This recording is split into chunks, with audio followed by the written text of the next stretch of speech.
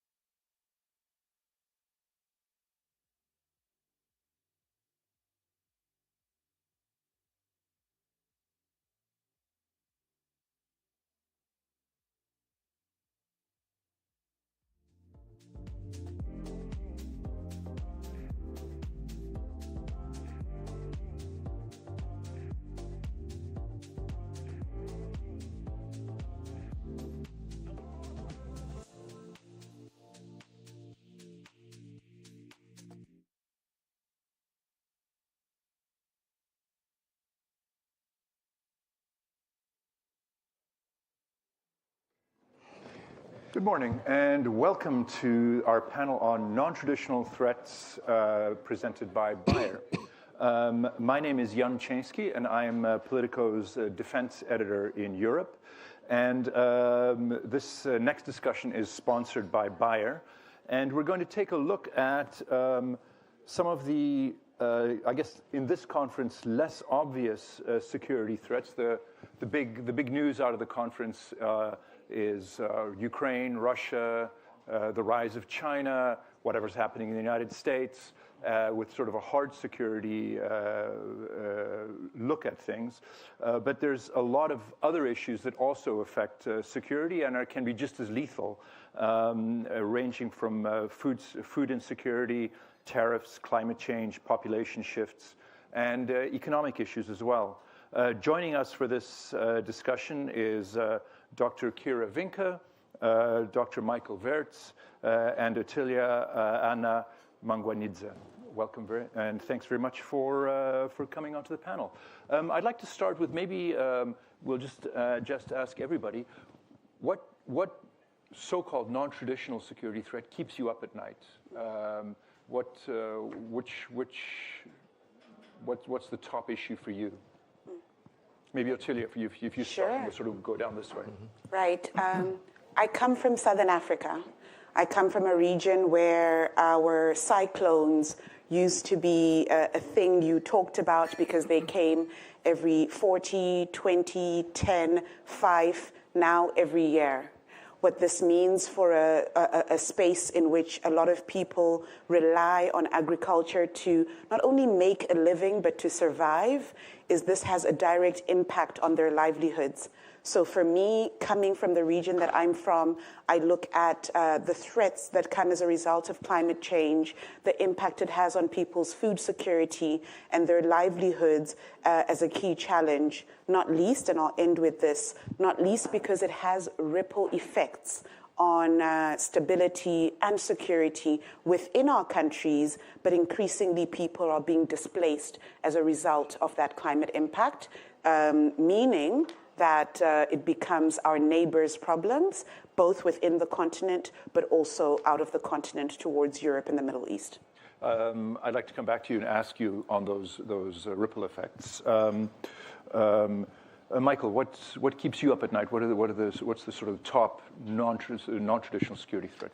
It's very similar to what Ottilia has just mentioned. I feel that food security is indeed one of the gravest challenges for two reasons. In military conflicts and national security environments, we have a cyclical version of conflicts accelerating but then eventually decreasing. Because of climate change and the linearity of climate going into the wrong direction, the food security impacts are going to be exacerbated in the foreseeable future, and it's only going to go into one direction. And in conjunction with that development, we see a new quality or weaponization of food that I feel is really important to understand for us here at the Munich Security Conference.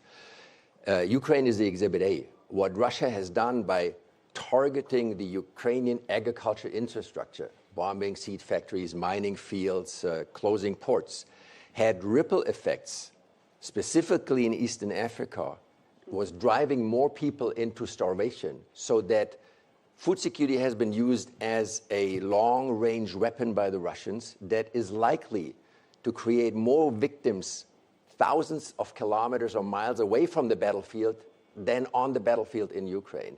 And I feel that requires new strategic thinking about the convergence of development, agriculture, climate, and national security conversations, and also ideas about new deterrences. Great, thanks very much. Kira, you're less food-oriented, more climate. What keeps you? What's worrying you? Yeah, exactly these combined effects that we are seeing, that all crises, may they be economic crises, may they be wars, they're happening against the backdrop already of a changed climate.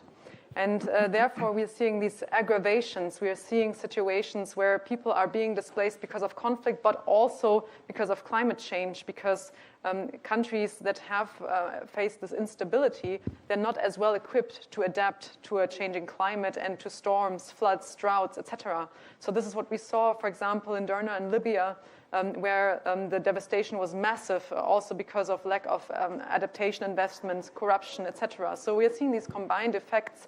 And on the medium time horizon, we are also seeing large changes in the Earth system that may contribute to a disintegration of our global food systems. And this is what worries me most. Great, thanks very much. The elephant in the room is, I guess, the shutdown of USAID in the United States. What impact does that have on the areas that you watch? And where are you looking for? Is Europe going to step in, or is it just, or is this money sort of irreplaceable? That there is going to be a dramatic impact on those countries and on the security situation around them? Go ahead, Attila. Speaking now not only Southern Africa, but the rest of the continent as well, what we are already seeing is a number of smaller projects, some of which were exclusively funded by USAID, effectively having to shut down or having a great degree of uncertainty. Now, a lot of them have been reassured that it's just 90 days, we're reevaluating. These are not USAID staff. These are people that are implementing programs funded by the U.S. State Department. And their big question is, can I wait for 3 months? In my earlier input, I spoke to livelihoods, right? If you are earning an income, particularly in some of the most unequal countries in the world, the idea that you can go for 3 months without certainty on when you will get paid or if you will get paid after that, that creates a lot of tensions and a lot of generally uncertainty and instability within the communities. So you're talking to staff, actually, who are administering these programs. So that's part of it. The second, which is they are implementing some life-changing programs. So, for example, a lot of the major funding goes towards health. In Southern Africa, you see funding for HIV/AIDS, for example, a region that was devastated in the 90s into the early 2000s by HIV/AIDS, not knowing when next they can actually be able to have life-saving medication. Now, they're not the sole funder.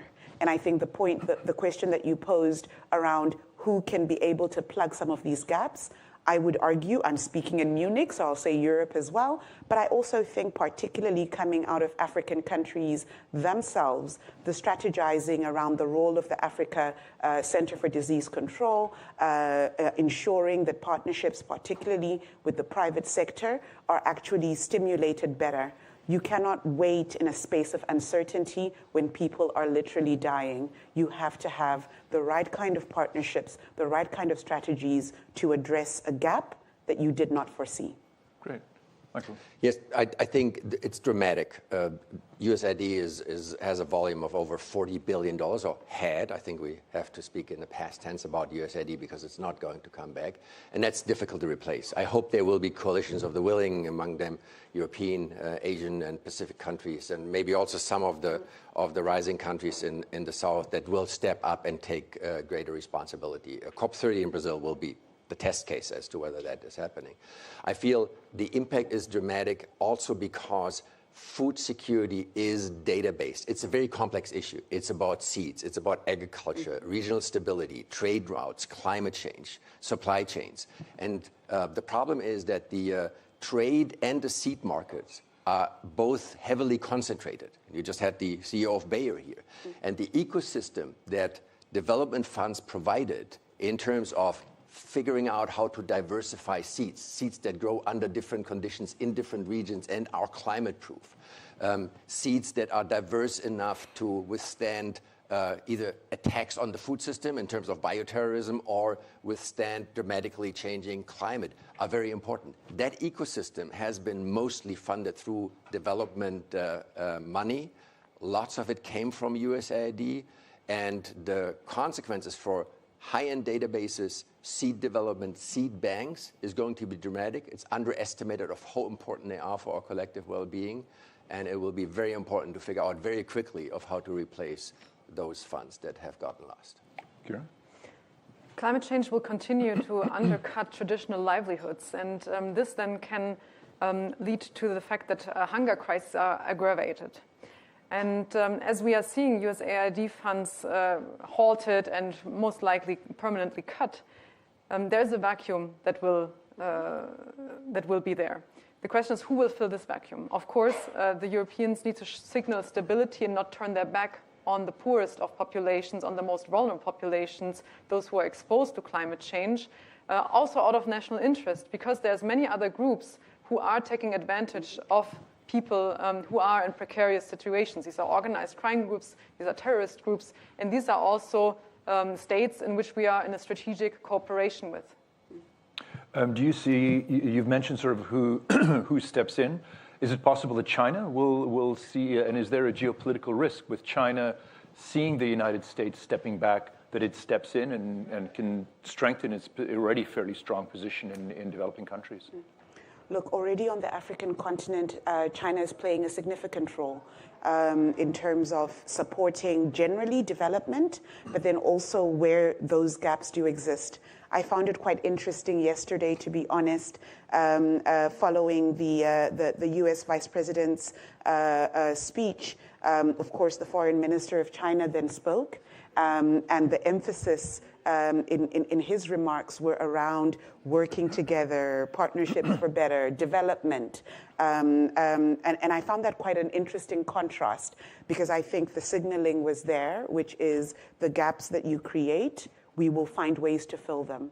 Whether that will be to mutual benefit is something that we need to test and see. We've seen in contexts, particularly because Africa is richly endowed, particularly with critical minerals as well, we have seen that it hasn't always been that win-win. So it's one thing to say it's going to be win-win. It's another thing altogether to look on the ground and see those reflections. But if I may, there was a point that Kira made around, and Michael also made around the weaponization of food.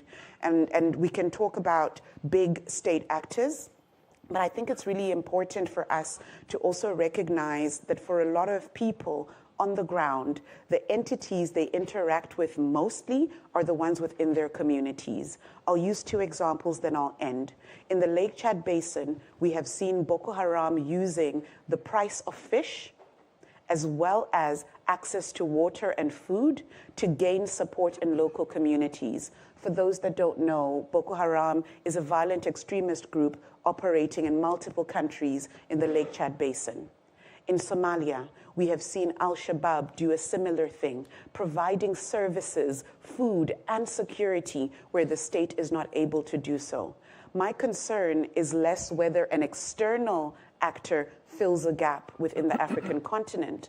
My concern is whether groups that are otherwise violent, criminal groups become the ones that are perceived by the society as ensuring more stability. That is dangerous, not just for Africa, but for the rest of the world, particularly our immediate neighbors. And these groups are savvy enough that they can see that there's this gap and that they sort of step in, working through food aid as a way to, as you said, to build support. Yes, they've been instrumentalizing for a long time. So when Michael speaks about Russia instrumentalizing or weaponizing, rather, food or grain supplies, particularly given that for a lot of countries, their primary source for wheat and corn were and continue to be Russia and Ukraine, this comes after. These activities that I'm speaking about by groups like Boko Haram and Al-Shabaab precede these. These are, at least with Boko Haram, activities that they started in 2012. And what are the sort of, I'm also interested in, what are the, obviously that has huge implications for the regions affected by this sort of behavior. Does it also have spillover effects into the countries at large and then sort of regionally and globally as well?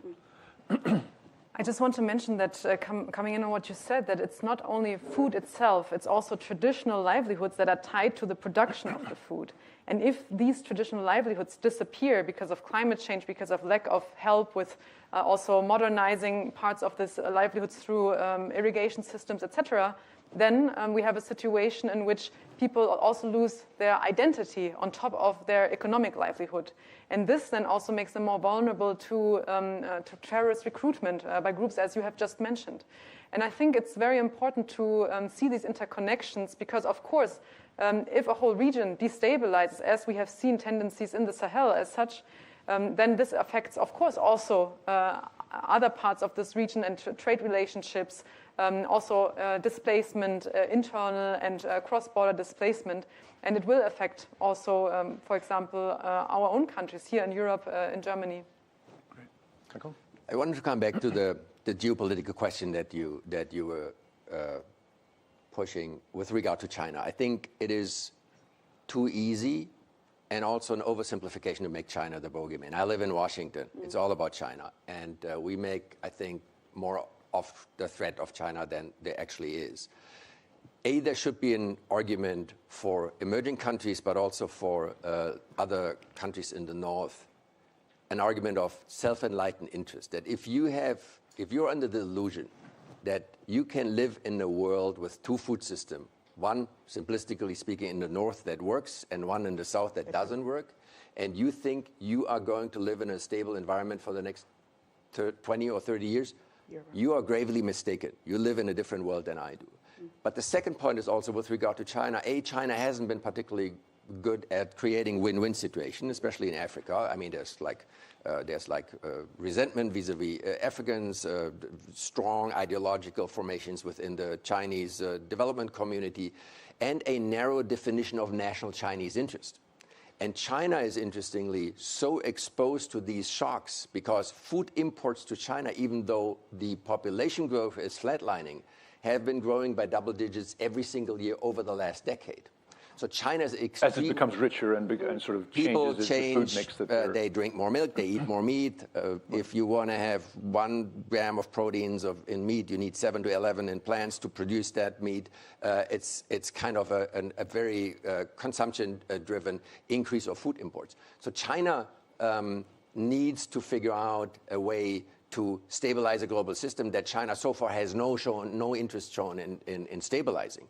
And I feel that the lack of, shall we say, political creativity or flexibility in the Standing Committee among Chinese leadership will ultimately weaken China's position domestically, but also globally, because now with the collective retreat of the United States and the kind of redeployment of development and possibly military structures that the U.S. had established globally, there will be a vacuum, and I don't feel that the Chinese leadership understands well enough that their narrowly defined national interests need to be broadened and embrace at least partially the global good and multilateral institutions and the freedom of trade and trade routes and a less militaristic foreign policy out of its own enlightened self-interest. So it's a very complicated situation, but China has so many domestic challenges and also operates by and large in a world with very few friends, if any at all, that I would not say this should be the only driving factor for the rest of the world to think about investing in agri-food systems that are sustainable, stable, and feed the several hundred million people that are starving right now. So you sort of want the Chinese bogeyman to actually step up and...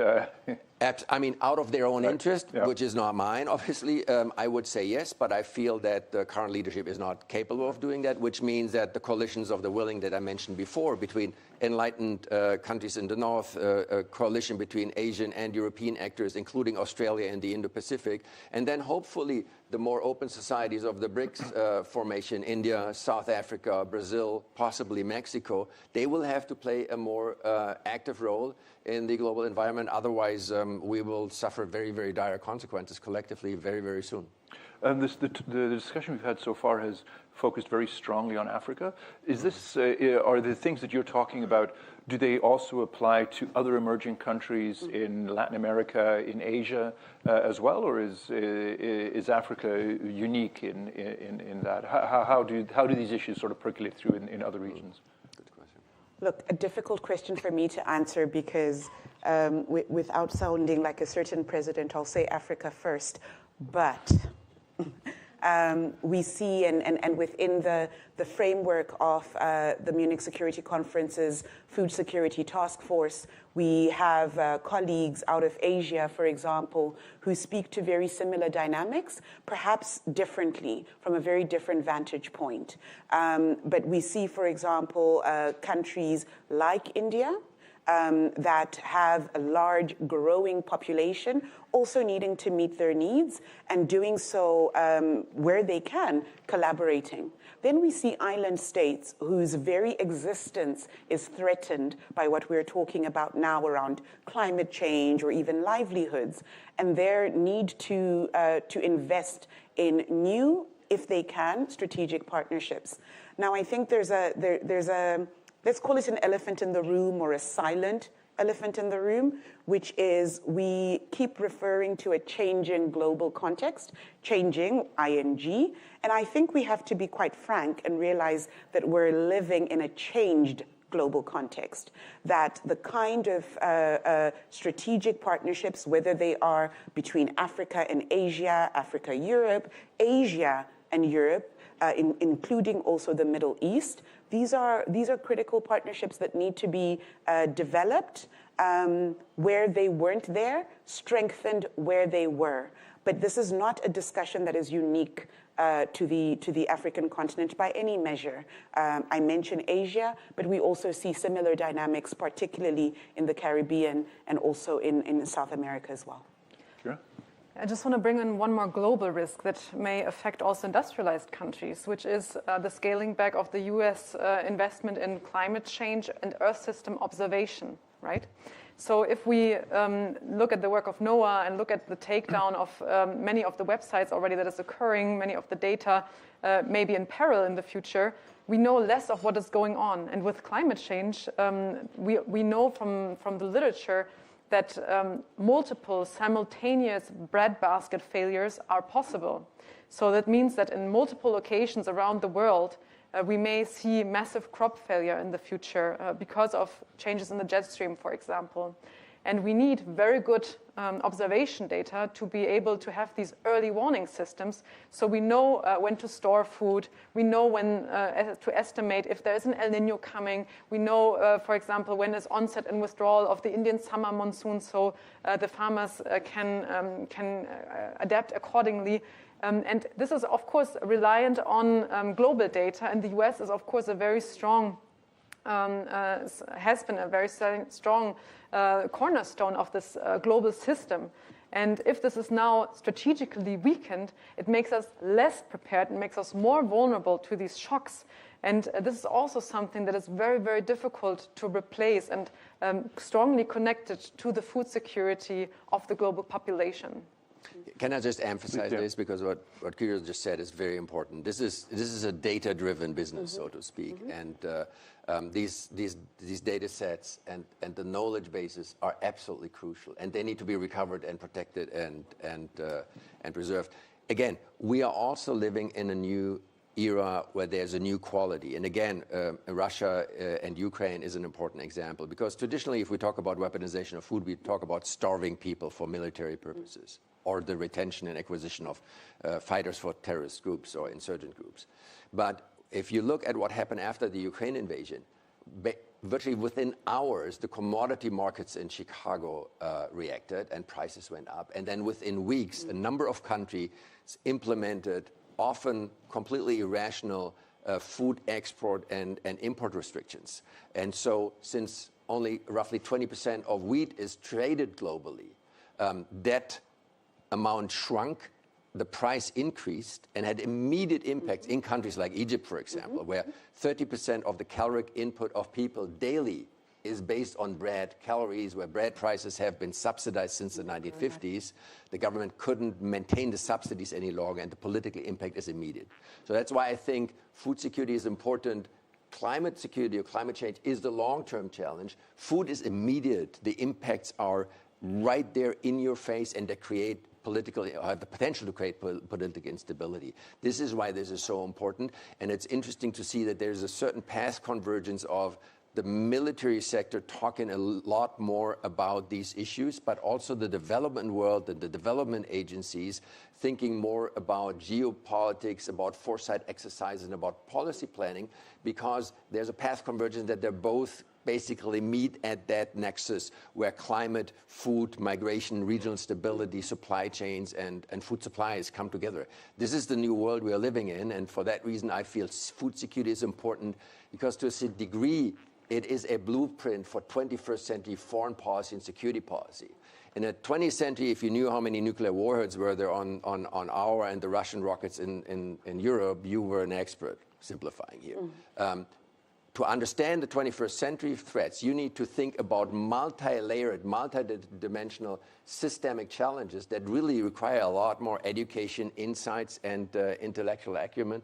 For that reason, I also would say this is a blueprint of how we will have to think about security diplomacy and development in the foreseeable future.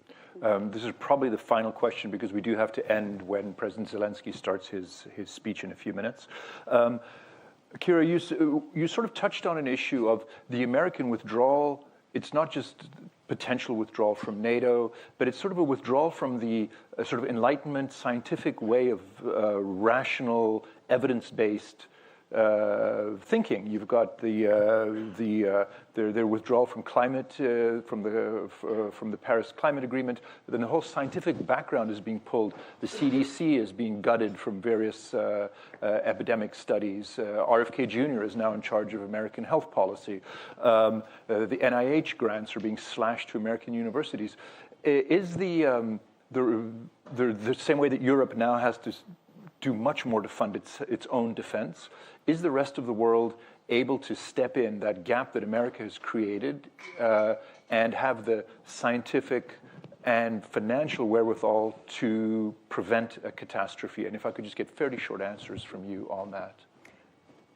As the US government is doing what you just described, I also think that US philanthropies and not the federal state, but the individual states that are still very active in the green economy, for example, that they step up as well, right? So, of course, there's only limited what they can do, but I think especially private funds need also to flow from the US into certain initiatives to fill this gap. So it's not only the Europeans or other countries, but it's also other actors within the US. But yes, you are right. I think we need to signal stability, and we need to also communicate in other industrialized countries that this is in our national interest to exercise soft power also. And we have to step up our hard power. This has become very evident over the last years, unfortunately.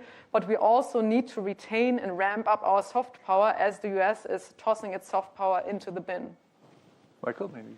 The problem is it's not only about U.S. soft power. What is often underestimated is that the U.S. military has been a trailblazer in these conversations since the first Obama administration, since 2010, when this was incorporated into our national security strategy planning and thinking. Especially the U.S. Navy has become, over the past 2 decades, a 911 emergency number for catastrophes, be it a tsunami in Indonesia or a hospital ship that you needed to send to Haiti after the earthquake. There's only one global infrastructure that can react within 24 hours to massive crisis, which is the U.S. military and the U.S. Navy specifically. And the problem is that if there's a reorientation and a withdrawal from the universal presence that the U.S. had as a global stabilizer, sometimes with limited liability, some would say, that is exacerbating the issues that we're discussing here. It's not only development funding, it is also the stabilization part that the U.S. military is in charge of. Yeah. Well, Celia, I'm afraid we're not going to be able to get you because I can see the clock relentlessly ticking down to the start of Zelensky's speech. Please stay on, and we're going to be broadcasting the Ukrainian president's speech on the main stage right here. Thank you very, very much for agreeing to take part in our panel today. Pleasure. Thank you. Help, which we needed very much, still is going. I mean, not everything came.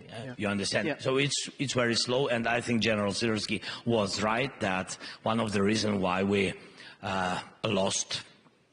But I don't want to speak about kilometers. But I'm ready. I mean, we lost about 4,000.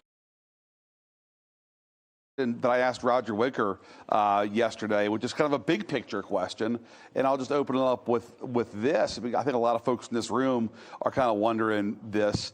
Can Europe still count on the U.S. to help guarantee its security going forward? Yeah, I think it matters to us that Europe is stable. Big trading blocs over here. The the transatlantic partnership's been beneficial for us. Stability is good when it comes to business. Yeah, but you can't count on the same old crap. If you're not paying 2%, you're going to get a rude awakening. The average American member of Congress is tired of trying to get people to do what they're supposed to do and still refuse to do. Now, the gap is closed. but I'll be talking about NATO here pretty soon. Trump's not going to tolerate this, nor should he. We met with the Canadian foreign minister. She's a great person. I don't want to get in a trade war with Canada, but the first thing out of everybody's mouth is that you're still not at 2%. And the new Mark is talking about going beyond 3%.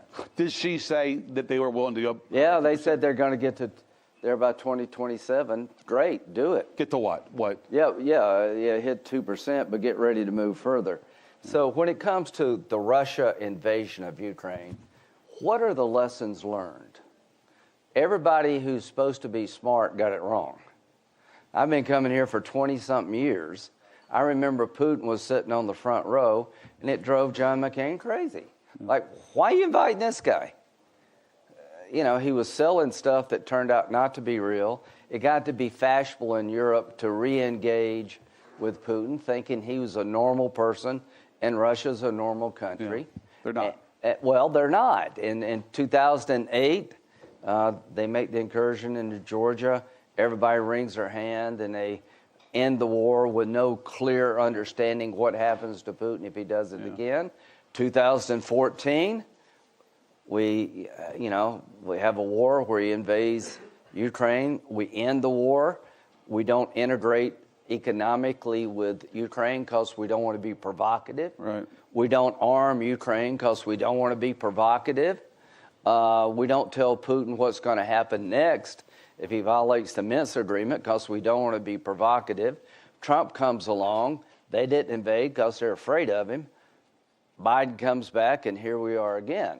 So the three things we didn't do in 2014, Jonathan, we better do when this war ends.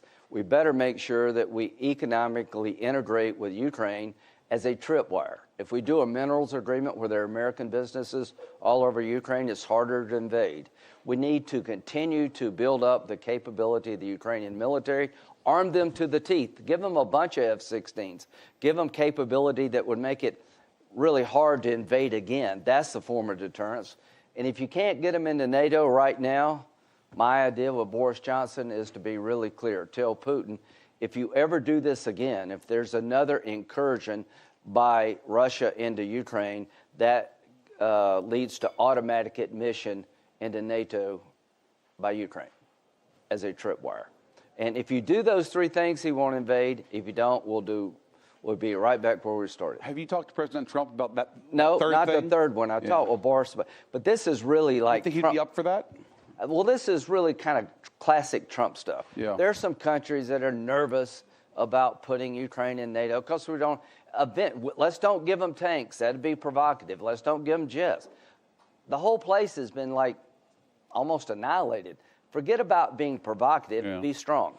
There's two things that you can't do. You can't be weak and you can't appease. Yeah. Now, you can be strong and appease, but if you're weak, you're going to get more aggression. So what I'm hoping to happen here is that we can find a way here fairly soon to end this war in a fashion you don't have a third invasion that will make China less likely to invade Taiwan. So, making news today, here's what I'm going to do with China. I've got sanctions and tariffs laid out against China if they invade Taiwan. It's going to be pre-invasion sanctions. I'm going to introduce them in the Senate. I'm going to tell China, if you go in and forcibly take Taiwan or try to, here's what comes your way. That's not being provocative. That's being reestablishing deterrence. We have lost deterrence when it comes to the bad guys. Would you have liked the vice president yesterday to have given some assurances to Europe that, we're going to take these negotiations in a fashion that incorporates you, the EU, the continent, and of course, Ukraine? I really don't care about speeches at Munich. I really don't. I don't care about. But interviews you care about, though, obviously. Yeah, I love interviews with Politico in Munich. But I don't care if he meets Putin in Cleveland. I don't care if they talk. I don't care if they go on vacation. Yeah. It doesn't matter to me what you do as long as you get it right. So Trump says rightly he did not start these wars. If he had been president, there had been no conflict in Gaza. Russia wasn't invaded. He's probably right about that. But you got to solve these wars. Yeah. You got to bring them. So President Trump owns the outcome. It doesn't matter what Pete says. It doesn't matter how many phone calls are made. What matters is how it ends. If it ends in a way to deter future aggression and to stabilize the continent of Europe, he'll get his fair share of credit. Gaza, if it ends the right way to keep normalization back on track, then that will be a home run. If it ends badly, he owns it. So that's why I don't get wrapped around the axle about who says what. You own the outcome here. There is no getting away from owning it. And I do believe that President Trump is the best person we could have in America to get a good deal for Ukraine. He said yesterday, he was asked about who was to blame. He's for the war. He said, quote, there's a lot of people to blame. Now, look, I understand he's looking for maximum leverage here at the bargaining table, and he's not going to want to piss Putin off in the moment. But, Senator Graham, I sort of wonder about what, even in the past, the president's never been able to say that Russia launched a war of aggression against Ukraine. Why can't he just say that, do you think? I guess he believes he's saying what he's saying to get the best deal he thinks. Now, but I mean in the past, he's never said, Who cares? Yeah. It's how it ends. Yeah. It was a war of aggression. Putin, all the people who But why can't he say that and you can so easily? Well, because he's going to negotiate, not you. Yeah. I trust him to understand that the best deal to be had is from being strong, but also being reasonable. Yeah. So to all the people who are criticizing Trump, what did you do to get it right? I've been here so many times. Yeah. Every time I'd come, John McCain gets stuck to the roof. They don't get it. They don't understand who we're dealing with. John happened to be right. Now, what is Trump doing? He's trying to keep lines of communication. He's saying, I have a good relationship with Putin. I have a good relationship with Xi. That's fine with me. So I am telling President Trump and my colleagues in the House and the Senate, we better get this right. Yeah. And we better learn from 2014. If we do the same old thing, then we're going to get the same outcome. And I'm hoping that President Trump understands that. You're now in charge of ending this war. I agree with you. It would not have happened if you had been president, but it did happen. You are going to be the main person to end this war. And it has to end in a fashion that will create stability we have lost. How do you negotiate with Vladimir Putin? Huh? How do you negotiate with Vladimir Putin? Just from strength. Yeah. Listen, if you told him in 2014, you invade again, Ukraine's in NATO, they wasn't invaded. Yeah. If you'd have put Ukraine, Putin's a thug and a bully. He'll get away with as much as he can, as long as he can, until somebody stops him. I get that. So what do? You do what Zelensky's doing. You fight like hell. Right. The Ukrainians are going to go down in history as being the most effective fighting force with starting from scratch. Not much, yeah. I am in awe of what they've been able to do. We were told, Jonathan, Kyiv would fall in 3 weeks. Right. So 3 years later. Yeah, 3 years later, they're still standing. Right. So when you come and tell me the same people tell me what to do now, go away.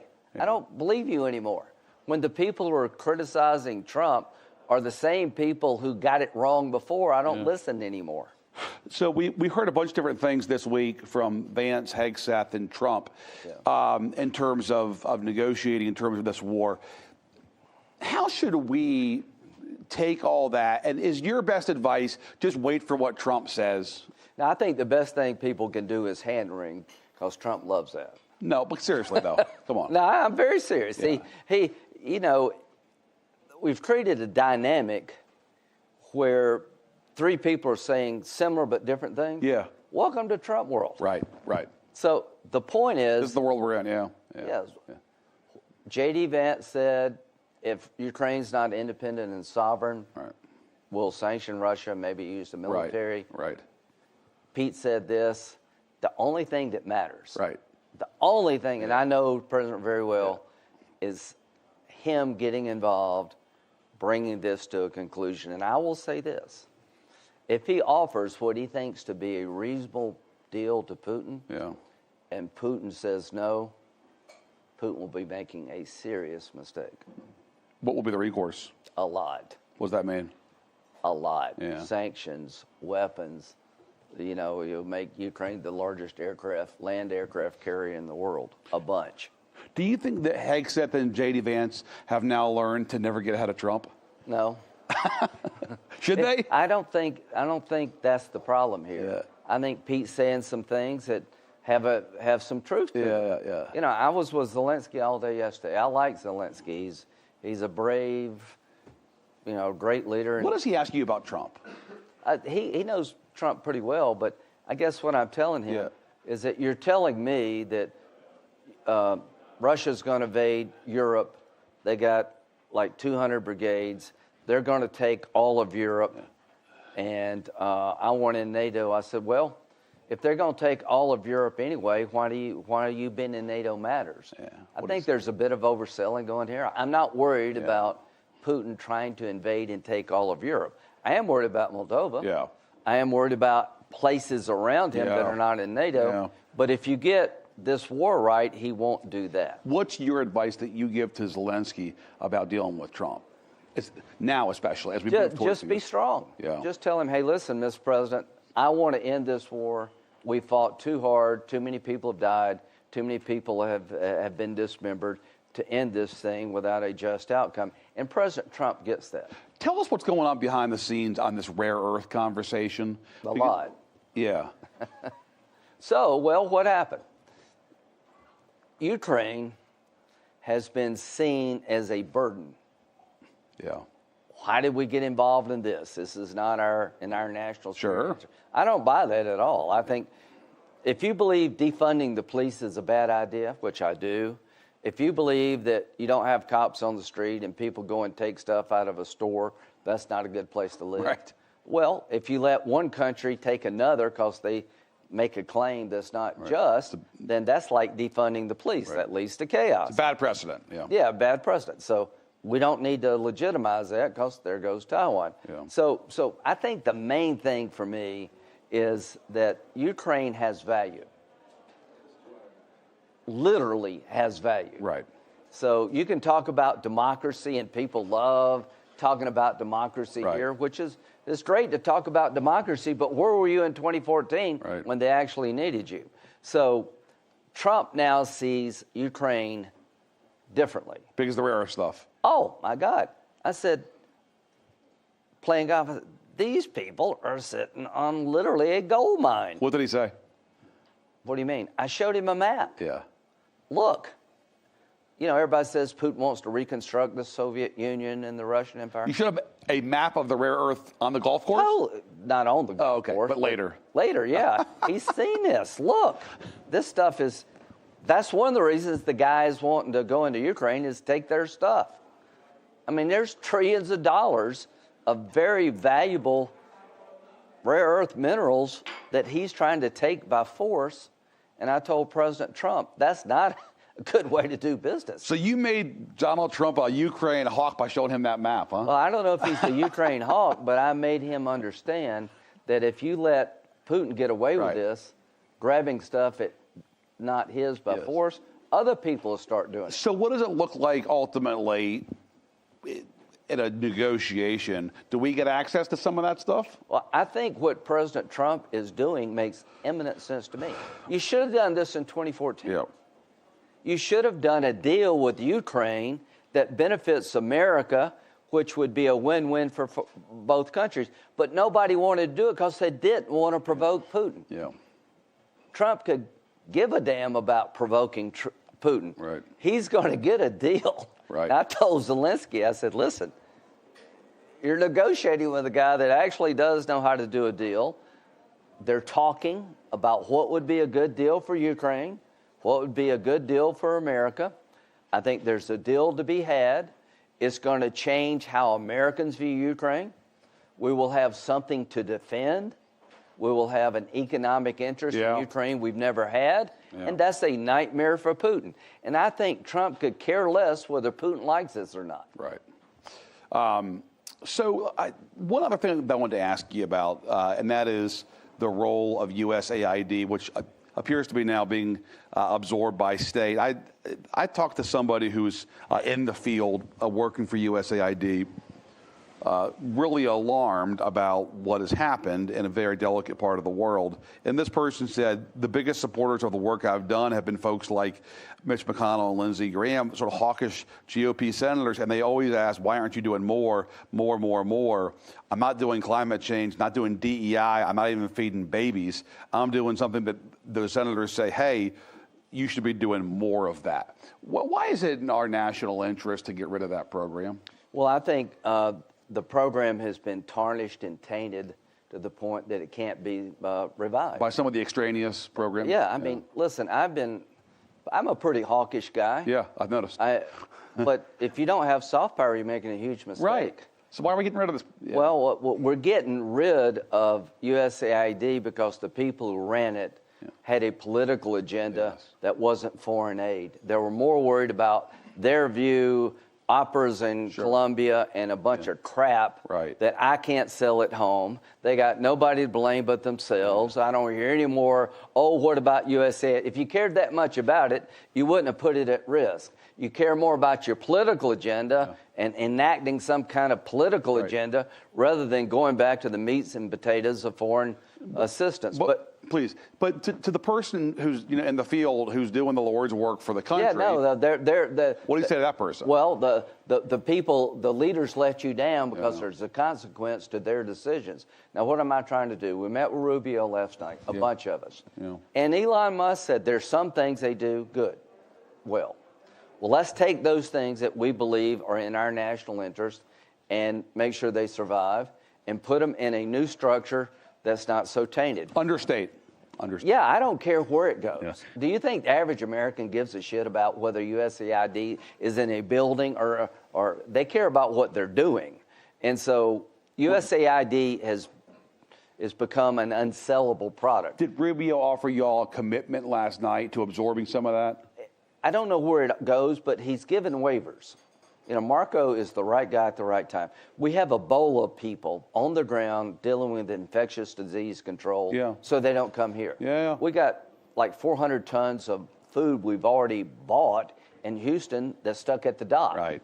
We've got the aid coordinator for the ceasefire in Gaza was laid off, now they're back. There's some things that need to get back up and running because they're vital. But at the end of the 90 days, here's what's going to happen.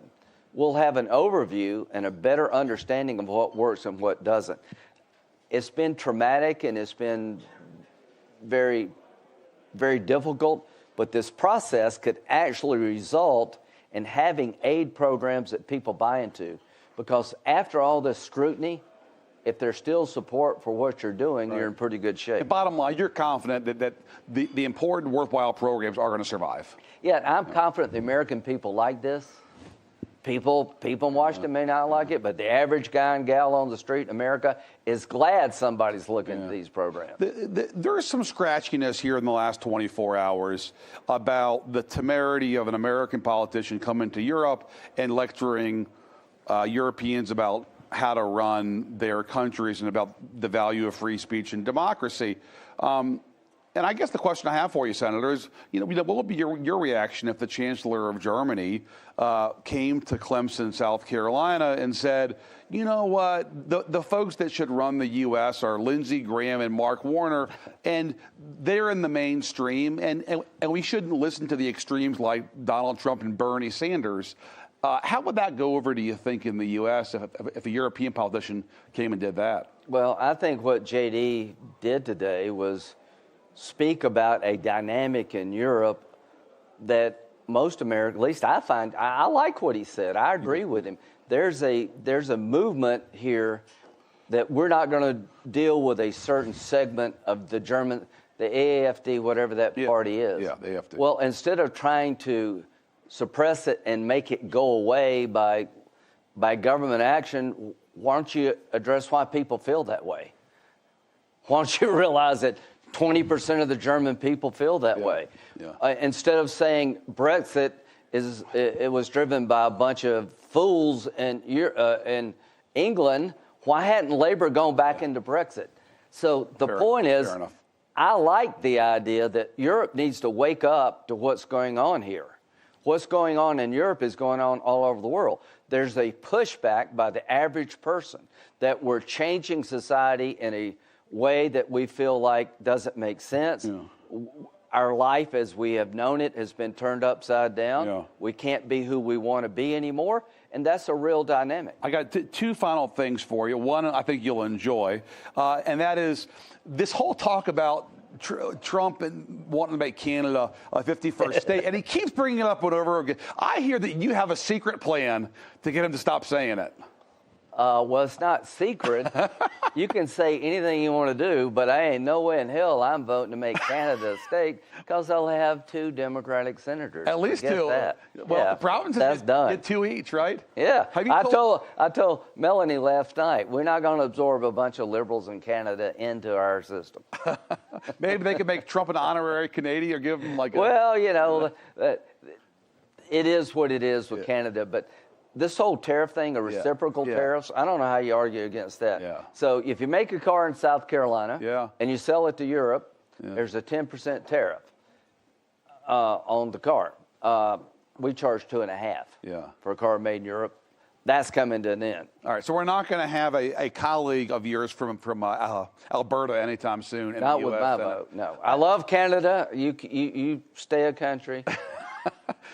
The last thing I wanted to ask you about, just on a more poignant note here as we wrap up, Senator, is just to reflect on this conference in the absence of 2 of your good friends. Because when I think of the Munich Security Conference, and I think a lot of folks in the States do, they think of John McCain, and they think of Joe Lieberman, and they think of Lindsey Graham. Yeah. This is the first time that you're the only one here. It's got to be a little bit different for you this time. It's when I got on the plane, that's the first thing I thought of. Yeah. I was looking around, where's Joe, where's John? So, you know, I'm the last amigo, but my goal is to create a new army of amigos. And people look back and, you know, applaud John McCain. When he was here, he was a complete pain in the ass to these people. How so? Talking about defense because, spending? Like, you're wrong. Defense spending? Yeah. Yeah, you're wrong. You don't understand Putin. You know, you're not paying your fair share. Like Joe Lieberman, no better friend of Israel than Joe Lieberman. Yeah. And this idea of being strong, they represented strong. And so they're gone, right? Now it falls to me and others to pick up where they left off. And so how does this movie end? Yeah. I'm hoping that we can end this war this spring in Ukraine in a fashion that China will be less likely to invade Taiwan, that the people in Ukraine who fought and died feel like it was worth it, and we bring a level of stability we don't have today by making it hard on Putin to do it again. As to the Mideast, the idea that the Palestinians are magically going to disappear is not going to happen. If they want to voluntarily leave, they should be allowed to go, like anybody else, travel where you want to travel. The Arabs need to come in and take ownership of this file. We've probably provided far more aid as a country than most of the Arab world of the Palestinians.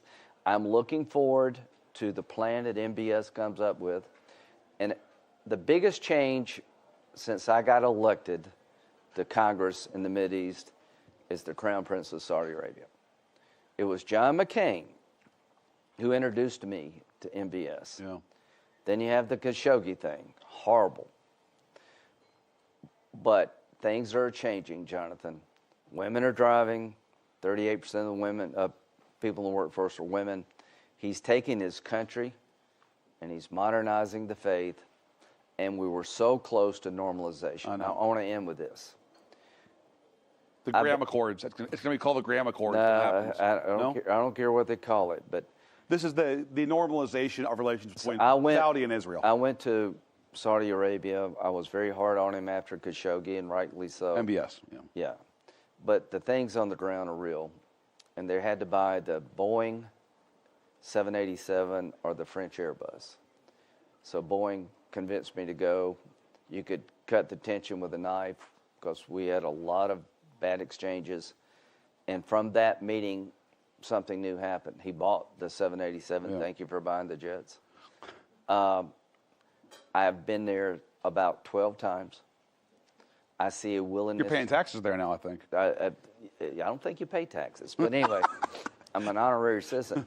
But I've come to believe, and I hope history will judge me right here, that what he wants to do for his country to modernize the economy, to be the center of AI, can only happen with a brand change. Yeah. So I told him, Crown Prince, I couldn't give away a free trip to Saudi Arabia right now because most Americans associate it with bad stuff. Right. But the day that you recognize it's not Myrtle Beach, just not Myrtle Beach. Yeah. The day that you recognize Israel will be a huge ripple effect. The day that you have a defense agreement with the United States where we'll go to war for you is the ultimate brand change. Yes. On October the 6th, the Crown Prince met with Joni Ernst. They were all very excited that within a few weeks there would be a rollout of the outline of normalization between Israel, Saudi Arabia, and a political horizon for the Palestinian people. Yeah. Been working on this for 2.5 years. Yeah. October the 7th. Yeah, there you go. It was designed to set us back. And it has. And it has. Hearts have hardened in Israel. Yeah. I understand it. The idea of a Palestinian state has fallen out of fashion. 47,000 Palestinians have been killed, mostly on television. The Arab world is pretty hot right now. So to John and Joe, if you're looking down, I am not going to give up on this. We're not going to let the attack of October 7th, brutal and barbaric attack, end this discussion. What's the holdup now? We're going to push through. What's the holdup now? Holdup now is finding a political horizon for the Palestinians that is enough for MBS and the Arab world to get in on the ground, reform the PA, rebuild the place in a fashion that the Arab world will accept and Israel can live with. If we do not get this right, Iran will have won. Yeah. Even though Hamas has been obliterated, Hezbollah has been crippled, Iran is weak. If we stall out on the idea of a new Mideast where the Palestinians and the Israelis can live together, then Iran will have been successful. And if Joe and John were here, they would be traveling with me to get this thing back on track. So I'm going to do this in their honor and to make sure that we don't lose the best chance in 1,000 years to change the Mideast. Last question. How confident are you a year from now, as we sit here, you'll have that deal in hand? More likely than not. Lindsey Graham, folks. Give him a round of applause. Thanks a bunch. Thank you, Senator. Thank you. Appreciate it. Give that mic back.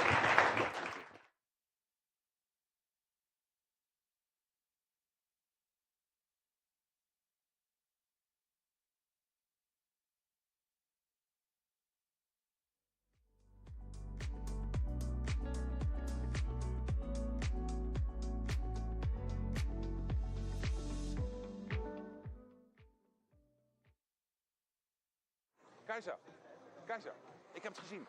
Ja, thanks.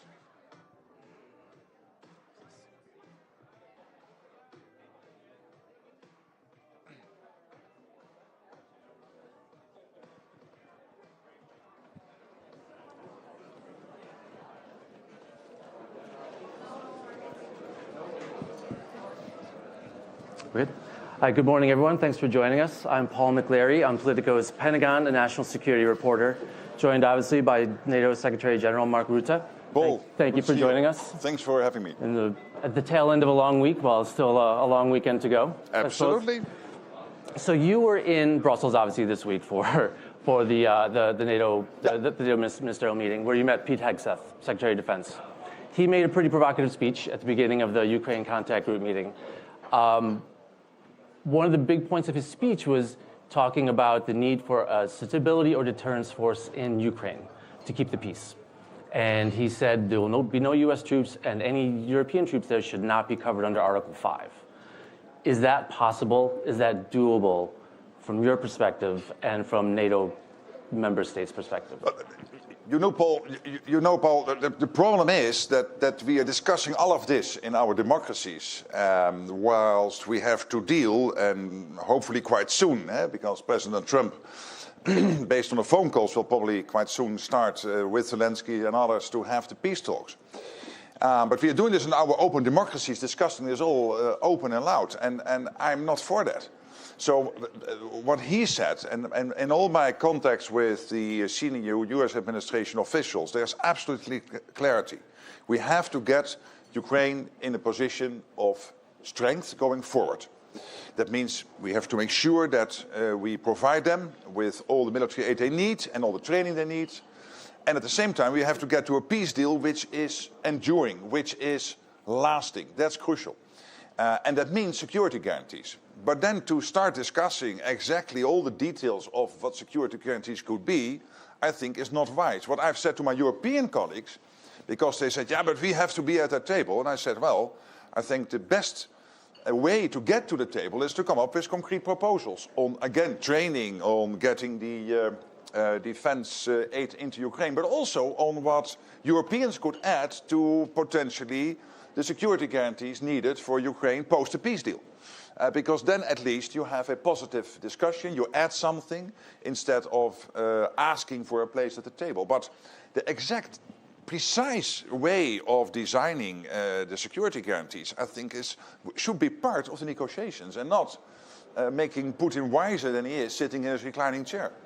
And do you think the United States gave away some leverage when Hegseth set out those preconditions? No U.S. troops, no Article 5, even before the negotiations with Putin have started? I don't think so, because anyone following the election campaign would not be surprised of what he said. And later, I think, everybody made clear that when peace talks indeed start, that obviously everything is on the table. But I mean, nobody should be surprised of the position of President Trump on some of these issues, because he was very loud and clear in the election campaign. So I was a bit questioning myself, why are we all so surprised about this? Well, I mean, I think because this is the first time we saw concrete proposals, right? President Trump was somewhat vague on the campaign trail, and here at the UDCG, there's very concrete U.S. proposals and demands for the first time.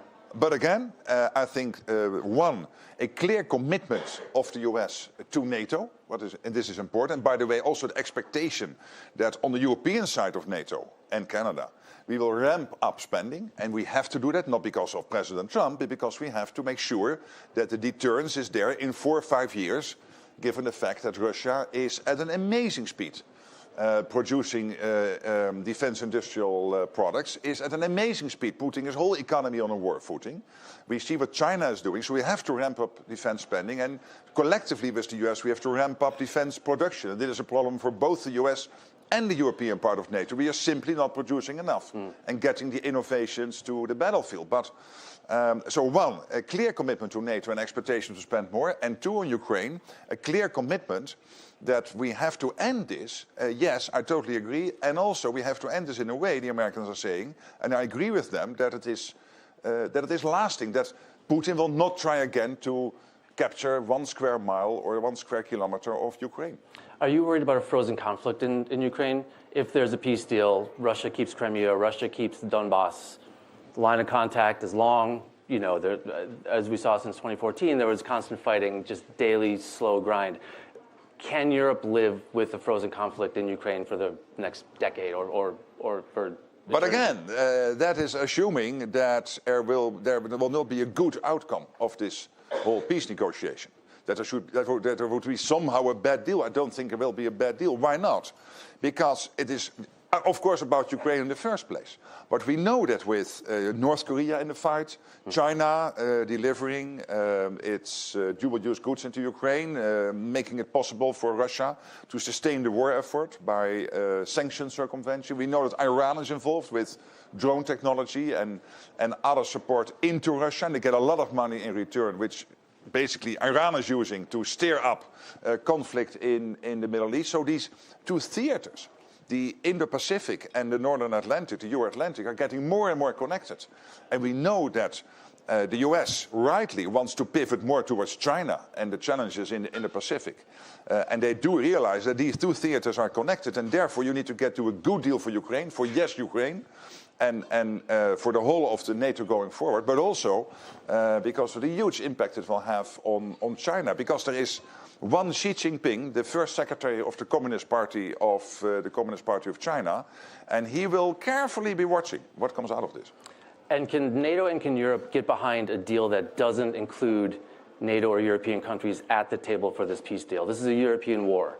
And if it's Putin and Trump negotiating with no input or involvement from Europe, is that acceptable? And how do you accept those terms when you didn't have a seat at the table? First, to my European colleagues, we have not paid enough over the last 40 years. Basically, particularly since the Berlin Wall came down 35 years ago, we started to collect the peace dividend. And we are paying much less for our collective defense than the US is doing. So the US rightly is asking for a rebalancing of that, making sure that we do our fair share, and that is totally logical. So if you complain that you might not be at the table, this could be some part of the US not immediately thinking of our European colleagues. But I'm convinced Europe will play a role, because Europe over the next couple of days will be able, and I'm listening to many of my European colleagues saying they are working on this, to bring together concrete suggestions on, indeed, the training, the delivery of weapon systems into Ukraine during negotiations, but also on the role European countries could play potentially in sustaining and making sure that a peace deal is sustainable whenever it is reached, including the necessary security guarantee. The messages out of Washington have been a little unclear. I mean, Hegseth obviously spoke earlier this week. Can NATO fully take over the training and equipping of Ukraine going forward? I mean, there's still American weapons flowing from the big bill that was passed last year, but it doesn't seem like there's going to be another supplemental for that. Are you prepared, and how do you get there with your member states to take over the training and, more importantly, the equipping of Ukraine for the long haul? Listen, NATO is over 50% US. So the other 31 NATO allies are less than 50% of NATO overall GDP. So NATO is, first of all, an American organization. And then, yes, we have the other 31 allies, but the US on its own is over 50%. And what I assume what will happen is that the US will, in terms of providing the necessary military equipment into Ukraine, will require from the Europeans to pay more for that. So that will mean me and others going cap in hand. This is not huge sums of money. Yes, of course, for us individually, it's of course a lot of money, but I mean, when you compare to the overall defense spending, it is doable. I expect them to do that because we need to scrape all the stockpiles here in Europe, but also in the US, to make sure that Ukraine can sustain in the fight. But again, I expect the Europeans to pay more. The good news, by the way, about 2024 is that we delivered more than $50 billion of military support into Ukraine, of which 60% was paid for by the Europeans. So we are seeing an equalization of what the US and Europe is doing. And how quickly, there's been, obviously, the spending goal is 2% GDP. Trump, Hegseth, and Vance are saying 5%. I've heard that about 3-ish% at The Hague in June might be the target. What are you looking at, and can you preview what you're going to say at The Hague in a few months? Well, the good news is that my predecessor, Jens Stoltenberg, put in place a process, the NATO defense planning process, which will basically end up in April, May with an agreement on what we call, sorry for the jargon, the capability targets. And the capability targets basically will deliver to you the gap between where are we and where we should be in terms of our collective deterrence. And when you look at this moment, where the debate is heading, there is a lack of air defense, a lack of long-range missiles, a lack of particularly our armies, enough people to sustain not only 3 months, but for 3 years, like Ukraine is doing now, including the heavy ticket items like tanks, etc., and of course all the air defense systems. When you look at this, 2% is not nearly enough. I'm absolutely sure it will be considerably north of 3%, but the good thing here is that it is not like in 2014, let's do 2%. No, now we have a system in place by which the politicians can go back to their constituencies and say we need to do this because we have to deliver these critical capabilities to maintain our deterrence. If not, in 4 or 5 years, as I said before, we would be really too weak to defend ourselves. And is there the political will to do that, to spend more on defense in Europe, while maybe some other programs have to get cut, right? I mean, that money comes from somewhere. When I started this, I needed personal protection inside the room because some of my colleagues were not too happy on the European side. No, I'm kidding, of course, but I really see this debate rapidly moving forward. Yes. And I'm absolutely convinced that over the next coming months, we will get convergence, that if you agree to the targets, then it is only logical that you also deliver the money. It's not easy, because in the end, politics is making decisions in scarcity. But then clearly we have to prioritize our collective defense over some other stuff. And you see real movement here towards doing that, and you think, you can get 5% is big. For the United States, that's about $1.5 trillion a year. That's a lot, even for the United States. Well, I'm not committed to a number. I'm only telling you, when you look at where we are in terms of this whole process, that it will be considerably more than 3%. And when I say considerably more, it is considerably more than 3%. Okay. And finally, I know you have to go. Given what Hegseth and Vance and President Trump have said, do you believe the United States is a reliable partner to remain in NATO, to remain a leader in NATO? And if not, who takes lead? Who leads the charge here on Ukraine, on defense spending? The US is totally committed to NATO. I hear this from President Vance. We see it in all the public statements. The commitment is there. But again, also the expectation. And again, to my European friends, hey guys, we have to spend more. And when you want to be involved in some peace negotiations, make sure you do not just complain that daddy is not automatically calling you to the table. No, make sure that you are relevant at the table by coming up with relevant proposals on, again, the training, the weapon supply, but also how to make sure that when a deal is struck, that we have the security guarantees in place. Thank you so much, Mr. Secretary. I know you have a busy day. Much. And that wraps up for the morning. Please stay at the pub to watch the main stage events. Thank you. Thanks.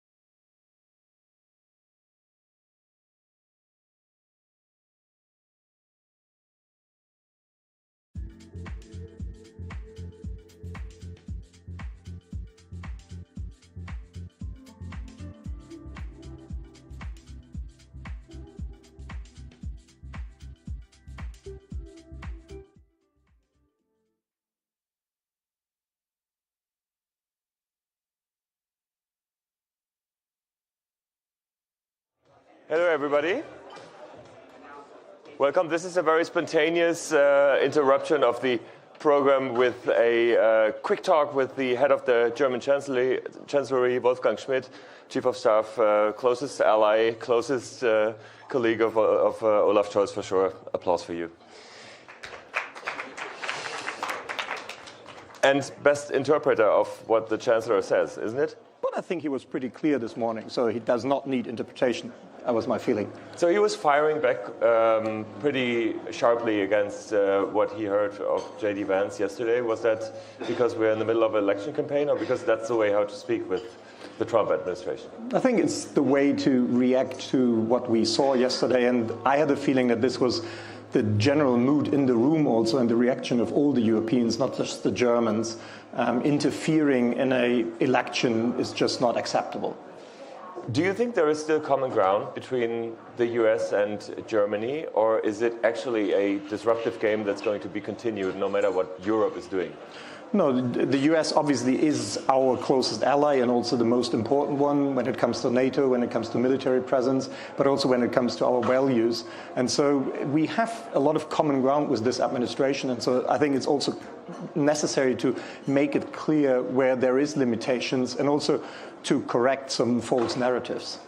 But let's be concrete. I mean, what's a common way forward on Ukraine, for instance? Well, this is what we have been discussing. So you know that our president had, I think, a good conversation with Vice President Vance. And we covered Ukraine, obviously. So many of the stuff that was not said on stage was then in that meeting. But you would accept that I would not disclose what we discussed there. But I can tell you also the Chancellor has been in close contact with the President. The teams have been in contact. And as we can see in the US administration, they're developing their Ukraine strategy. And our positions are clear. And when you hear from both the senators and the congressional delegation, that they also understand that it must be Ukraine present at the table, obviously, and that Europe should be there as well. If you hear Secretary Hagthas saying that, basically Eastern Ukraine is lost, what do you think about that? I mean, it's a completely different approach to negotiations. Yeah, I think this is different negotiation styles. So shock and awe at the beginning and then come to the negotiations, and others are maybe more diplomatic. Which is maybe not even always more successful? Is that the question? That remains to be seen. I think we have been quite successful. So Putin did not achieve any of his goals. No? So Ukraine is still a free country, a rather smaller army compared to the very mighty Russian army is pretty strong in the defense of Ukraine. NATO is united. The institution that was declared brain dead even has 2 new organs with Finland and Sweden. And we have a united European Union that will most probably now adopt the 16 sanction package. So I think if you look at what the idea of Mr. Putin was and where he is now 3 years into that war, it's not a huge success story. I want to challenge the European position here. When you hear the Vice President giving an interview in the morning in the Wall Street Journal and saying, basically threatening Russia also with military capabilities, is that shocking to you because it's also breaking your negotiation style, or is it something that sparks optimism? I would say it's different negotiation styles. Well, do you see something positive in it? I think we need the big question that everybody's been asking for 3 years now is how to bring Russia on the negotiation table, because everybody agrees that we need a peace, that this endless fighting should end. And we all know the person that has the key to make this happen is Vladimir Putin. He could, within an instance, do exactly that. But he didn't do so. All the attempts to bring him to that position, like arming Ukraine, giving them capabilities, are on the table. And that's what we are doing with the clear idea that NATO or NATO members should not get directly involved. And that is the position of the new American president, as it was the president's before, and it is our position as NATO members and European Union members. Zelensky gave a speech where he basically said we should let all the red lines fall and rethink our approach towards Ukraine. Does that apply for the German government as well? If you recall how the discussion also with our Ukrainian friends started, they were calling for a no-fly zone implemented and enforced by NATO. And all of us said no. Even the most hawkish people said maybe that's not the best idea if NATO fighters shut down Russian planes over Ukraine. No, completely legal under international law, but there seems to be a limit what to do, and that is to prevent the conflict from escalating into a direct conflict between NATO and NATO members. And that has been the position of all the countries, and I even see with the new US administration that being underlined even twice. Do you think there can be a point in history where a social democratic government under your leadership, Olaf Scholz's leadership, could say, yes, we are going to deliver Taurus? I'm skeptical. I'm a bit unhappy with the way this debate has developed. No other country is discussing weapon systems the way we do. No? And in the past it was enemy is listening. So I'm also the coordinator for the intelligence services of the federal government. So I'm not happy at all what kind of debate evolved. We all know that there is no secret weapon. We all know that one single weapon system will not bring an end to that horrible war. And then the question is always, what helps Ukraine, but also what is possible under the framework. We have a special constitutional framework in Germany where any involvement of even one single soldier in programming and whatever would need a parliamentary decision. And I think that would not be the right thing to do. So I'm really not happy the way we concentrated on one system, especially if everybody, even the most advocates that say that it would be a good idea, say it would not be the game changer. There is no game changer, unfortunately. All those were easy questions for you, and you have the answers. Now is the really difficult one. We have election day in 1 week. How is Olaf Scholz going to turn this thing around? It's not easy, as you know, but many people still are undecided, and that is why it's called election campaign. So we would like to try to turn these polls into something more positive. And at the end, the big question is who should lead? And then people should also look at what parties and candidates propose. For example, with our opponent, we have a gap in the budget and in their proposals of 100 billion euro annually, plus the 30 billion that only the 2% goal of NATO would require. So this is what the Chancellor was also referring to in the Q&A session today, that we should be very open and discuss this issue. And so I hope journalists and all the others will do their job and ask the tough questions. Tomorrow there is again a debate of the 4 candidates for the chancellorship. So I think that will help Germans to decide. We have many people that are still undecided. We are curious to follow this. Wolfgang Schmidt, this was a very quick one for the Berlin Playbook podcast that I recommend everybody in the room. It's also in English sometimes. Going to be aired tomorrow. Wolfgang Schmidt, head of the Chancellery, thank you so much for that quick interruption on the German point of view. Thank you. Thanks. And now,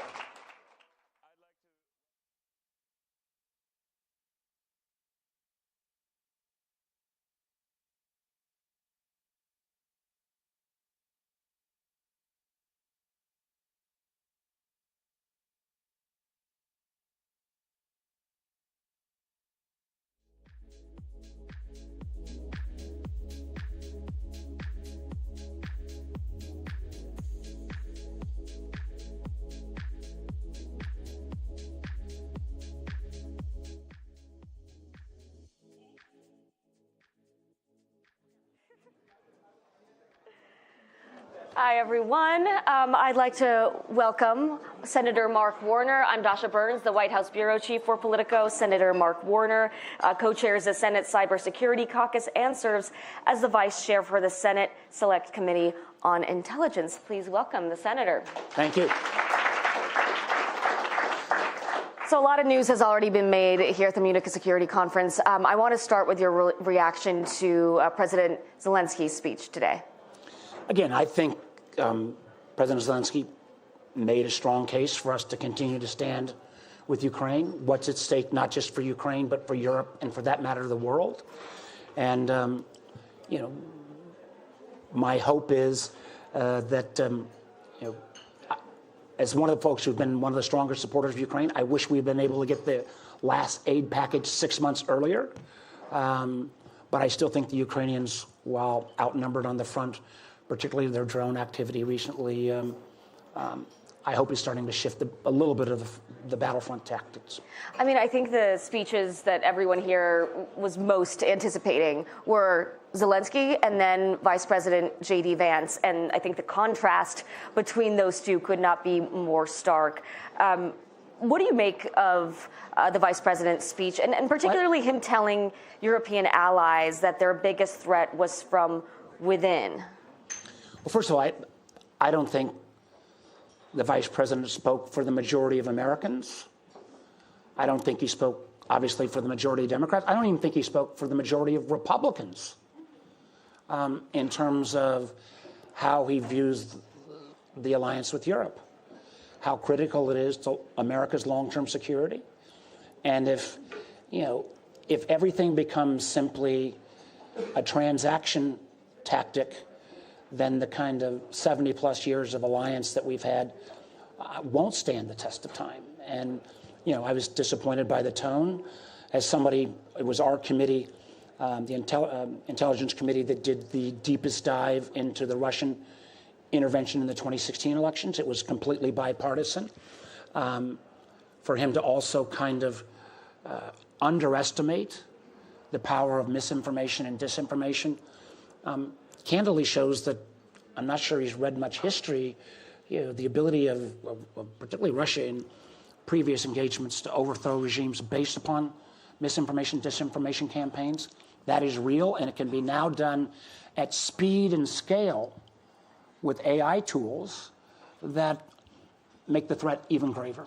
To that point, I mean, how do you think Russia received that speech? I think, you know, if suddenly he or the Secretary of Defense are starting to take negotiating items off the table, how is that anything but positive for Russia?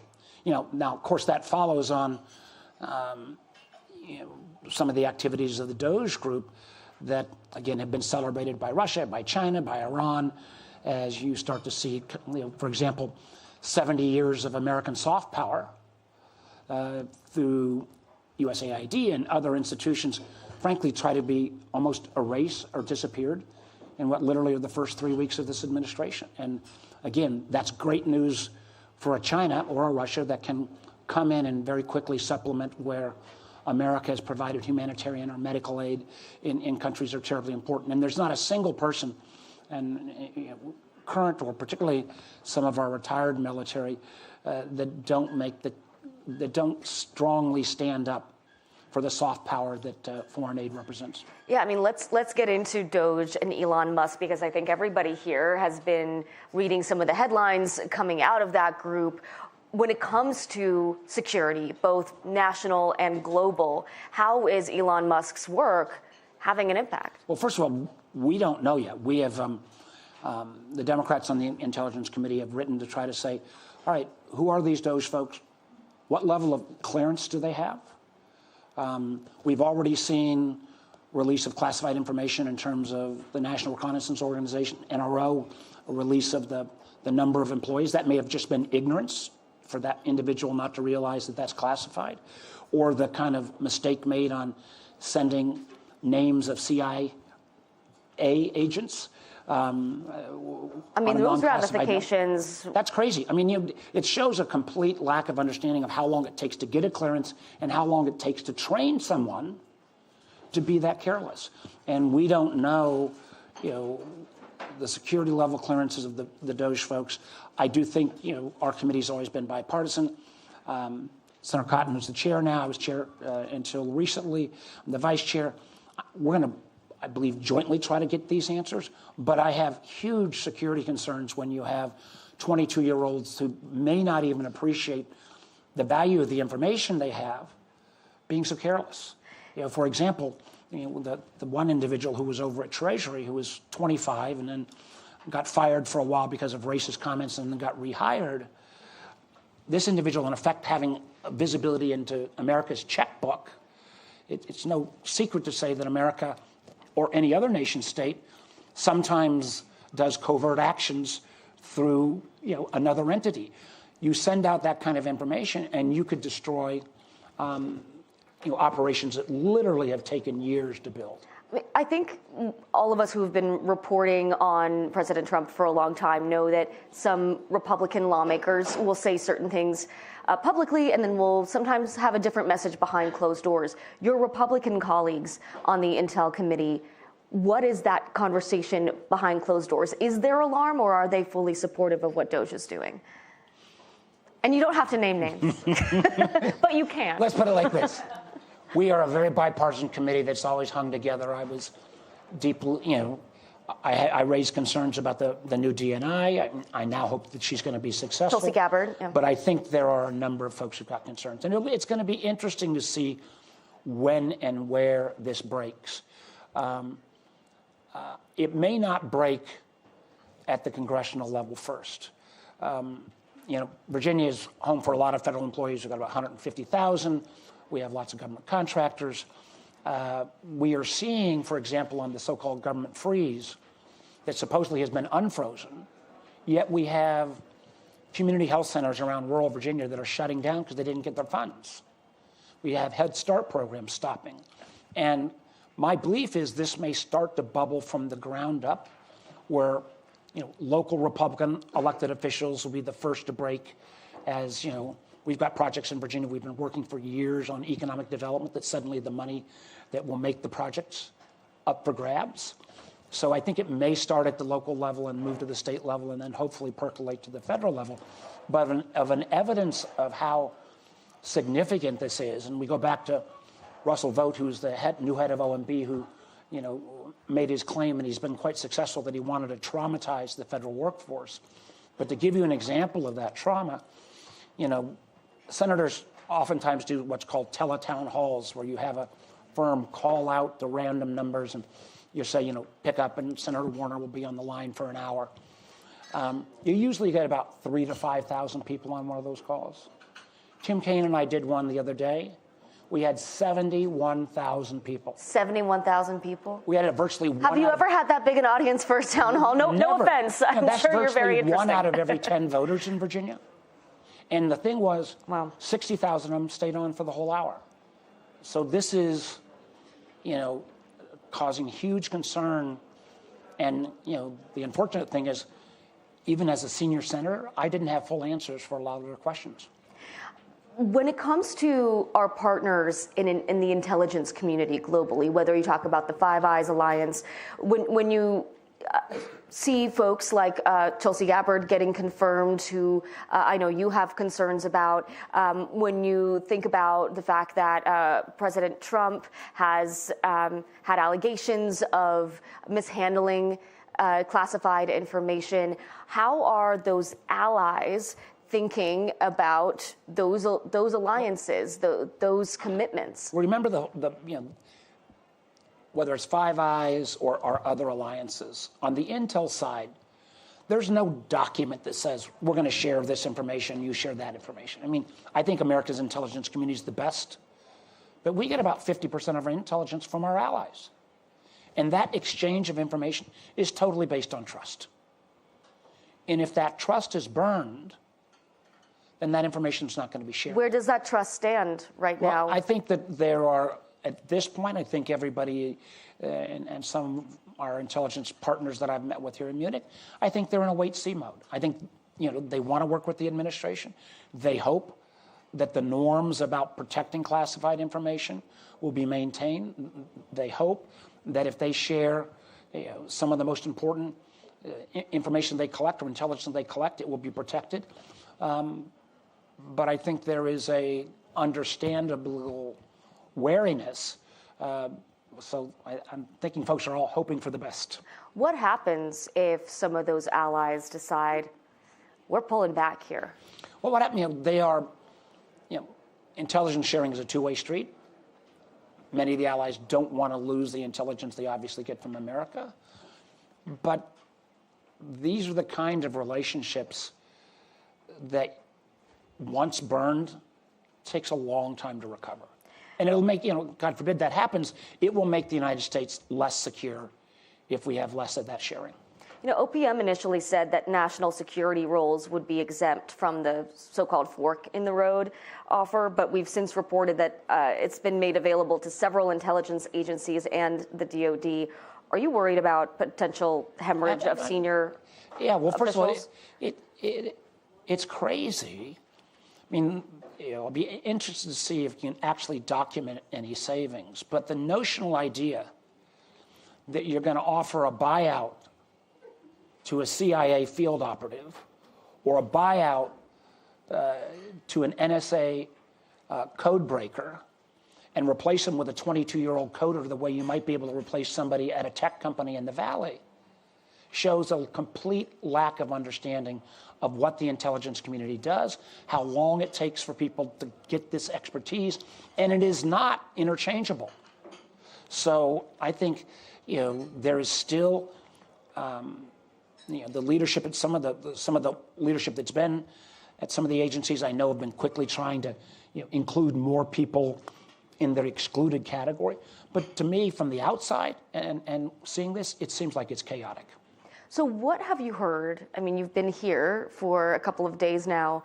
What have you heard from some of our allies when it comes to what is happening in Washington, particularly with DOJ and some of the newly confirmed cabinet members? Well, on DOJ, I think there's as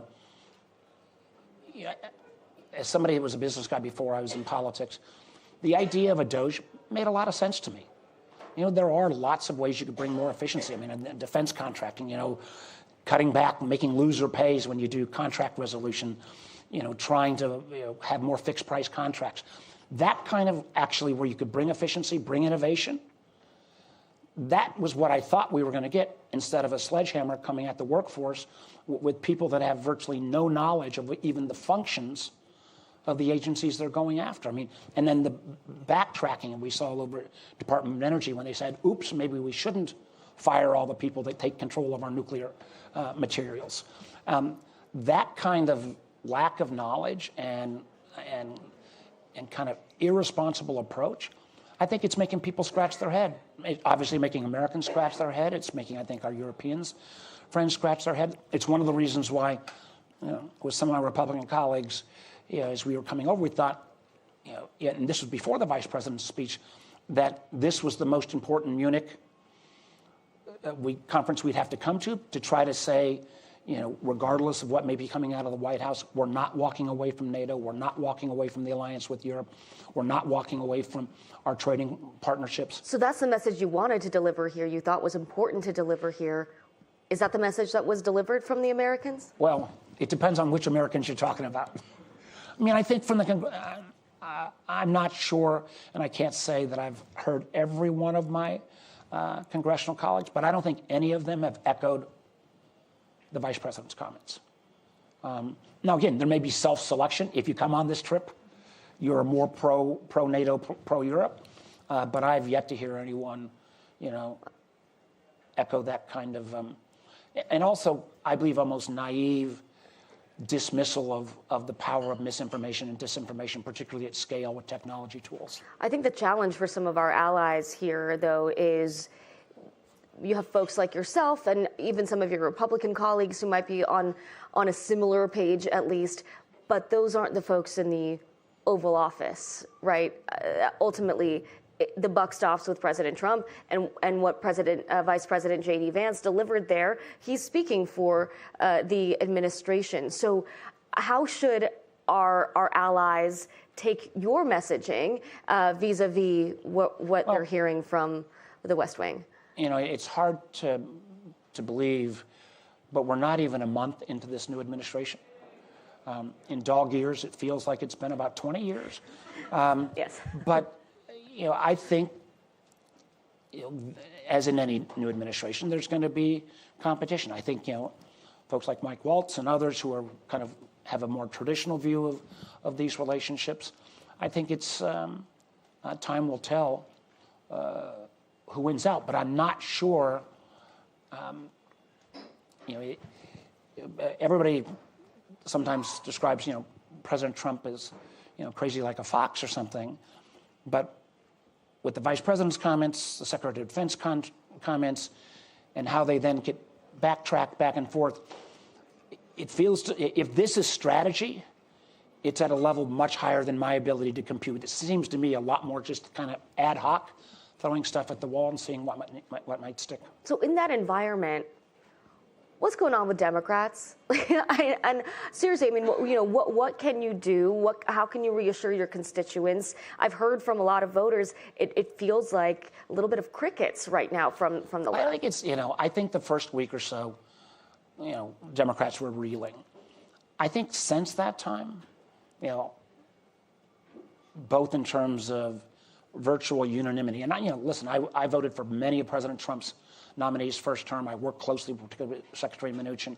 That first week or so, I voted for a lot of Trump's nominees, the ones that I thought were kind of in the mainstream. I think that has changed. I think you're seeing, a lot of redress to the courts, and the courts so far have stood up for rule of law.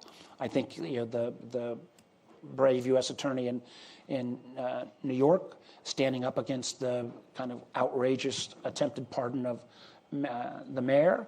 I think you're also starting to see, Americans rise up. There was not the kind of resistance movement that happened after the first Trump effort, but I think it's now, the level of voices rising, the amount of kind of output that we're trying to put out has dramatically increased. But the president's popularity, according to polls, has never been higher. So how do you deal with that?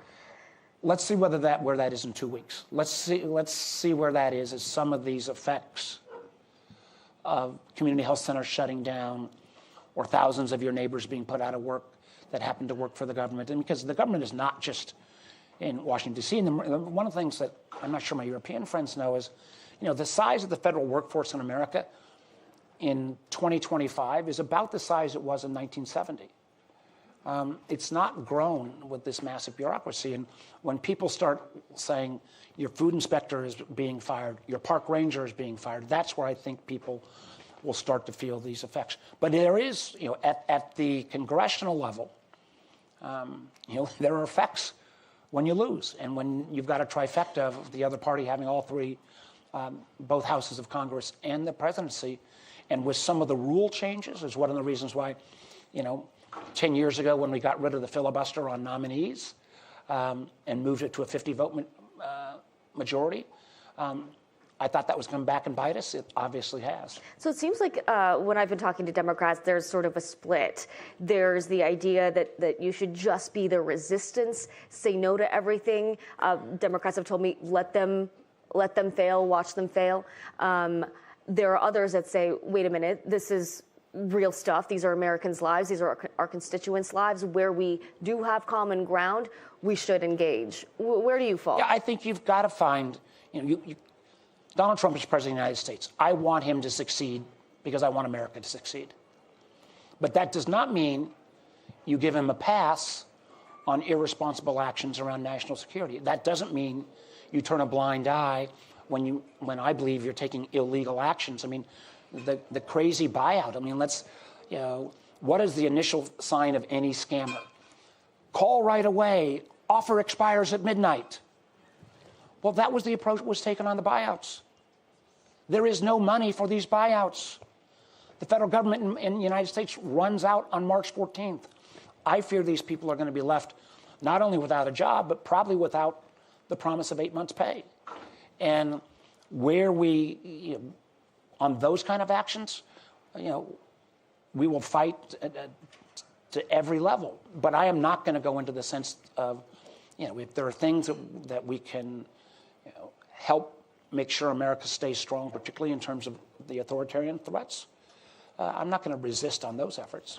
So I have to ask, I was in the room during the press conference that President Trump held with Prime Minister Netanyahu, where he announced a plan for Gaza that I don't think any of us expected, the Riviera of the Middle East, as he put it. You met with Netanyahu after that. What was the Prime Minister's take on the plan? I don't agree with Bibi on a lot of things, but he's a very skilled politician. And for him to try to say, well, maybe there's a merits of good ideas, I think everybody was pretty surprised. Surprise is how's that for the understatement of the day, you know? It is a very diplomatic answer. Do you get the sense that he is on board with this plan?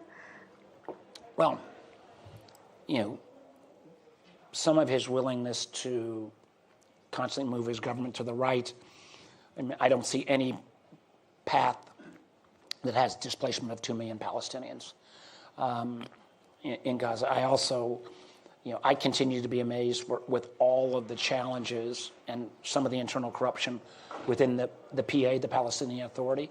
I'm still amazed that the Palestinian Authority security forces still keep showing up for work each day on the West Bank. And, you know, I continue to fear that if, you know, someday they all decide we're not going to work, you could have, you know, what would make previous intifadas look like nothing compared to the potential for violence on the West Bank. And that kind of, whether it's Gaza or the West Bank, you know, precludes the ability to go ahead and finally negotiate a treaty between Saudi Arabia and Israel. It diminishes the ability to have the Sunni nations in the region, along with Israel, along with America, along with Europe, have a more of a united front against Iran. And I think that's, frankly, to Israel's long-term detriment. I think one of the challenges for us as journalists covering this administration is flooding the zone is a strategy, and it means that there's so much happening all at once, and you can't give an audience 360 degrees all at the same time, right? So where do you... What about my job? Well, it's the same thing, because, like, I'm going to ask you that hard question. Whichever the outrage happens, and how you temper, you know, your reaction to things, how you realize this is, you know, the kind of classic cliche that it's a marathon, not a sprint. How you reassure people. You can't have the volume all the way up. You can't have the volume, the Yeah. kind of volume on DEFCON 5 on every item. I think that's what you know, President Trump is doing by flooding the zone. And so I was going to ask you the question that I can't answer for myself yet, so you probably can't either, but I'll ask it anyway. What to you over the last 3 weeks what have been those moments to you where you've thought, you know what, here's where we need to turn the volume up? Yeah. Well, first of all, I think, I guess what I'd say is I expected at the beginning of Trump a flood. I didn't expect a tsunami. And I think after the first, that first week was, we had the initial EOs. They were all kind of in the range of what was expected. The Doge crowd of young folks without clearances getting access to information just so goes against the grain of everything I've learned in the national security community for the last 12 to 14 years. It's just stunning to me.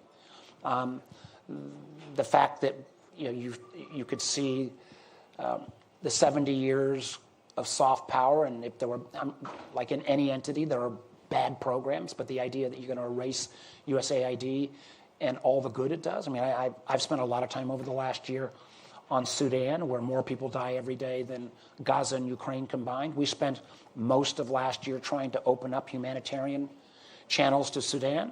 And candidly, there's no good guys in Sudan. The RSF and the SAF, both in America, could help settle that. The fact that we have American medicine rotting because we can't pay the aid workers to distribute it to the population, and the fact that China can come right behind and for pennies on the dollar play a much more major role, that in my mind is a DEFCON 5, even though it may not be to most of the American public. So the long-term loss that we have in some of these nations is irreplaceable. Let's talk really quickly before we wrap up about reconciliation, since there is some movement on the budget plan this week. What is your take on one bill, two bill? Is there a world in which Democrats vote in favor of any of this? You know, one, do I think there'll be Democratic votes on the Republican reconciliation plans that are out there? No. We've not been invited in. You know, the one thing about this process, if you can see in American politics, whether it was the Trump tax bill, whether it was Obamacare, when you pass something with only one party, that means all you're going to do is relitigate it at some later time. You know, there is a value in bipartisan, not because the ideas are better, but because both parties then own, you know, the good and the bad of the program. And when they're talking about, you know, literally trillions of cuts and, you know, and frankly, where all the benefits are going to go to those at the top, and I'm a capitalist, pro-business Democrat, when all the benefits of these tax cuts are going to go to the top, that's not fair or right. And I don't think, you know, I remember 15 years ago, I had my first gang was around the Simpson-Bowles plan when I thought, oh my God, America's going to go hell in a handbasket because we were approaching $17 trillion in debt, and how we were going to raise revenues and cut back on spending. We were horribly unsuccessful, obviously. We got called debt Cassandras. Now debt at $37 trillion. You know, annual debt payments exceed the defense budget. And with this $4 to $5 to $7 trillion that you could see coming out of the reconciliation plan, this is going to bite us. This is, again, an attack on our national security. I have to ask before I let you go, I think Democrats are still in that audit phase of what happened, right? When you look at the results of the election and the losses among some of those fundamental, long-time Democratic coalitions, whether you're talking about young voters, Latino voters, black voters, working class voters. If you can try to avoid the canned answer of we need to meet voters where they are kind of thing. Realistically, what happened? My sense is, you know, I have not ever lived through a presidential election that had less to do with issues. I don't think getting rid of tax on tips was something that drove the whole election, but that may have been the only new idea that came, frankly, from either candidate. I think the Democrats' brand is really bad, and I think this was an election based on culture. And the Democrats' kind of failure to connect on a cultural basis with a wide swath of Americans is hugely problematic. You know, every politician goes back to their own story. When I first ran for governor 25 years ago in Virginia, you know, I had a bluegrass band. I sponsored a NASCAR truck. I had Sportsmen for Warner. I didn't change who I was, but I said, you know, I appreciate the culture, and I don't think until you have a cultural connection, people are going to listen to you on your issues. Do you think the rest of your party gets that? The majority of your party gets that? I think the majority of the party realizes that the ideological purity of some of the groups is a recipe for disaster, and that candidly the attack on over-the-top wokeism was a valid attack. The irony, of course, is, and this sounds like a whining Democrat, which maybe I am, is that, you know, Democrats do some stupid things in 2019, and occasionally one person says one thing. That sticks forever. President Trump can say virtually anything, and it's forgotten within the same 24-hour news period. So that is a whine and a complaint, but it's the reality. Is there something to learn? Is there something Democrats can learn from President Trump and how he does politics? Be crazy all the time? I think crazy would look good on you. Crazy, but I do think acknowledging the over-wokeism. I don't think the kind of notional that some in my party say of, well, we just got to turn out more people. You know, I think they did turn out more people, and folks that we thought were going to go for Democrats aren't. I think a lot of that goes back to culture. Until you can make a cultural connection, I'm not sure people are going to listen to you on issues, and particularly as we now live in a world where the number of people who watch a Politico or read a newspaper or do the normal means of communication or the traditional means of communication is less than 50%. And Trump we need to get a little crazy too. And Trump was brilliant Trump was so ahead of his time on sorting that out with a huge, reinforcing network of supporters, followers. That's extraordinary, and the Democrats have got a lot to learn from that. All right, Senator, thank you so Thank much. you. Thank you, everyone. Thanks, My everybody. colleague Joe Gold is up next. Thank you.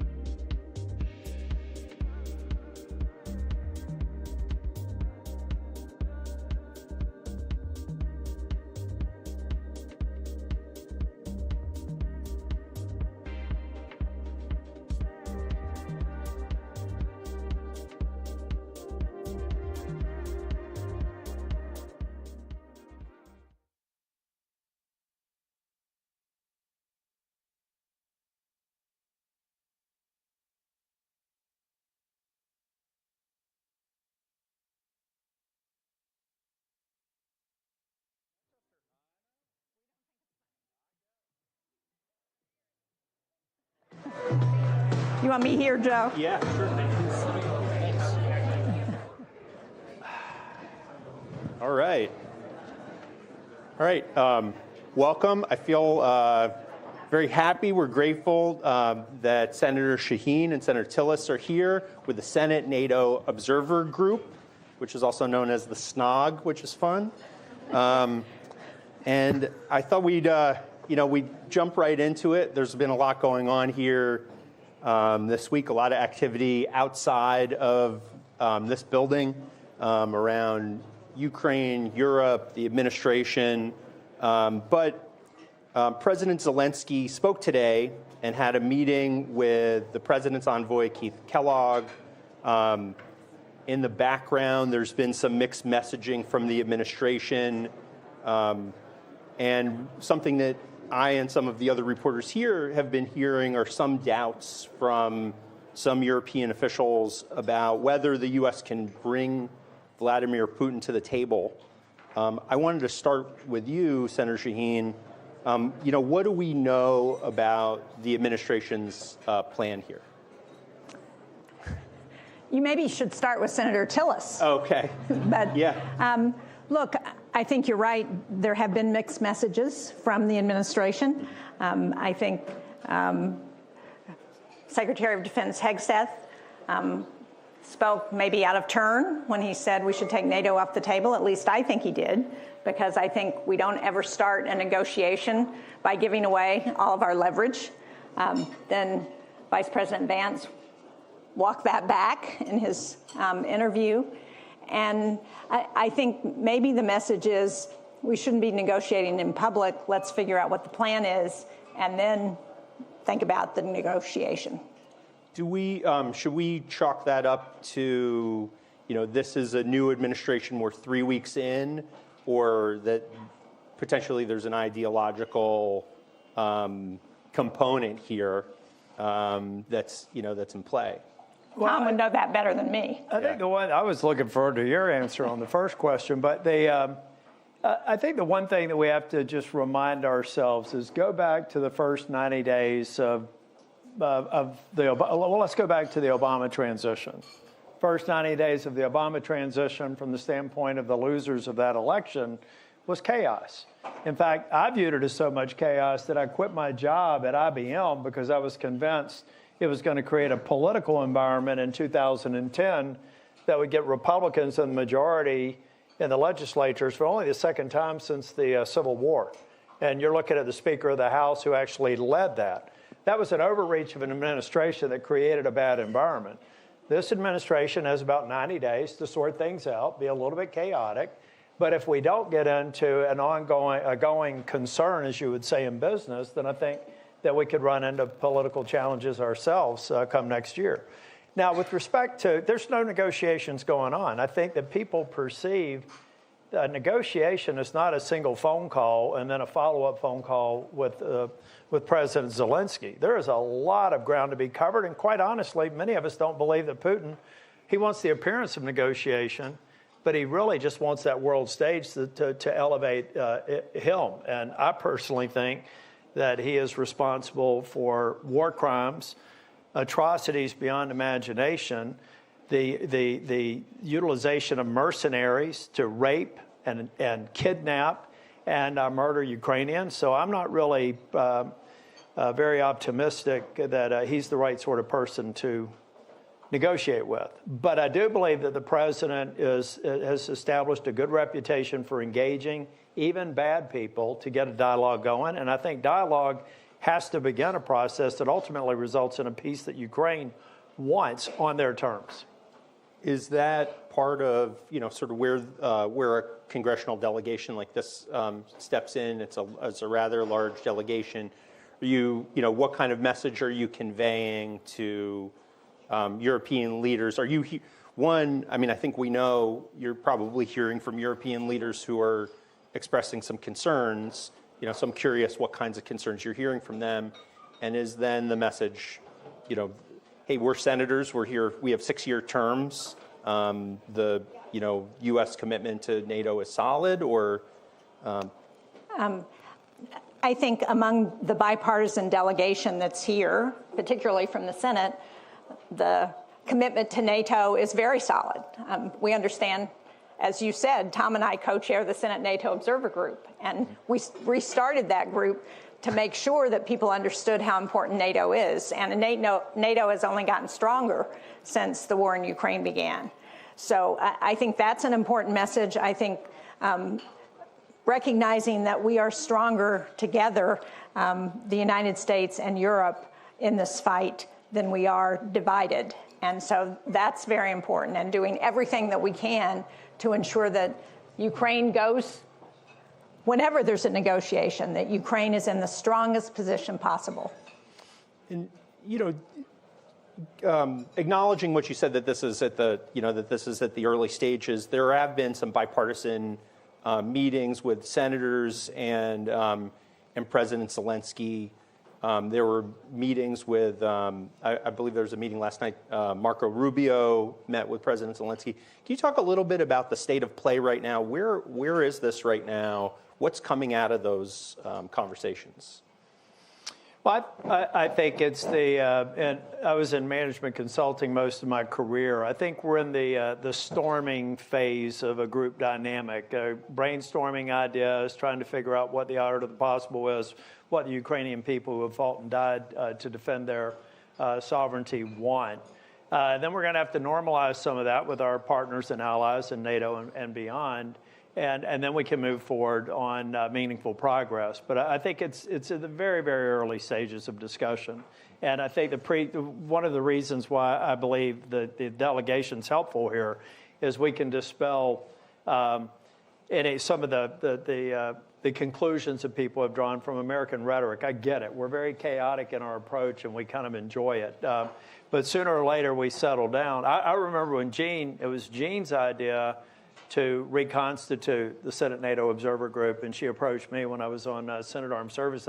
And our first NATO conference as the SNOG leaders, we were on our way to Brussels when the president announced that maybe NATO wasn't needed anymore, President Trump, in his first term. And he was going to pull the United States out. Yeah, and we were about to land and go immediately to speak to a car. I think it's mutual, too. I don't believe that many of our friends in Europe understand the American systems, and nor do the American members understand your systems at a detailed level. But the fact of the matter is, there is no one person in the United States of America that can make a decision to withdraw from NATO. Our entrance into NATO took an act of Congress. Our exit from NATO would take an act of Congress. And quite honestly, there's never been a president alive since over the 75 years that NATO has existed that would have the influence to have us withdraw from the most important alliance in the history of mankind. So that was sort of the message that we wanted to send. Y'all got to deal with our rhetoric because it is what it is. It's produced a pretty successful, highly innovative, sometimes disruptive nation, but things settle down. Nothing is ever as good or as bad as it seems. Well, sorry, go ahead. I wanted to add, because I think one of the important things and messages that we conveyed to President Zelensky was that we understand that it's very important that Ukraine be at the table, either directly or metaphorically. That, as Zelensky said, nothing about Ukraine without Ukraine. He's reiterated that again. And I think that was a message that he heard loud and clear from a bipartisan group of senators that he met with. Is the administration going to be bound by that, do you think? I think it will be very difficult to do any kind of negotiation on ending the conflict in Ukraine. I hope we learn something. I hope the administration learns something from the negotiations ending the Afghan war, because the Afghan government was not at the table for that, and it didn't turn out so well. One way it sounds like Trump's interest is being captured. Lindsey Graham's been talking about this mineral rights deal, and there's been some reporting that that Zelensky was presented with the deal and he has not yet agreed to it. Is that accurate? Is that being discussed in the background here? What's the state of play with that? I don't know the current state of play. My understanding is that the discussions were underway. Okay. Yeah. Same here. No update.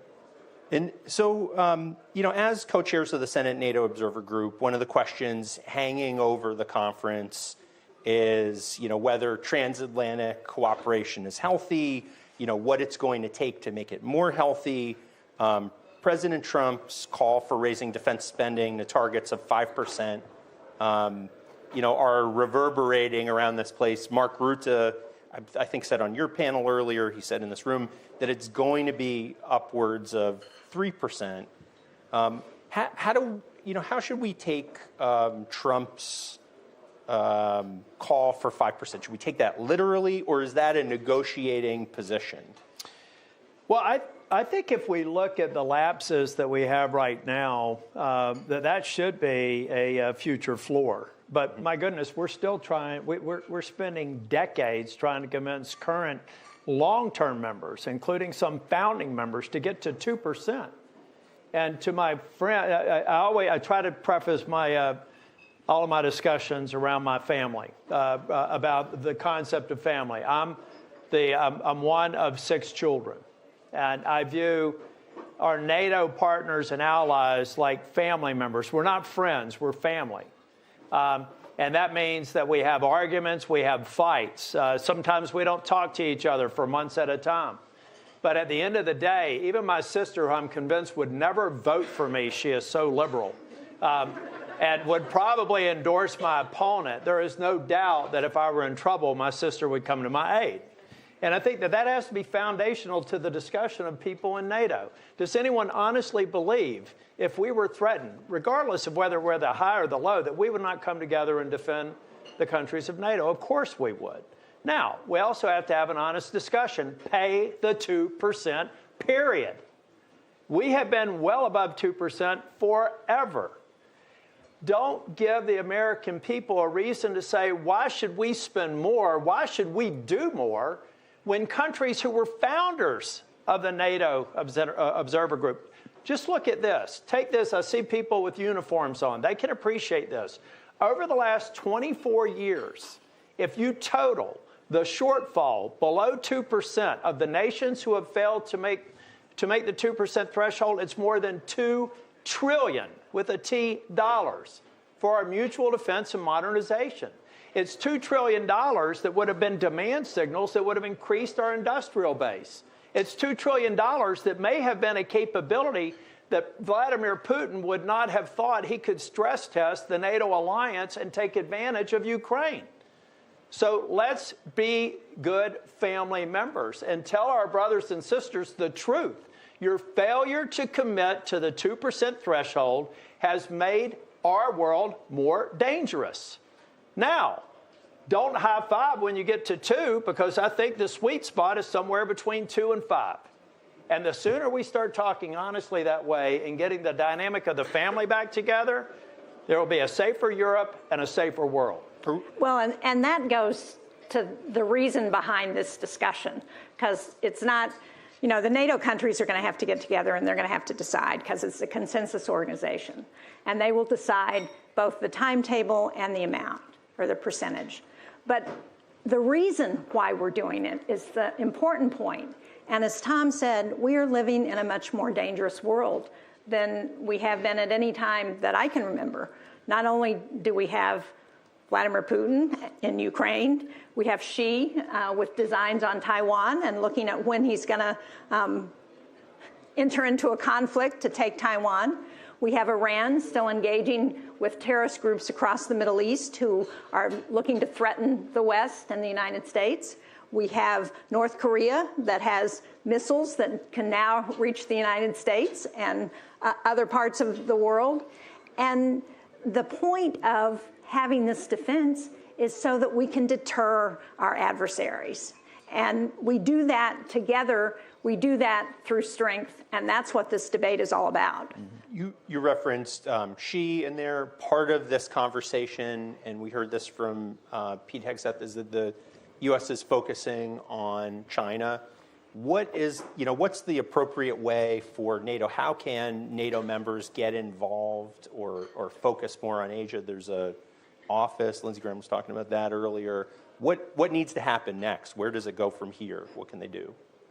Well, I think what has happened at the last 2 NATO summits have been really important in terms of talking about China, the threat that China presents, and the fact that that threat doesn't stay in the Indo-Pacific. It migrates around the world.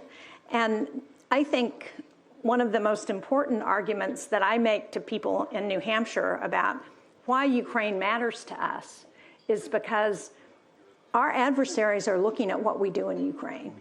They're looking at whether we're going to stick by our word, whether we're going to stand by our allies. And if we're not going to stand by our allies in Ukraine, then are we going to stand by our allies in Taiwan? Are we going to stand by, if NATO gets attacked? It's a stress test for where we're going to be in the future.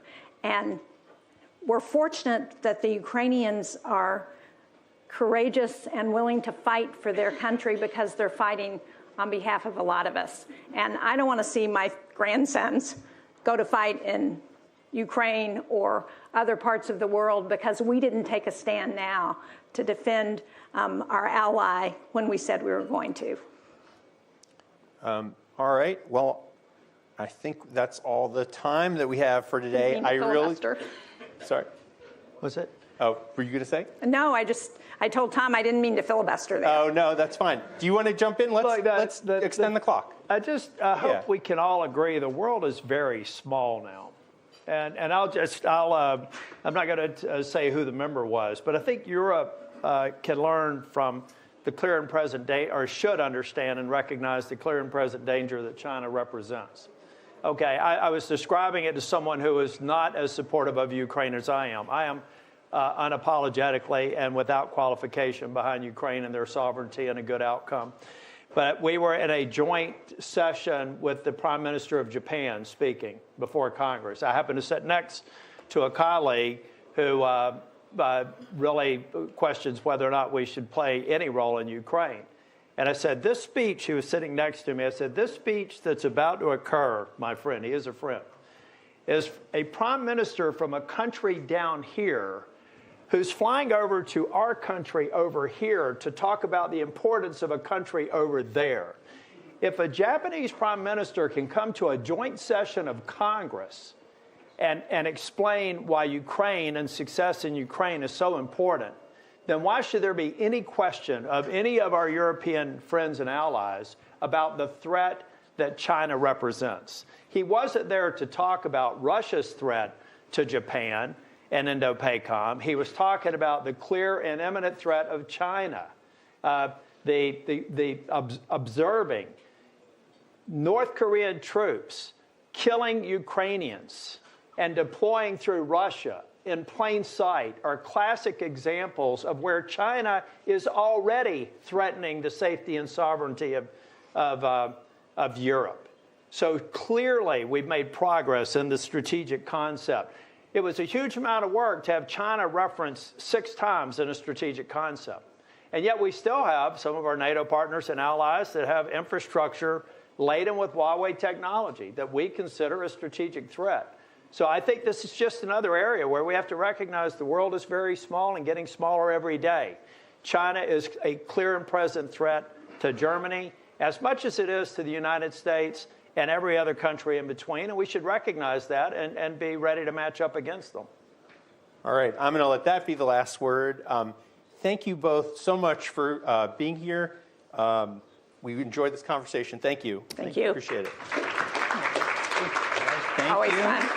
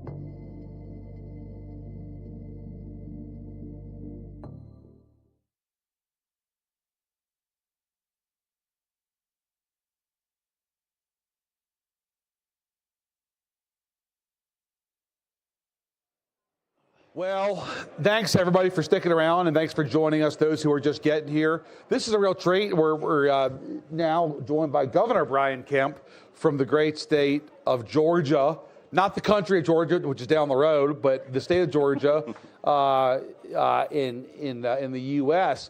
And I think Governor Kemp's the only governor here, and from the states. So this is neat to get a bit of a different perspective after all the senators that we've had. No offense to the senators, of course. So I guess that's the first question that I got, Gov, is you usually are involved in issues like the state budget and education and prisons and Medicaid and that kind of thing, and getting the occasional winter snowstorm off the road in Georgia. What brings you to Munich? Well, really, I think this is an opportunity to continue to let people know that Georgia's open for business. I mean, we have so many great partners in Europe. Marty and I were just here a couple of weeks ago, did a little Germany-Poland trip doing economic development, but also have the belief that if we have good economic strength, it helps us on the national security standpoint. And so being able to have a better understanding of that, but also just being able to be here in the capacity of a governor, talking to a lot of the business people that are here. You know, they're in the defense industry. We've got a strong defense industry in the state of Georgia, but also letting people know that we're open for business. It's just a good place for us to be selling the great state of Georgia. And what are you picking up here from the folks that you're talking to? Because you're mostly talking to European business folks, some European government officials.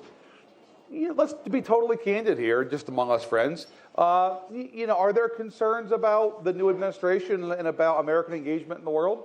Oh, definitely. I mean, I think people, it's been interesting. I think there's a lot of people that's very nervous about the new administration.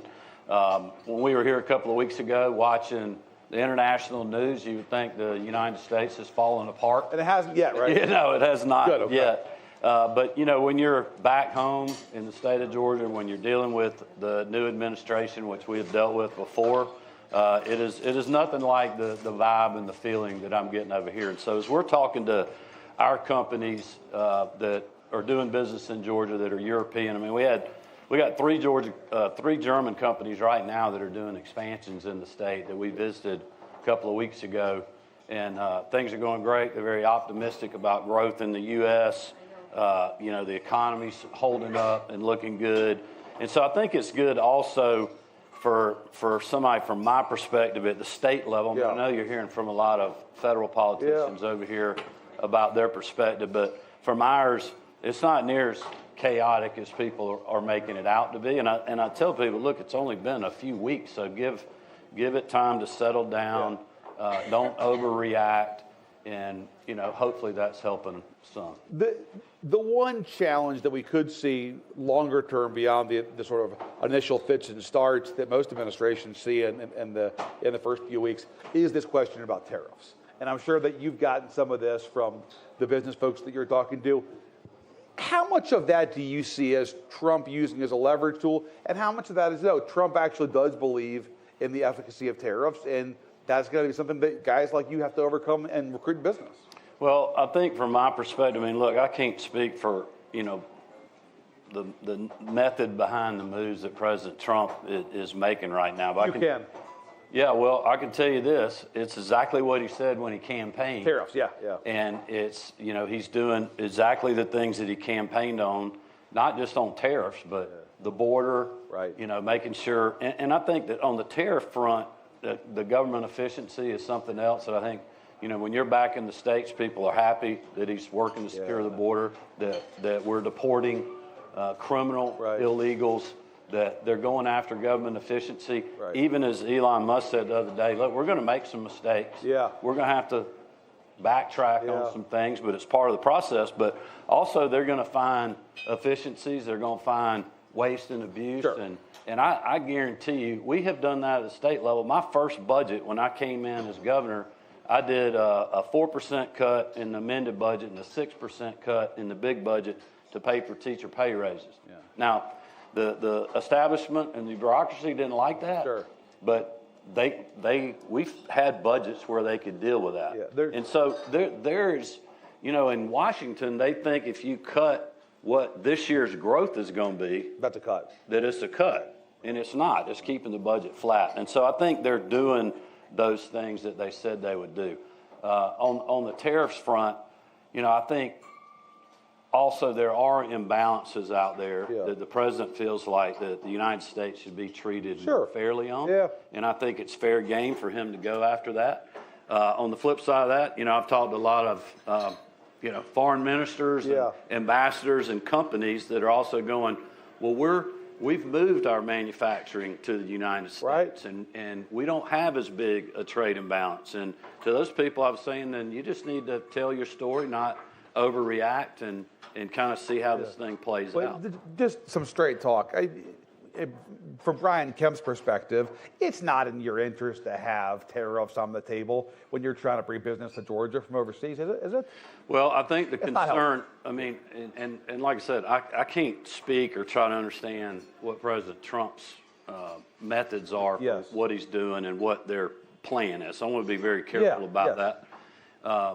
But it's not in anybody's interest if we drive up cost. Right. I mean, that's one of the things that I think won President Trump the election was the border, and then that was it. Under Joe Biden and the Democrats' policies, quite honestly, they created 40-year high inflation in the United States. And I ran on that in 2022, and President Trump won on that still in 2024. So this has gone on for a long time. So I think they got to be really careful on the cost side and the inflationary environment side, because that's something that the American people were struggling with before the election. Now, I've seen some of the Democrats trying to blame President Trump for inflation. He's only been in office a month or whatever it is. I believe that's a little bit unfair. Premature. But I do think it is something that they're going to have to keep a watch on, and I think they understand that. I mean, you got a lot of business people that are in this administration. When you talk about Lutnick and Doug Burgum and, Chris Wright and all these other people. You have an interesting backstory with the president because you are one of the few people, in fact, I think you may be the only person, who has first benefited from his endorsement, then had some challenges with him in the relationship, to be sort of mild about it. But you beat back, emphatically beat back, a challenge that he launched against you in a primary for your reelection. And then you got over that and got to a better place and had some turbulence after that. You've had some ups and downs, I guess. What do you tell folks in a place like Munich? You're talking to a foreign minister, you're talking to a CEO of a BMW, whoever you're talking. How do you explain them? Like, how do you explain? Because you dealt with him personally as a foe, as a friend. Is there a secret method? Is there a way to deal with him, to approach him? I mean, look, the best advice I could give people is to be forward-looking. Because really, going back and revisiting all of that, it doesn't matter at this point. I mean, I supported President Trump, worked really hard to help him win. Because he'll get over it too, right? He has a short memory. Yeah, and he's wanting to deliver. I think he's, from my perspective, he has a unique opportunity to reset really what his political history will be, what his legacy will be. I think he also, having been in office, because I'm going to tell you, I ran statewide and lost, and I was out of office for a few years, and I learned more through that loss, and it really gave me time to reflect on if I got back in office, I wasn't going to worry about all these other little small things. I was going to get in there and tell people what I was going to do, and then I was going to do it. And I think President Trump has that opportunity. I think that's why you see them moving so quickly. They have a better understanding of how the system works. And I also think there's a method to the madness. They're throwing so much at the wall. I don't think the Democrats, their problem is they're so unprincipled in their party right now. They can't understand what they are for to communicate that because there's such a division in their party.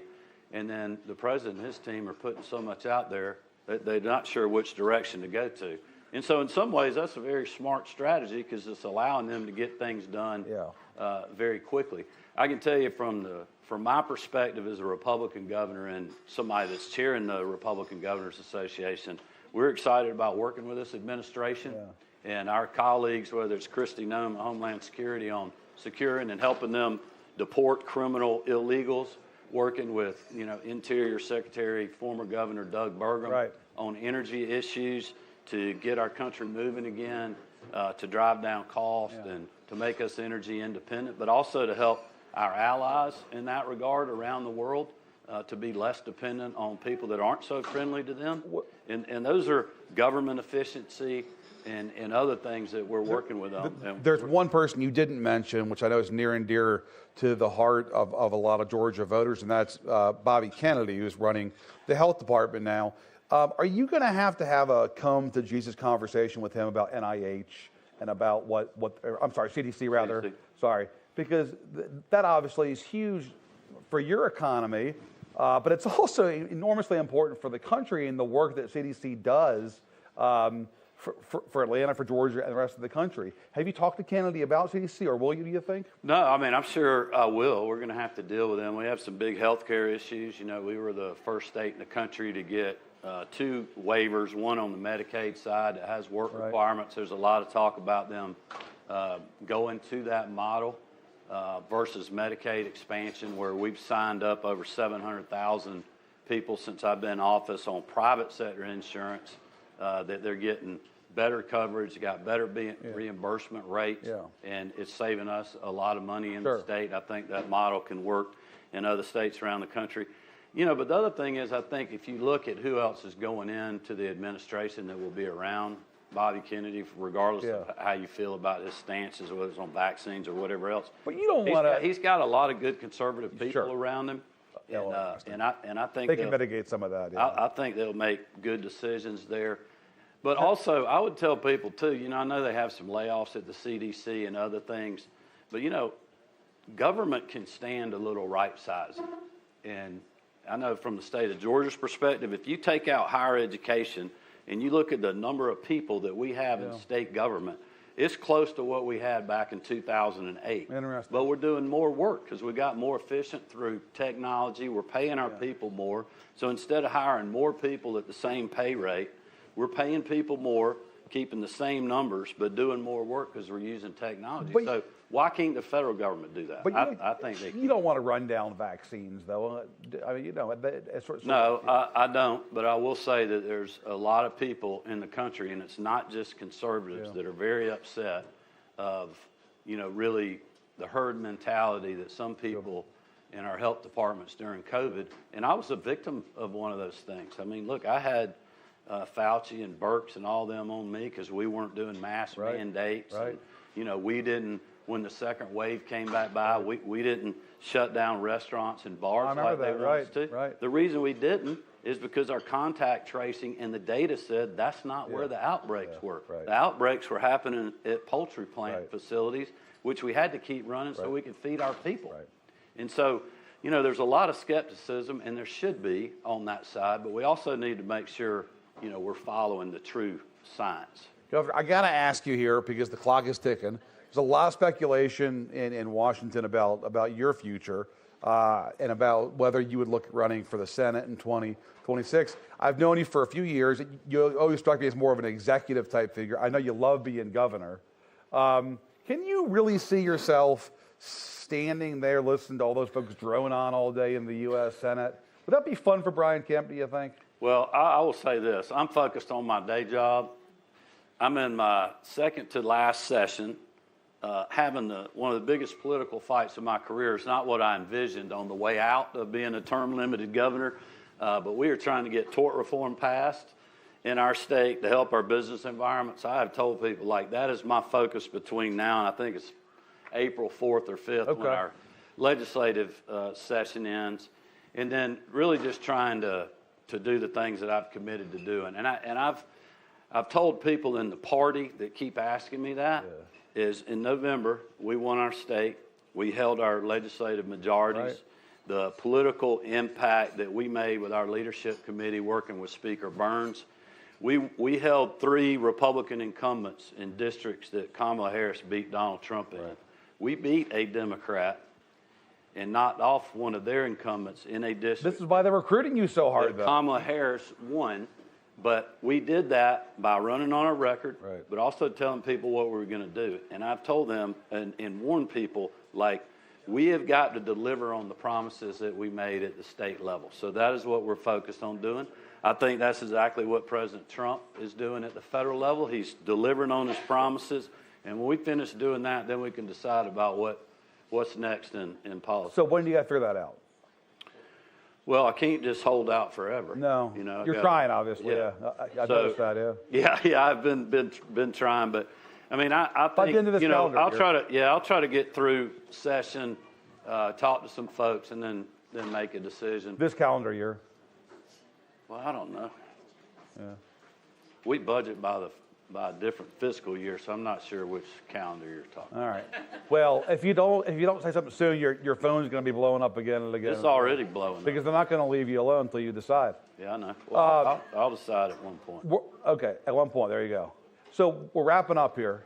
But if there's one thing that you would want to convey to the folks in Europe about Georgia, about why Georgia is such an important, significant state, what's your elevator pitch? Well, I would probably say that we're the #1 state in the country for business by the site selection and the area development people, or in the top 5 always, because we have very consistent, good business policies. We've got consistent local and state government cooperation, and we got a diverse economy. We're putting, and have for over 20 years, a lot of money in the workforce. We've got 2 new nuclear reactors, the first in the United States in over 30 years, so we're producing a lot of clean power right now. We have the ability to supply power for whatever demands were coming, whether it's large manufacturers, data centers, or whatever, and not every state in the country can do that. We have great logistics. When you think about one of the fastest and best-run ports in the country in Savannah, in Brunswick, the Atlanta airport, great rail networks with multiple rail vendors. We've got a great a great highway and state road network. And we're growing in all parts of our state. So it's just a great place for people to be. And no tariffs. No tariffs. And I think if you look at the environment, you know, when Donald Trump was first president, it was good in our state. When Joe Biden was president, it was good. And now that President Trump's back in, I feel like it's going to be good or even better than it was. And so if you're interested, come see us. We'd love to talk to you. Folks, Brian Kemp, the governor of Georgia. Thanks so much. Thank y'all. Thanks, Gov. Thanks, Gov. Great. Thank you. Good to see you.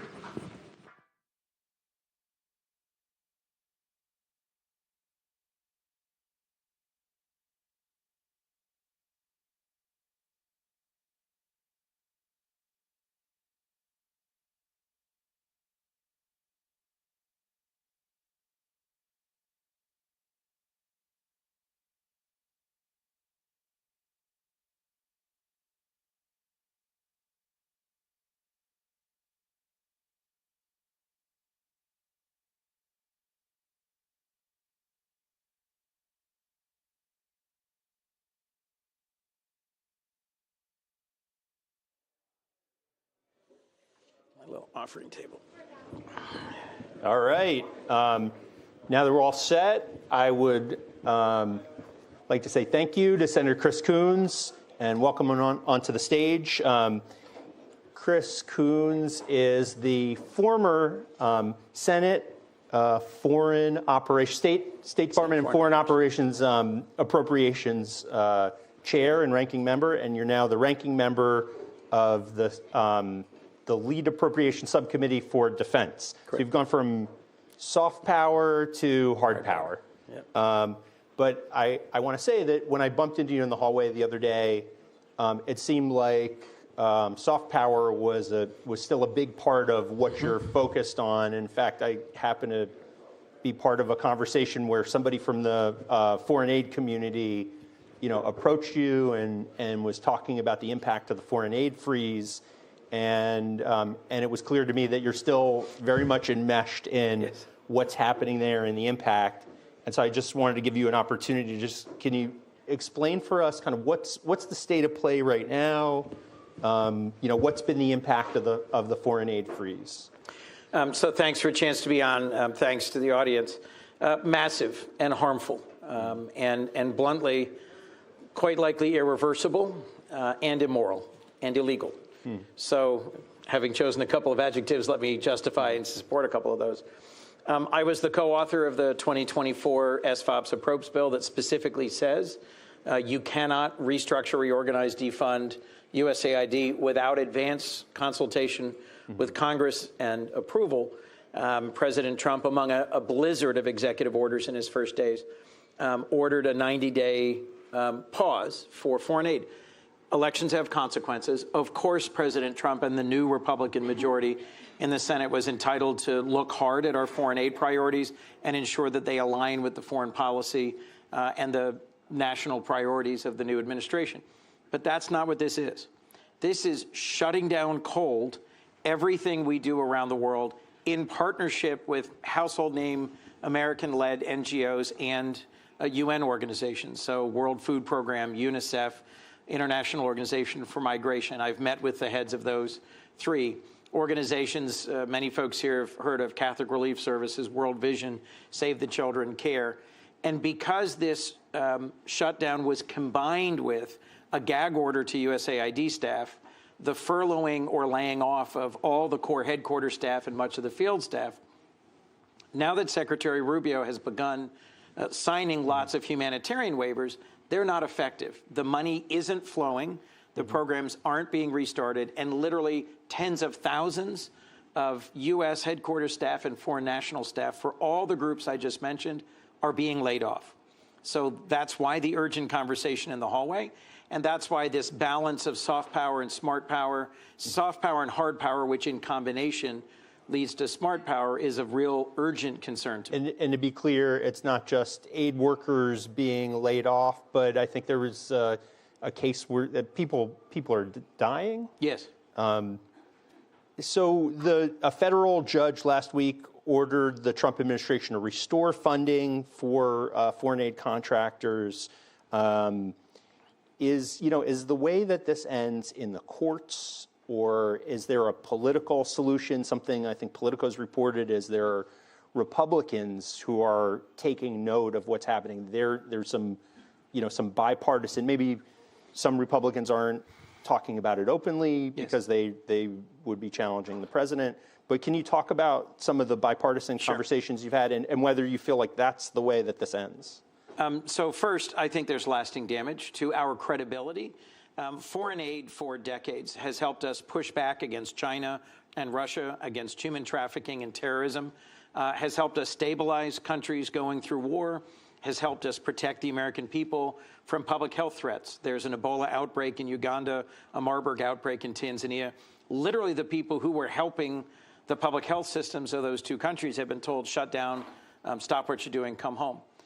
I don't know that the judge's order in joining the funding shutdown will actually restore funding quickly enough to allow these organizations to avoid shutting down completely. First. Second, yes, there's a real divide between some of the Doge and MAGA extremists who say we should be doing no foreign aid. It's of no benefit to the United States. And Republicans who I've worked with for years, who I've traveled with and visited aid programs and projects around the world, who see it as a key part of the 3 Ds that Secretary Jim Mattis used to talk about: defense, diplomacy, development. I'll remind you, we spend less than 1% of our total federal budget on foreign aid. Your average American thinks it's between 25 and 30%, and that trimming, waste, fraud, and abuse in foreign aid is a way to deal with our deficit. There is a list of a small number of odd, strange, or embarrassing programs that were funded, many of them not through USAID, but through the State Department. There's no disagreement with Democrats and Republicans that we should look at and closely scrutinize and reform foreign aid. But to shut it down first and then have a conversation about it is putting the cart before the horse. Some of that's driven, what I was hearing is that there are evangelical groups that are connected with foreign aid. There's also, agriculture interests, and there are Republican states that have agriculture interests. Is that driving some of the Republican pushback? It's contributing. There's a whole group of Republicans who are expressing concern privately because of either the humanitarian impact or the national security impact. And yes, there's billions of dollars a year in U.S.-grown agricultural commodities that are purchased and then shipped overseas to help starving people. Farmers and the senators who represent them are concerned both about, the business impact and the humanitarian impact. Farmers and farm groups I've engaged with over the years are proud of the fact that out of the abundance of the American farmers and American people, we have fed hungry people around the world and helped stabilize conflict-ridden countries for decades. I wouldn't ask you to speak for any Republican lawmakers, but are they communicating that? You know, what we've seen in some of the moves of the Trump administration, some of the early moves that they've made, Republicans have conveyed privately to the Trump administration, hey, this isn't a good idea, whether it be a nominee or something else. Are you aware of anything, any of those kinds of conversations transpiring? Yes. Say more? No. But I'll say this. Look, the latest issue, the administration has laid off several 100,000 provisional employees. Roughly 30% of the federal workforce are veterans because there's a very strong veterans preference, or at least that's what I read reported. There's a text chain going around now that there are a significant number of veterans who were laid off who were not in their first 2 years of employment. They've been employed 10 or 15 or 20 years because of some computer program glitch in one of the agencies. They were deemed provisional because they came in through the veterans preference, even though they'd been there for an entire career. There's also been some, I assume, unintended impact on the intelligence community and national security staff. The speed and forcefulness with which this is being done, I think, will inevitably have secondary consequences. I'm most focused on the humanitarian consequences of people being cut off from medicine and care and food, but we're going to see lots of other ripple effects. I am, as a defense reporter, Politico, contractually obligated to ask you about your SACD chairmanship. I know you're new to the job, and I was wondering if you could say a little bit in a, just kind of level set, top priorities coming in. Sure. So SFOPS is 62.5 roughly billion a year. SACD is 850 billion of the DoD, and then an unspecified amount for the intelligence community. I'm working with Mitch McConnell, who until recently was the majority leader. Senator McConnell and I have significant political and policy differences. But in the last year, it was very clear to me just how passionate he is about the defense of Ukraine. And I'm eager to work with him and with our valued European partners and allies in making sure that we sustain our investment. I'm interested in three things, if I could. Innovation and the cycle time for innovation. If there is anything we've seen in terms of technology and warfare in the Ukrainian war, it's that the Ukrainians have successfully pushed back against a much larger and a notionally, at least pre-war, far more sophisticated military with remarkable innovation. And I think our sclerotic acquisition and our research and development testing and evaluation system could learn a lot from that. So innovation and cycle time. Second is making sure that the money we're spending, which is massive and is about to get significantly larger, is being spent wisely, that we're not buying legacy systems that really aren't fit for purpose for the current moment. And last would be urgency. I think we face a genuine crisis in American security from an increasingly global and united coalition of at least 4 authoritarian regimes determined to do harm to the West and to America. And we are not acting with anything like the sense of urgency that sentence would suggest is required. Are we likely to see a Ukraine aid proposal come out of the Senate? I mean, you're speaking about Mitch McConnell. I mean, he's shown in the last several weeks that he's willing to buck the Trump administration. I've heard from some of your colleagues we have to do it, yep. Which isn't the same as how are we going to do it. So one of the things Senator McConnell has long shown an ability for is counting votes. And in politics and in the Senate in particular, if you can't count the votes and get them delivered, you can't get things done.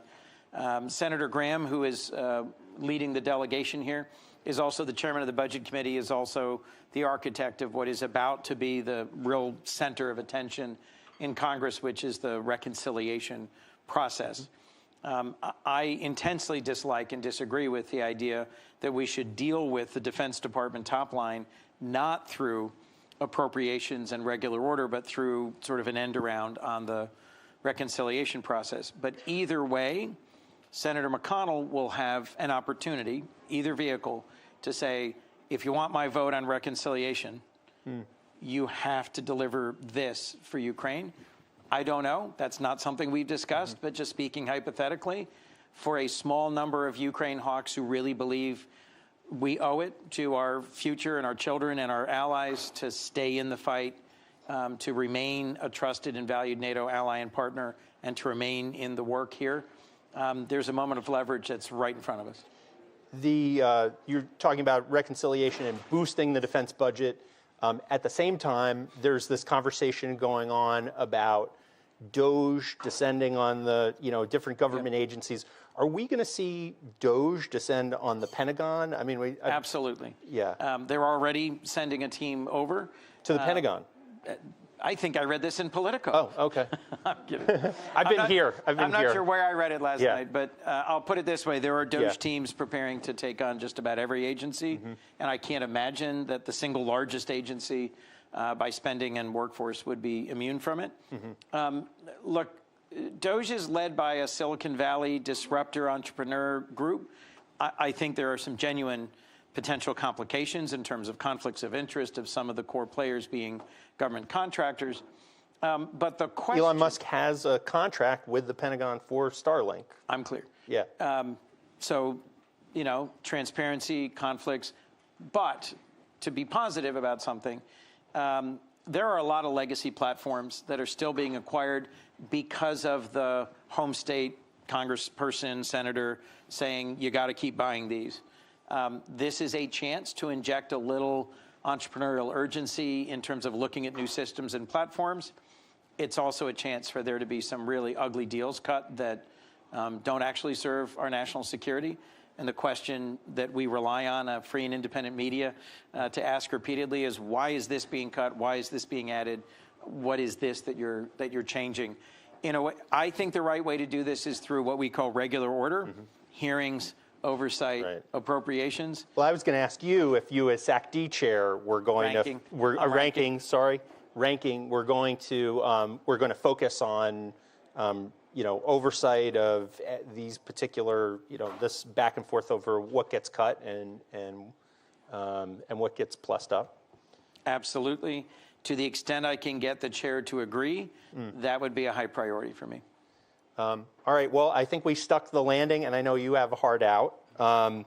We're out of time, although I hope we get to continue this conversation now that we're both in the same lane on the Hill. Thank you again. Thank you to the audience for sticking around. We're going to have to take a break from our programming, but stick around. Thanks so much. Thanks, Joe. Thank you.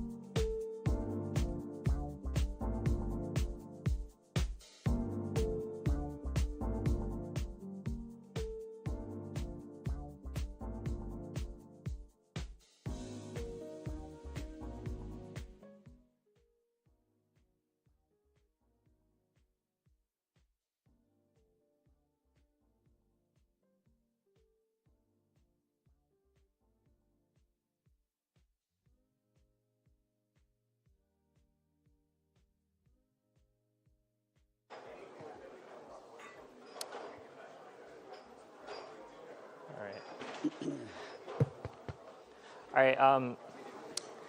Thanks, everyone, so much for being here. We've got a great conversation today with a really prominent Republican voice who's here in Munich with us. Congressman Mike McCall, Chairman Emeritus of the House Foreign Affairs Committee, and we're really looking forward to it. To start off, we're going to talk a lot about China, the Indo-Pacific. Ukraine's dominated the conversations. That'll come up. But we were talking behind the stage for a couple minutes about just this scale and scope of Chinese espionage that the United States, that Europe faces. And I was just wondering if you could open with that and give us your own personal story from your time in working Justice Department before you came to the Hill, and what type of threat that poses now. Right. Well, thanks for having me in Politico. I guess my relationship, quote unquote, with China goes back to 1997. I prosecuted the Johnny Chung case. He was taking money from, as we were able to prove later, from the director of Chinese intelligence and China Aerospace, putting it in his Hong Kong bank account and then putting it into the DNC for the Clinton campaign.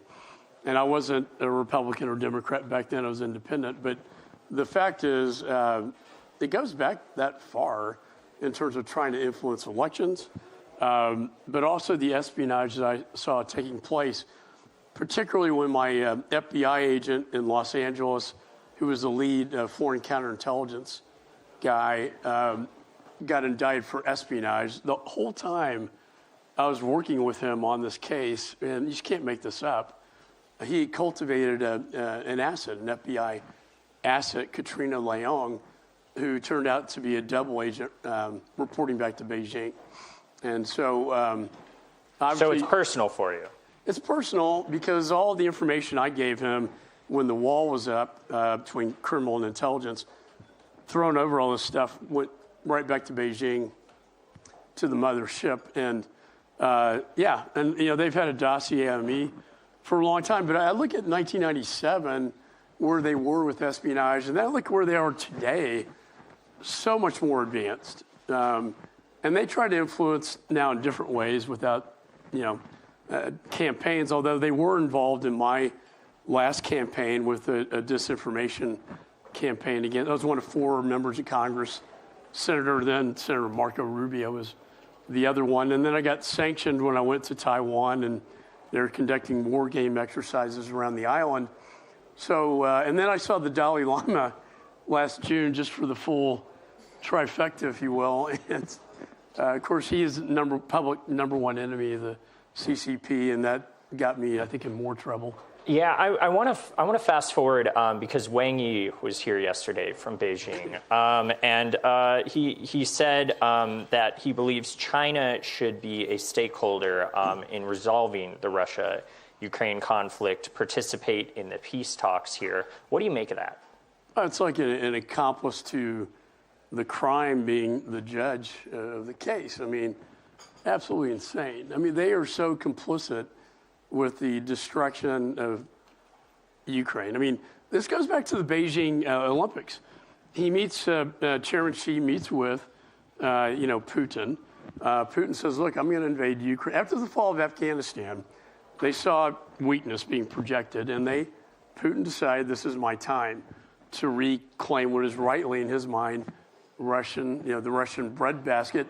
And he tells Chairman Xi that I'm going to invade, and they form this unholy alliance going back to that date. And Xi says, well, just if you can wait till after the Olympics, and then I will support you. China has refurbished the Russian military to a great extent with technology. So when we see the Russian military, it was decimated. Now it's come back full steam, thanks to Iran as well, which is a partner, thanks to North Korea, who's in Ukraine as well, and then China. So Trump's talking with Xi. He's clearly talking with Putin. China's role at any point is bound to come up. What's your advice to the U.S. president if China wants to have a role here?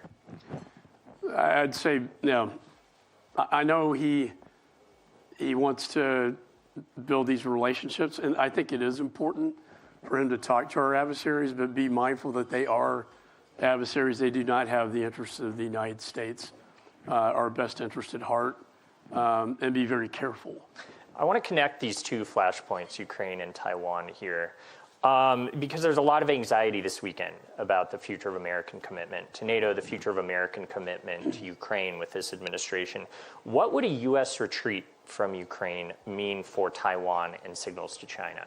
It's bad news. That's why last year I fought really hard to get the emergency wartime supplemental bill passed, and it was not easy with the new speaker and Mike Rogers and Mike Turner and I. And it was for Israel, Ukraine, and Indo-Pacific. Had we not passed that, Ukraine would be under Russian domination. I have no question in my mind.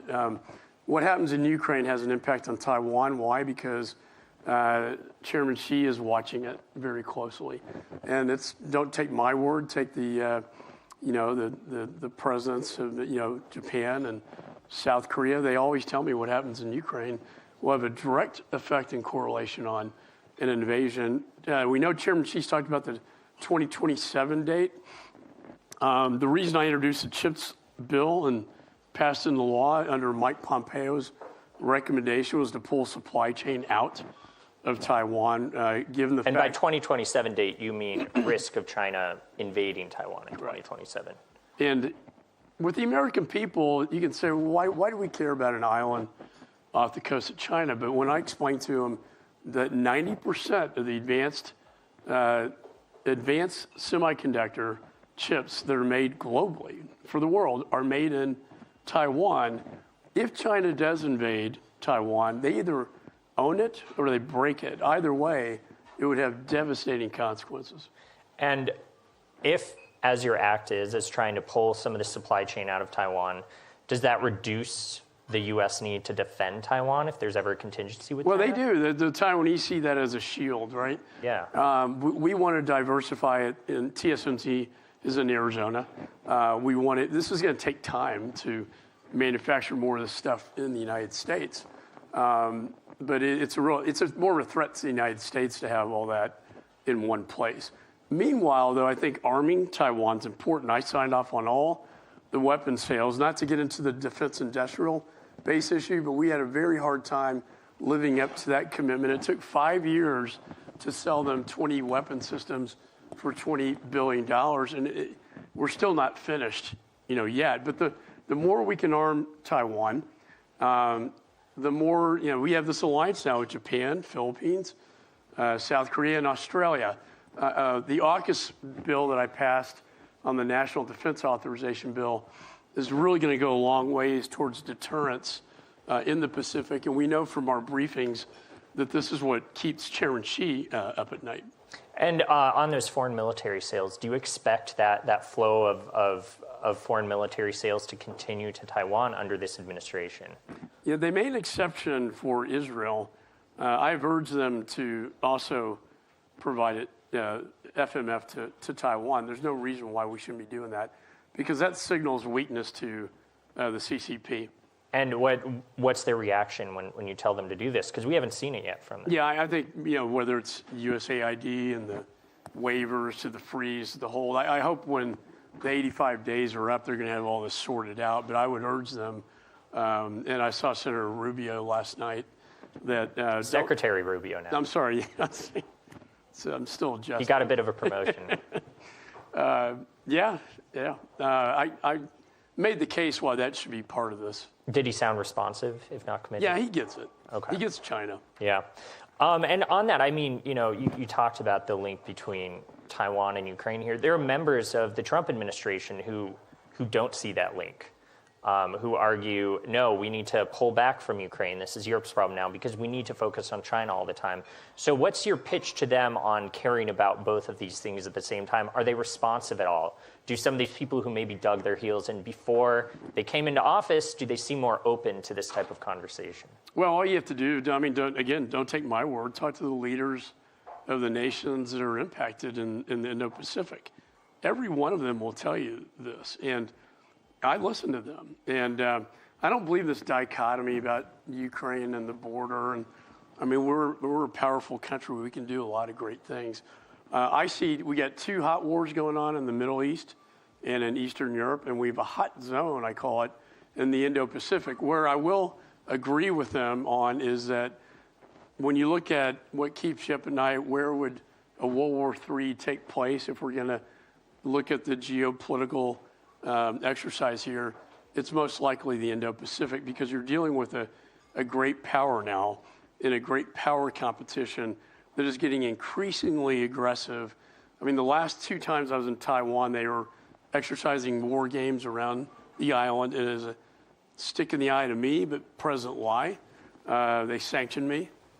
After that, they got involved in my campaign. I was in the South China Sea in a military aircraft, and we saw Chinese vessels in Philippine waters with these big, water tanks trying to knock over Philippine vessels, and they would actually relay to us in Mandarin, "You're violating Chinese sovereign territory.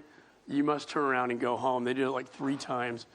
We responded as you were flying over or on a ship? Correct, and we said, "No, we're in international waters." So when Wang Yi's on stage here in Munich and says, we want to be a productive partner, we want to talk about Ukraine, we want to stabilize things, what's your reaction to that? Stop the aggression in the Indo-Pacific, and then we'll talk. They've gotten very aggressive. Think about the Philippines.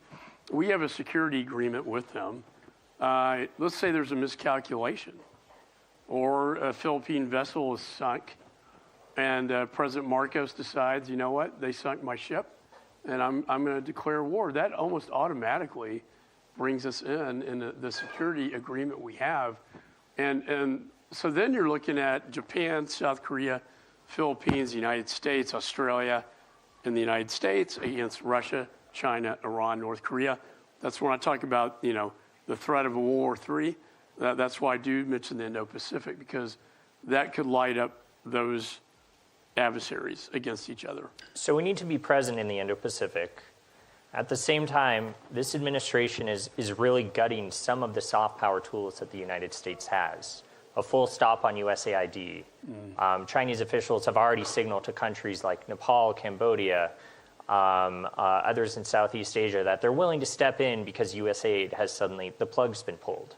What does it mean for the United States competition with China if the administration is stopping all of these soft power levers that we've relied on in this geopolitical competition? Well, we need full use of all powers, in our capabilities. I would argue, I was on Face the Nation with Margaret Brennan. By the way, she got thrown off Rubio's planes. He got a crack in the windshield. But Heard about that. Whole other story. I actually talked to Secretary Rubio about this last night. Look, there were abuses within USAID. I put holds on the programs to fund drag queen shows and, atheism in Nepal, where you got Tibetan Buddhist monks. I mean, litigation against Catholic countries in Latin America for LGBTQ. They got way off the core mission, but you don't throw the core mission out, the baby out with the bathwater. I think, look, it goes back to the Marshall Plan in this very country. My dad was a bombardier on B-17. He bombed the Nazis, and the Marshall Plan was the best thing we did to avoid another Hitler rising from the ashes. And then the Food for Peace program. Then in 1961, President Kennedy signs the executive order to put USAID into law. Congress authorizes it.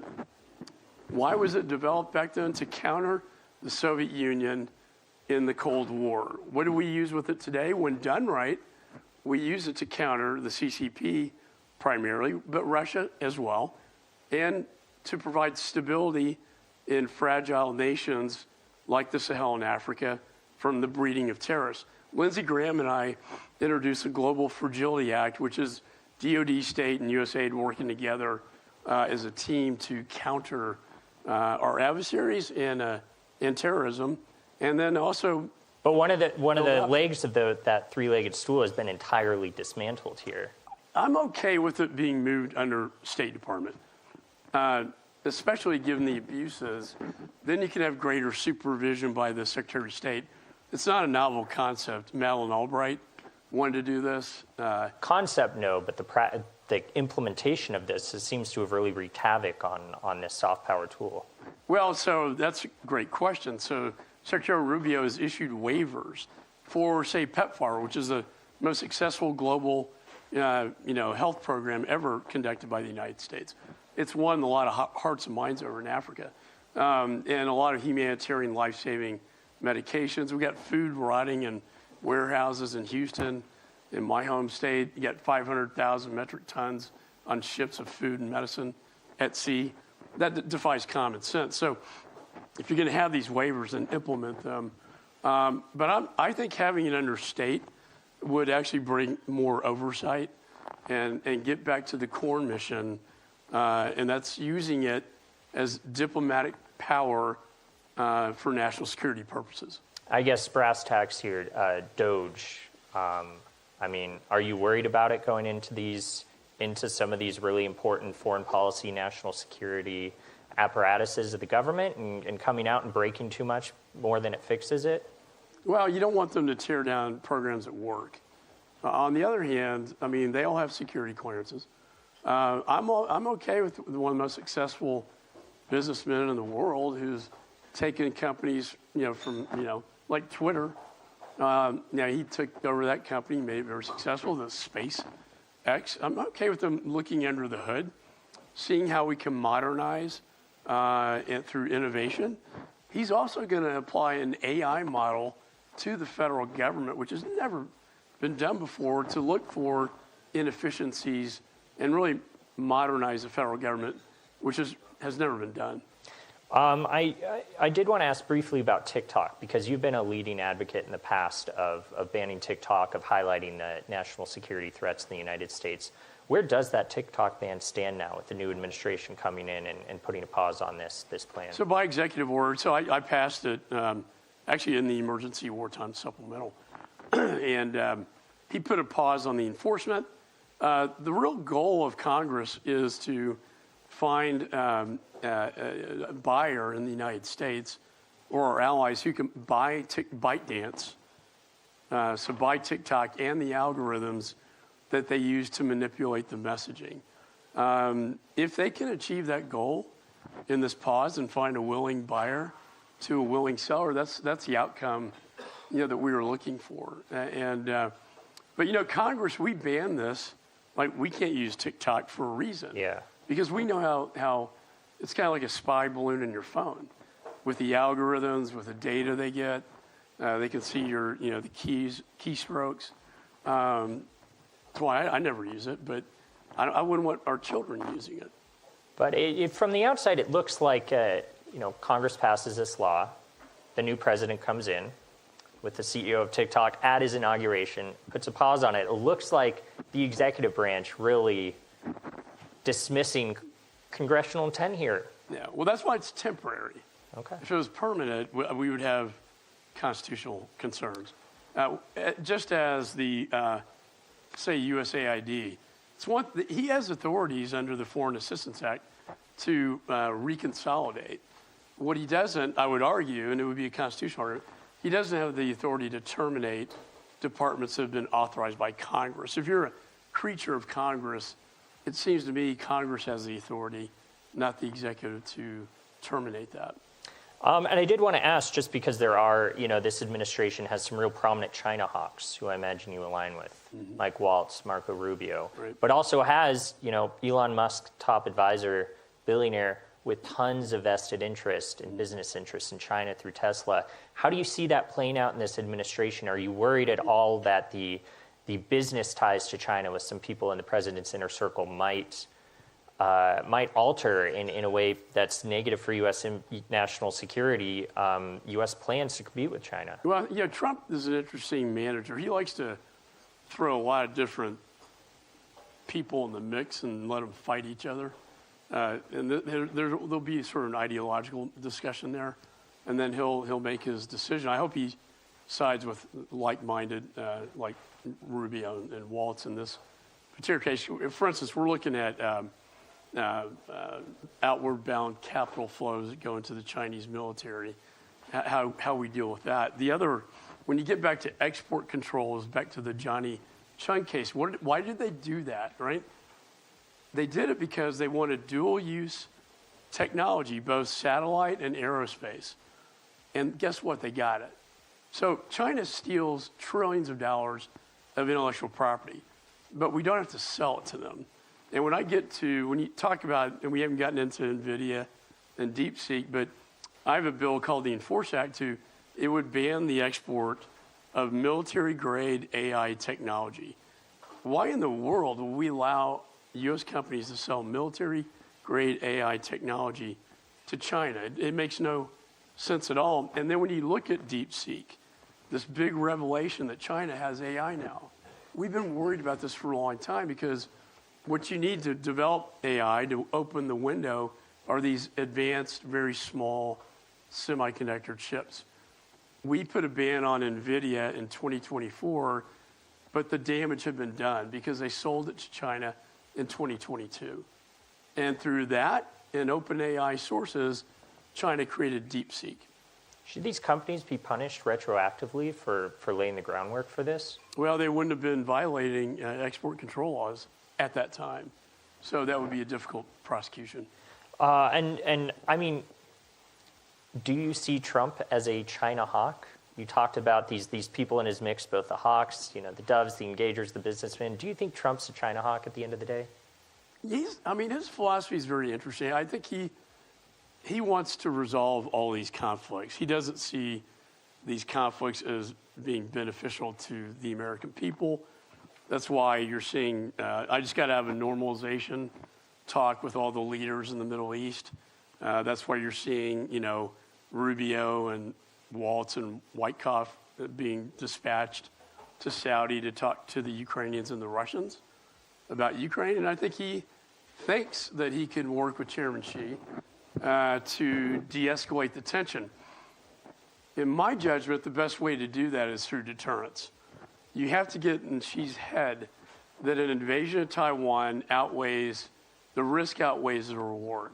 And you can't do that unless you have full deterrence in the Indo-Pacific. If I point out a few specifics. Through the AUKUS legislation, and this is basically the United States, UK, and Australia working together, exempted from ITAR, which is the international regulations. Pillar 1, we're already deploying nuclear submarines. If we can build them fast enough. It takes too long. It doesn't meet the 2027 timeline. However, we are deploying to the region, to Australia. That troubles Xi. That's the sort of the belly or the beast in the ocean, if you will, the crown jewel. But Pillar 2 involves innovation, AI, quantum, innovation in weapon systems and advanced technologies that are going to be the future of warfare. I talked to Palmer Luckey the other day, the Anduril CEO. They have something called the Ghost Shark in Australia, and it's about 30 feet long. I saw it there. It's a platform, unmanned, AI-driven. It can deliver sea mines, torpedoes. It can surface and deliver drones and missiles. Highly destructive, very small, very stealth. And I said, how many of these would you need to defend the Taiwan Straits? He said, probably 8. 8. How much will these cost? Oh, about $10 to $20 million a piece. It sounds like a lot of money, but I know the educated people in this audience know. Billion here, billion there. Weapon systems are really expensive. I've heard. And so that is think about deploying the Ghost Shark and these nuclear-powered submarines throughout the Indo-Pacific. There's your deterrence right there. So we talked about deterrent signaling in the Indo-Pacific. We're in Munich. Ukraine's dominating the conversation now. It seems like there's been a lot of mixed messaging with what the Secretary of Defense said and then partially walked back. Yeah. J.D. Vance in his speech it didn't really clarify what the Ukraine position is. You've got GOP lawmakers saying we stand with Ukraine, we stand with NATO. A lot of Europeans, their heads are kind of spinning right now. Can you help them cut through all of these mixed messages? Where does the GOP stand on Ukraine and NATO? Well, I know the president wants an end to the conflict. I would argue the prior administration slow-walked the weapons so badly that we didn't give them the tools they needed to win or push the Russians as far as they could. We tied one hand behind their back. In terms of leverage, I don't think the Ukrainians have the upper hand right now. And we met with Zelensky last night. But the president wants peace. But it's got to be a deal where the Ukrainians are at the table in this deal. Now, what's that going to look like? I don't think you negotiate against yourself or either one of these countries. You're going to have to demilitarize these conflict areas and then somehow find a resolution to this. One thing I know that they're working on, this really of interest to me, and we should have done this in Afghanistan, is forming an economic alliance with Ukraine when it comes to their rare earth minerals and their natural resources in the ground in Ukraine. This will create, if you think about it, an economic alliance that then would also bring, we would have to protect that asset if we're doing that in Ukraine. So I mentioned this to Zelensky, that would be in his best interest to move forward, with that project. Introduction into NATO is a deal killer. I mean, Putin would never agree to that. But I could see an EU possibility where they're a member of the EU that also has security alliances. Though Ukrainians would respond to that with NATO is the only thing that matters to us. It's the only thing Putin respects. But I'm in the world. Yeah. Putin would never agree. But what you could do, something Lindsey and I talked about last night, is use NATO as a backstop. So what's going to guarantee that Russia never breaks its word and never invades Ukraine? No. I mean, what's going to assure Ukraine that Russia will never violate this agreement like it did the Budapest agreement when they gave up all their nuclear weapons? Ukraine did. And then Russia invaded and nobody protected them because there were no enforcement mechanisms in that agreement. Whatever is agreed upon will have to have enforcement mechanisms. I can think of no greater enforcement mechanism than a NATO backstop. And this is how it would work. It'd be a trigger tripwire, if you will. If you invade Ukraine again, then NATO is back on the table. That would have a tremendous deterrence. Did you bring this up with Zelensky, and what was his response? He likes it. And you mentioned these talks in Saudi Arabia. Are you hopeful that they can start making ground with the Russians? Well, so these are two different things. I mean, one, I think on the Ukraine thing, I think a lot of it's going to pivot on the Zelensky signing this contract for the mineral rights in Ukraine, and what the Russian posture is.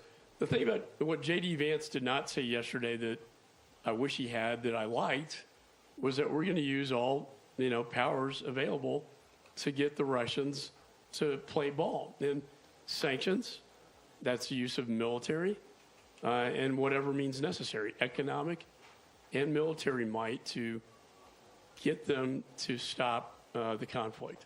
Sounds like you're saying J.D. Vance's speech here was kind of a missed opportunity. Well, I think when I talk to all the bilateral discussions we've had, it's the number one topic because it's the biggest threat to obviously NATO and our European allies. And I think that kind of statement would reassure our European allies that we have their back. I did want to ask briefly another thing that a lot of German officials are bringing up here. And on the stage is J.D. Vance's meeting with the AfD just days before a critical German election. What's your reaction to that? Do you think that will harm the U.S.-German alliance in any way? Yeah, I try to stay out of internal politics when I travel, unless they're the only party that stands for democracy and freedom. And so in a lot of the countries there are dictatorships and threats to democracy, we support the democratic thinkers and parties. I wouldn't want to meddle in someone else's politics. So it sounds like that was a mistake. I don't know what the goal was there. I'll let him speak to that. And next steps on Russia-Ukraine negotiations. Where do you see this going with the president and with the Russians? So my understanding, what they are attempting to do is try to lay the groundwork in Saudi with the Russians and Ukrainians in preparation for an eventual summit with President Trump and Putin. This would be a very monumental achievement if done right. I think what a lot of lawmakers like myself want to see is that Ukraine doesn't get thrown under the bus like they have so many times in their past history. And do you think Ukrainians will have a seat at the table on that summit? Is that something you're pushing for? Yes, they need to. And in fact, they do have a seat at the table, as I understand it, at this meeting in Saudi. Yeah. Well, Mr. Congressman, we are running up on time. I just wanted to thank you so much for taking the time today. And if everyone could join me in thanking the Congressman. Thanks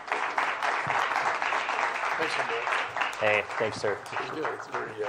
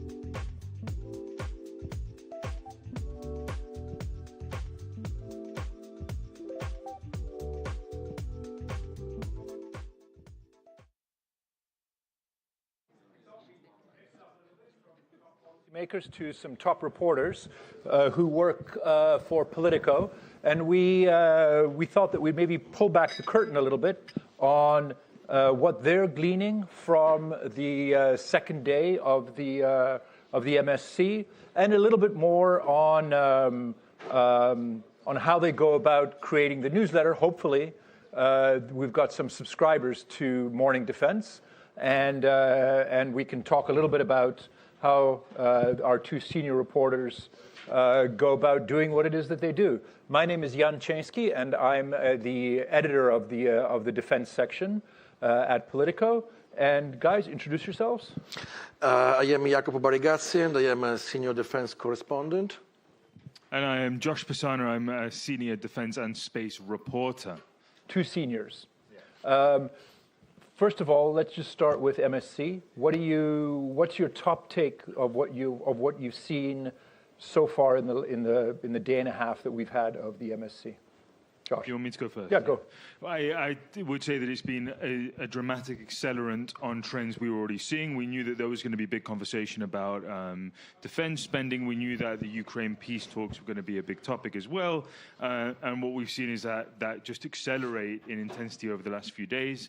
I think nobody expected the tone and the contents of the Vice President's speech yesterday. This was the dramatic frame, I think, for all of this year's discussions at MSC, and it just puts the Europeans in quite a tight spot now with regards to these conversations about, A, how they interface with the American government on things like a Ukraine peace plan, and B, how they plan their own budgets and defense spending for the months ahead as we build to the Hague summit, as Mark Rutte was speaking about on this stage a few hours ago. So we've seen all the public-facing comments here and at the main stage at the MSC. You're obviously talking to people behind the scenes as well. What are you picking up from them? So I was actually just on the other side in the Barigazzi with a an MEP who was very alarmed by the tone of the conversations, who says that there is really no precedent for this kind of hostility from an American government. This is on the Vice President's speech. Exactly, yeah. And also general behind-the-scenes tone of conversation in the meeting rooms, the bilateral meeting rooms over the last couple of days. I think there is a sense that this is not a reversible situation now. I don't think they go back and everybody plays nice in 2 weeks' time. I think something very fundamental has changed that we expected for a while, but that in Munich at the MSC has now happened. Jacopo, what's your top tip? No doubt who on are you this. talking to? No doubt. I mean, the Europeans were used to be treated almost at equal level by the Americans, but was just a kind of gentleman agreement. Once the gentleman has disappeared, the agreement has also gone, and they are not very used to be treated in this way. And the fears before... By treated, you mean the Vance speech or more broadly? More broadly, exit comments on Wednesday at the NATO ministerial, Vance, and also, this decoupling between what is Atlanticism and Western values, which is something else that came out from Vance's speech. So they have to adapt to this completely new reality, to be treated in this way.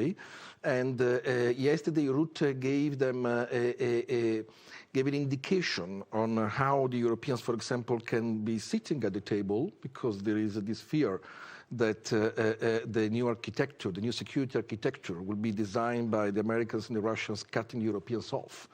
And this was one of the main fears, and remains one of the main fears. And yesterday, Rutte indicated a way out when coming in, he said, okay, guys, if you put on the table a credible plan on the way you will ensure that a peace deal will be implemented, so troops and so on, then you can be sitting at this table. And they're working on that, and there's plenty of people talking about how this can be done, but at the same time, it doesn't really exist a Trump plain proposal put on the table. And so this new architecture is starting to come up, and they are trying to find a way to not to be cut off from this new architecture. Rutte indicated them this way, but at the same time today I found pretty funny interesting, funny probably is too much, when at a certain point Zelensky said that now the most influential ally in NATO is Vladimir Putin, and the audience actually applauded that remark. So you spend a lot of your time both in Brussels and here talking to people who will probably not go on the record, talk to you a little bit confidentially. What's the vibe? What are you picking up from them? Yesterday, I was allowed to by a very senior diplomat to use a quote that he gave me when at a certain point he was so frustrated that he said, "Oh, but at this point we have an American ally who wants to destroy us, and the Russian president wants to destroy us. This alliance doesn't exist anymore." I think it was a little bit exaggerated, but it gave the impression of the mood. It gave the impression of the mood over the future of this alliance and the future of the relationship with Washington. But at the same time, for example, it's pretty clear that it's impossible for the Europeans to do a peacekeeping force or peacemaking or peace building. It depends on alone, without the Americans. Right. Without the Americans. And it's not just a matter of numbers, because Zelensky indicated 200,000 troops. But even if you reach these numbers with the UK, with Turkey, with countries outside the EU, at least the American intel remains very much needed. And Josh, you wanted to jump in? Just, I think Zelensky, if he didn't say it literally, he said as much in his speech today that no security guarantees are really going to be effective without the US. So this does put the Europeans in quite a tight spot, because at the same time, both concurrently, they're looking to do everything themselves, start building more weapons, start planning European defense within the continent, on the continent more, but there is a desperate recognition that also the US is needed no matter what. So some kind of deal needs to be worked out in the next few weeks. We will obviously report on that. We will see that happen in real time over the next few days. But it's very unclear how this is going to land. So what's the top story that you've done so far out of the day and a half here? I think it was quite extraordinary. The big story from Zelensky's speech was him calling for a European army. I mean, this is remarkable. I don't think that it has that much literal significance, because I think it's almost impossible to imagine the European Union. Right, he's not a member of the EU or a member of NATO, so... Precisely, but even that he's sending this desperate message is, I think, in its own way quite significant. This would not have been the case.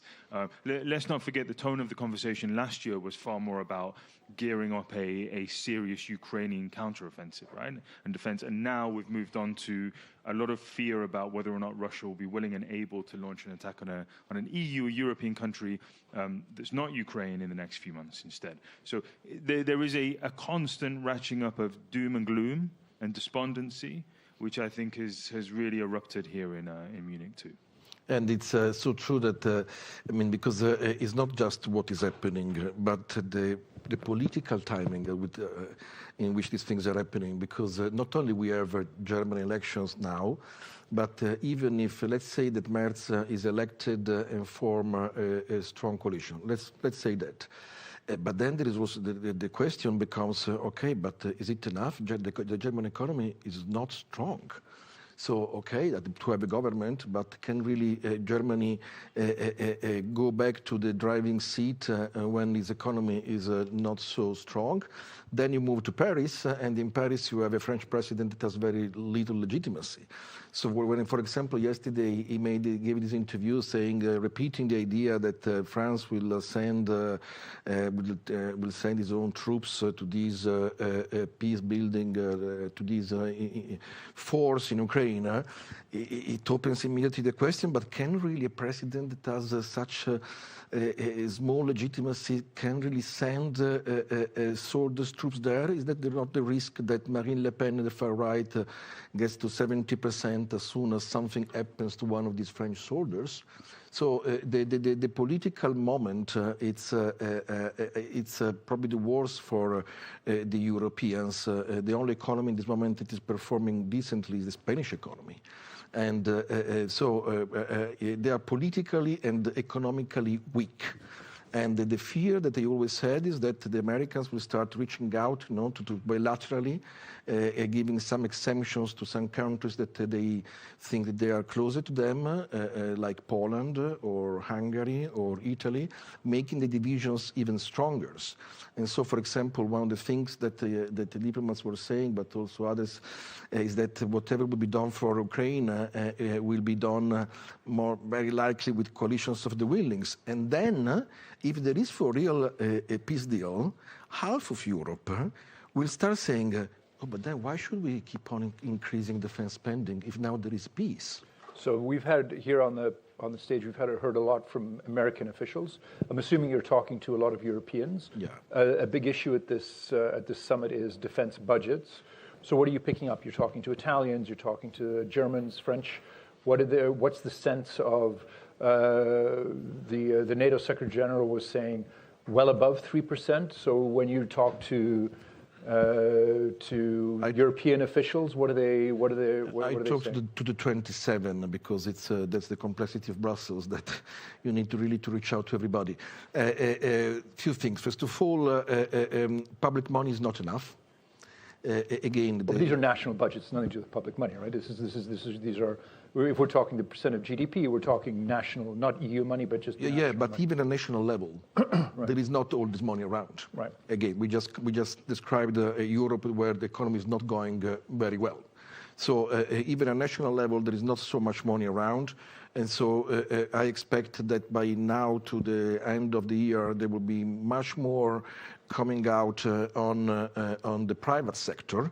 So, for example, the sustainability criteria, the S, in ESG, will very likely become security. And I hear banks that are already moving the direction of opening defense lines. And then Sikorski, the Polish foreign minister, talked about a reconstruction bank. There are other ideas for banks to be set up. Some talk about the need of a Franco-German rearmament bank. So also the private sector will have to step in, and is already talking about it, right. Because again, there is not enough money at national level and the EU level to cover all the. I mean, we scooped at a certain point last 2 weeks ago this document by the Poles and the Baltics, where they were talking about the need of 100 billions. 100 billion euros in extra spending. Yeah. Only to reach 2027. Yeah. So we're talking about huge figures, because then from 2027 there will be the next budget. And one country gave me an estimate that for them the next budget has to be 2.2 trillion, which means the double of the current. With most of the extra money going on defense. Yes, but where do you find all this extra money? Right. Yeah. Josh, you're based in Berlin. What are you picking up from when you're talking to German officials? Germany just made the 2%.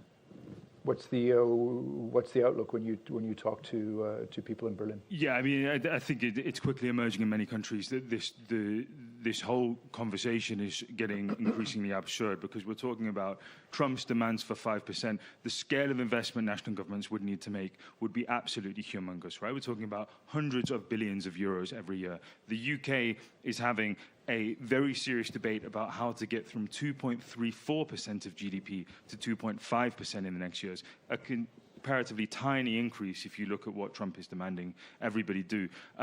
Germany, again, has insisted it's going to meet 2%. It did so for the first time last year.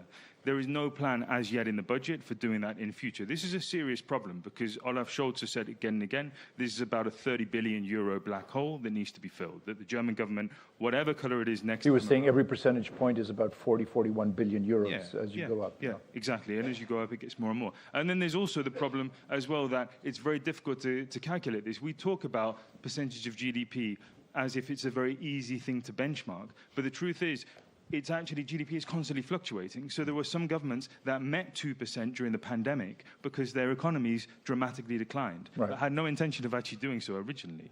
The Norwegian Prime Minister had a very testy exchange with him. I had a very testy exchange with him in Tallinn recently, because he was saying, look, we just got to 2.1% of GDP.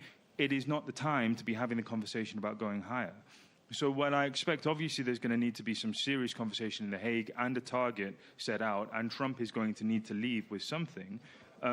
It is for sure not going to be the case that any European government really, beyond the frontline states in the Baltics and Poland, can seriously commit to 4.5, 5% any time this side of 2030.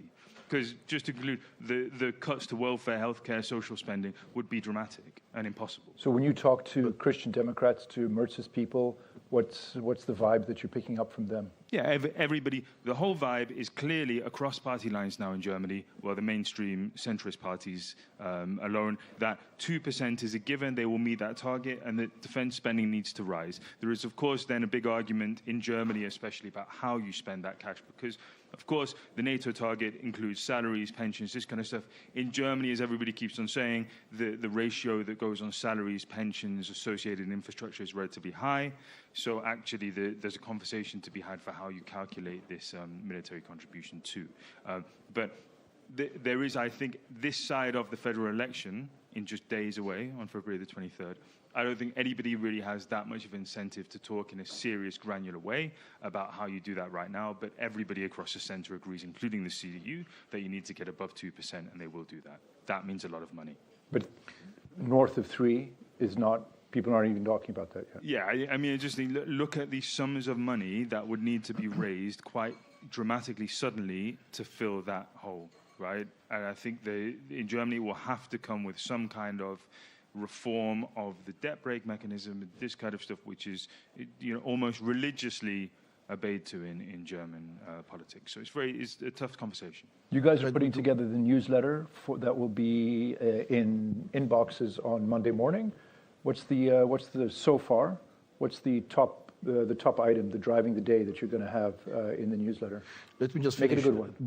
The point that he was making, because all of this is actually also coming at a very bad time because they have many of the governments have a strong far right at their doors, and so any cut to the welfare state could make is more complicated also for this reason, and the far right is often pro-Russian. So no, for the newsletter, two things. First of all, the newsletter will try to basically wrap up the discussion here, because there were many elements that we have to assemble, because I'm not sure that everybody during the weekend will have followed everything that happened. So sort of a wrap of what's happened here. A wrap up of what's happening, and I mean, newsletters are is one of the reasons why I wanted to move into writing newsletters. Writing newsletters are essential because the great majority of my sources that are diplomats and officials, they read in the morning. The morning shapes the conversation of the day. So that hour that they have to read things in the morning is much more important from a point of view of how you shape the conversation compared to any other moment of the day.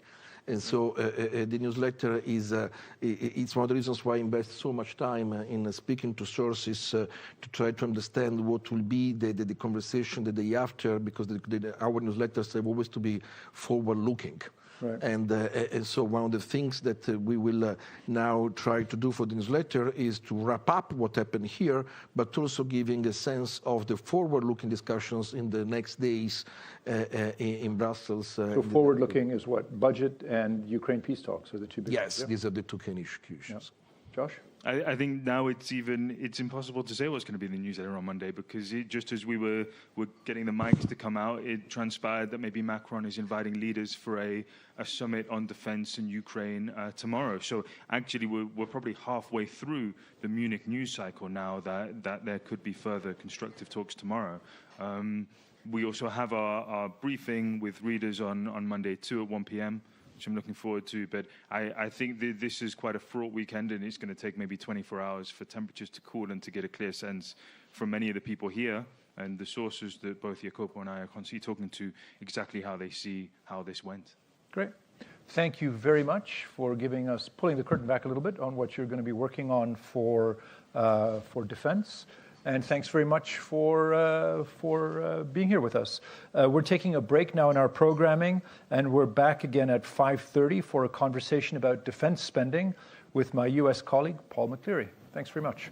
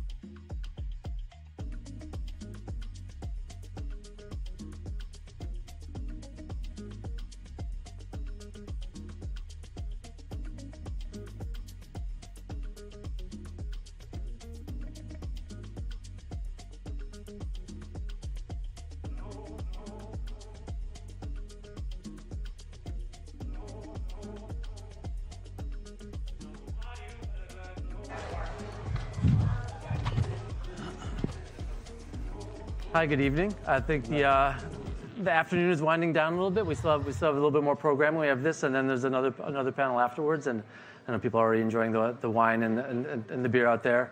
I'm Paul McCleary. I'm the National Security and Pentagon reporter for Politico. I'll introduce the panel in a second. That's when I introduce the topic of the panel. So obviously,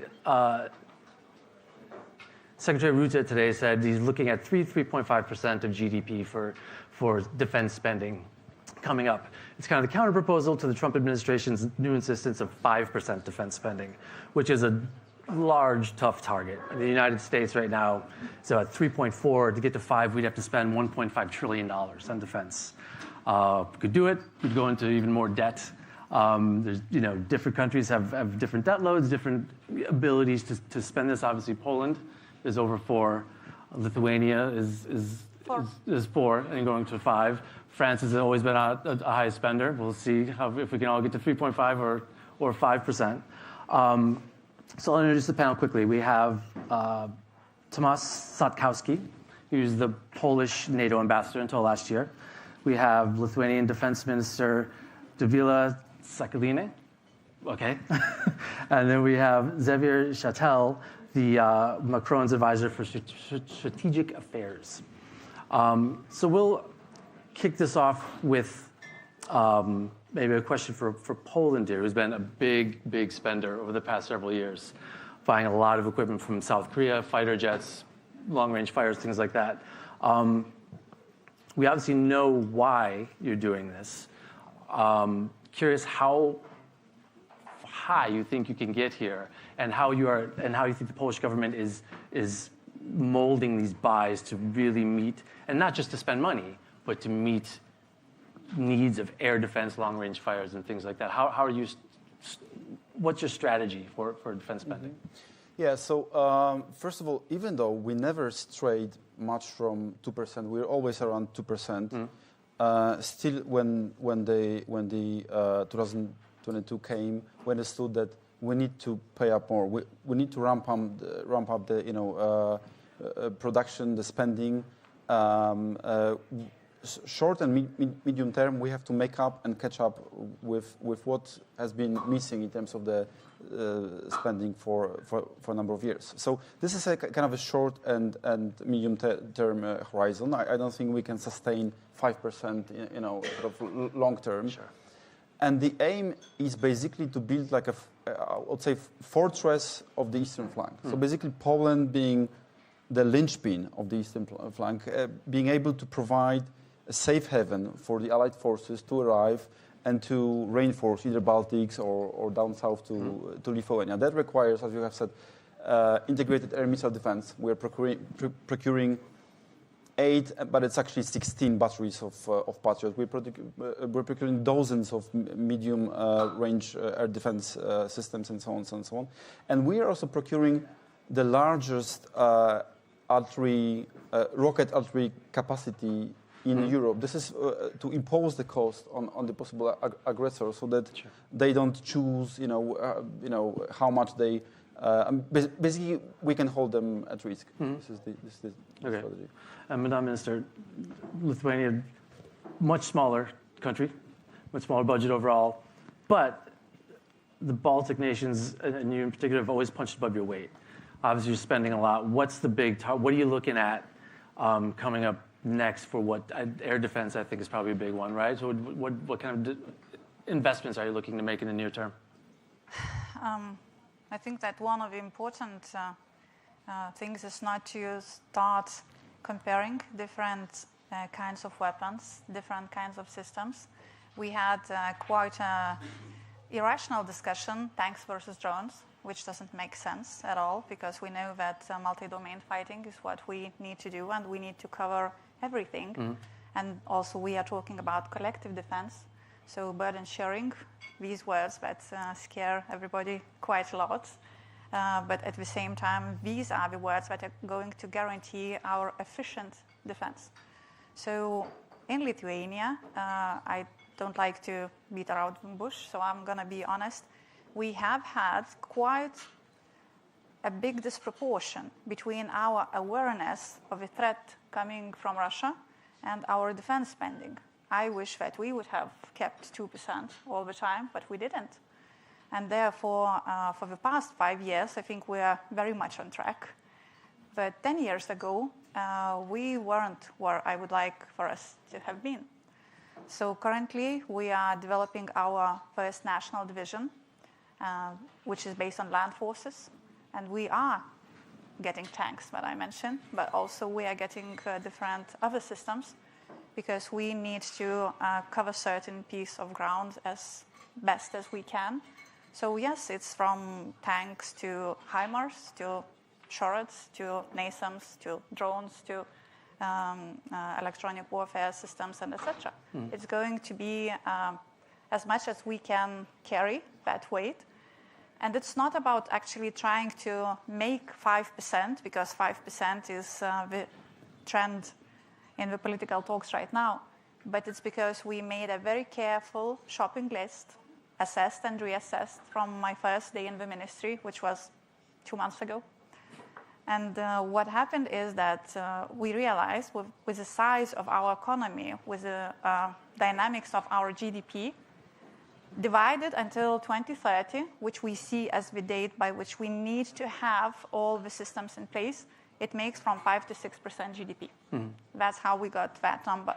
But at the same time, what we are also doing is we are working on our infrastructure. As a host nation, we are doing a lot, about the German brigade, and we have,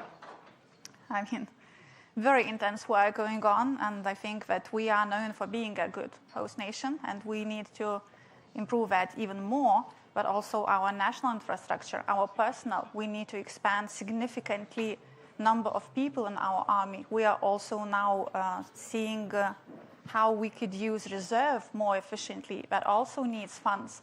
I'm talking a lot to my Nordic colleagues, and I'm going to go to Finland and also to learn about some more techniques, how we could work with reserve as well. So therefore, what I want to underline, there is no silver bullet. We are going to spend a lot, and we will need maybe even to do more. We will need all to work together, and we need to cover all our bases. And Xavier, France occupies a bit of a unique position here on this panel in that you are a defense manufacturing powerhouse, right? The Caesar long-range fighter planes, tanks. What role do you think your government can and should play in, while you're spending more, but also selling to NATO countries and trying to help other countries build up and build this kind of capability that everyone's been talking about, where it's interoperability, not interchangeability, right? It's kind of similar platforms across the alliance. So, first, France has consistently had a relatively high level of expense in defense, just because we have the nuclear deterrent, which means we have, independent submarines, aircraft carrier, and space capabilities and missile capabilities. So that's sets sort of baseline of pretty high expense, and also because we've had consistently an expeditionary capability. We've been involved in wars in different geographies for as far as I can remember. So that requires us to have a certain level of defense expense that we've always had. That said, we had, with the decrease or deceleration that was after the end of the Cold War, of course, we had to, repair and increase our capabilities, especially after the aggressions against Ukraine of 2014, and then again in almost 3 years ago now. We've doubled our defense budget across the terms of President Macron, and that makes a sizable defense budget in Europe. And to your question on being an arms exporter and trying to have, a degree of homogeneity across European countries, I think it's a key question. It's a key question because unless we have an autonomous European industry able to manufacture what we need, we will not be able to have the mass and the depth that we need. And our recent defense programming law is a lot about that, about ensuring that we have mass in case we have a large-scale confrontation in Europe or elsewhere. And if you want to have that, you need the Europeans to use the same equipment, to use the same aircraft as much as possible, the same tanks, the same ammo, because then they can use that depth to lend one another, to also to take from their export markets, because they have already they have their assembly lines still functioning. They can reclaim some from the customers who might accept to give them back because you need them elsewhere. And this can be achieved only if you have a baseline of European industry, which is free from export control or any other strings attached from other countries whose security is not correlated with ours. So if we buy our stuff from countries, for instance, in Asia, or whose center of gravity is going to be looking towards Asia, once there's going to be a contingency in Asia, everything will go there, and we will be deprioritized. So we have with certainty what we produce, and that should be our goal, to produce what we need. And this can be a bit of an open swim. I'll throw this to the group. After 3 years of war in Ukraine now, all three of your countries have given quite a bit of equipment to the Ukrainians, donated it. And while you're replacing what you've donated, you're also trying to build yourself up with new weaponry, new modern weaponry. How difficult, how delicate of a balance is that in doing both? Helping a country at war, in a great power war, while also planning ahead for yourself in a reasonable way that can be sustainable.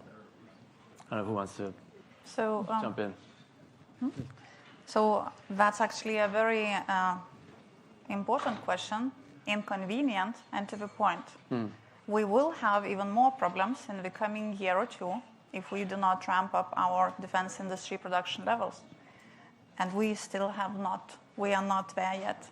I have spoken, I think, on Friday when I came here to BDI, to German Defense Industry Association, and one of the things that I ask them to do is to be even smarter than governments and faster than governments, because it is quite possible, and it would be done, that weapons will be produced during war, but building factories, building new production lines, it's easier to do that before the war starts. So I really encourage to do that. And in a year or two, we will be pushing each other, by shoulders, standing in lines for equipment. Now we are already having long waiting lines. And the demand is growing very fast as realization dawns that, okay, guys, United States is going to participate in defense of Europe, but United States is not going to be our defense. We need to make our defense there. And that's why both developing European defense industry, working with United States defense industry, and also being quite realistic that, of course, United States are going to want us to buy from them, and we will have to find a balance. But at the same time, using industrial cooperation to the new levels and building closer to the front line what we need to have. Because in my opinion, we have a chance to avoid physically war on NATO territory only by being absolutely ready for it, to the last bullet, to the last gun in our hand. So what we're doing in Lithuania, actually, we are now working on our defense industry as one of the main priorities. This is on my agenda. This is on the agenda of our prime minister. So we are making now 3 clusters of defense industry. First, ammo and explosives. Second, heavy equipment and maintenance of heavy equipment. And third, drones, all possible kinds of drones, but there could be more. And what we are now doing also, for example, in Lithuania, we are buying both from Europe and United States. Caesars from France, tanks from Germany, NASAMS, CV90s from Nordics, and etc. We will have to play also a real political game. Let's not be naive. On the other hand, what you said, being much more compatible, this is critically important. But realistically, every nation is going, especially big nation, is going to try to protect their own industry in the times where we need to actually unite. And the thing is, which would be probably helpful in my opinion, to realize that we need so much that it's not a competition between the nations. It's just let's produce as much as possible Panzer howitzers and Caesar howitzers. We are going to use them all. Okay. And yeah, you asked about the balance between supporting Ukraine and sort of reconstituting our own capabilities. Well, we all know that supporting Ukraine's defense right now is probably the best sort of deal we can do. At the same time, this balance can sort of shift when it comes to countries that are, for instance, in the eastern flank. Yes? Mm-hmm. For instance, in the beginning of the Russian invasion, we as Poland donated well over 300 tanks, hundreds of other armored vehicles, and we found ourselves at a certain limit of our capacity, because right now we have to rebuild our capacities as we are bordering Russia, which of course will reconstitute at the same moment. So perhaps this is also a moment where some of the countries in the interior of Europe can sort of take over this lead, and in the long term, of course, we'll all have to continue to support Ukraine. But I also wanted to chip in on the role of the government, because I think the industry will not itself be able to expand its capacity. The commercial logic is not sufficient to address capacities in defense industry, because the commercial logic doesn't like redundant capacities. So it's the area where governments, I think, need to step in, for instance, to fund production lines or new solutions like government-owned, commercially operated, so that we have more capacity. Can I chip in very shortly? So I just wanted to say that, of course, but one of the things is that from the government side, we need to send a clear message. We are going to need for the coming decade a lot. And sometimes certain governments make slower financial decisions. And for business, as I said, it's absolutely guaranteed possibility that everything is going to be bought. But secondly, politically, we need to change financial instruments. Banks, private banks, still don't see defense industry as their primary client, and they should. Mm-hmm. So, yeah. And I think, this, not to go too down the rabbit hole of defense budgets, but I know in the United States a big problem is that defense budget's once a year thing, right? So that makes it hard for industry to say, okay, I can plan out, I can build a new line and hire 5,000 people for the next 5 years, because next year this Congress might change its mind. Xavier, how do you think this can be? Can you solve the problem? How can this be solved as far as like giving that demand signal to industry for the long term, so people can plan for the long term as opposed to year by year?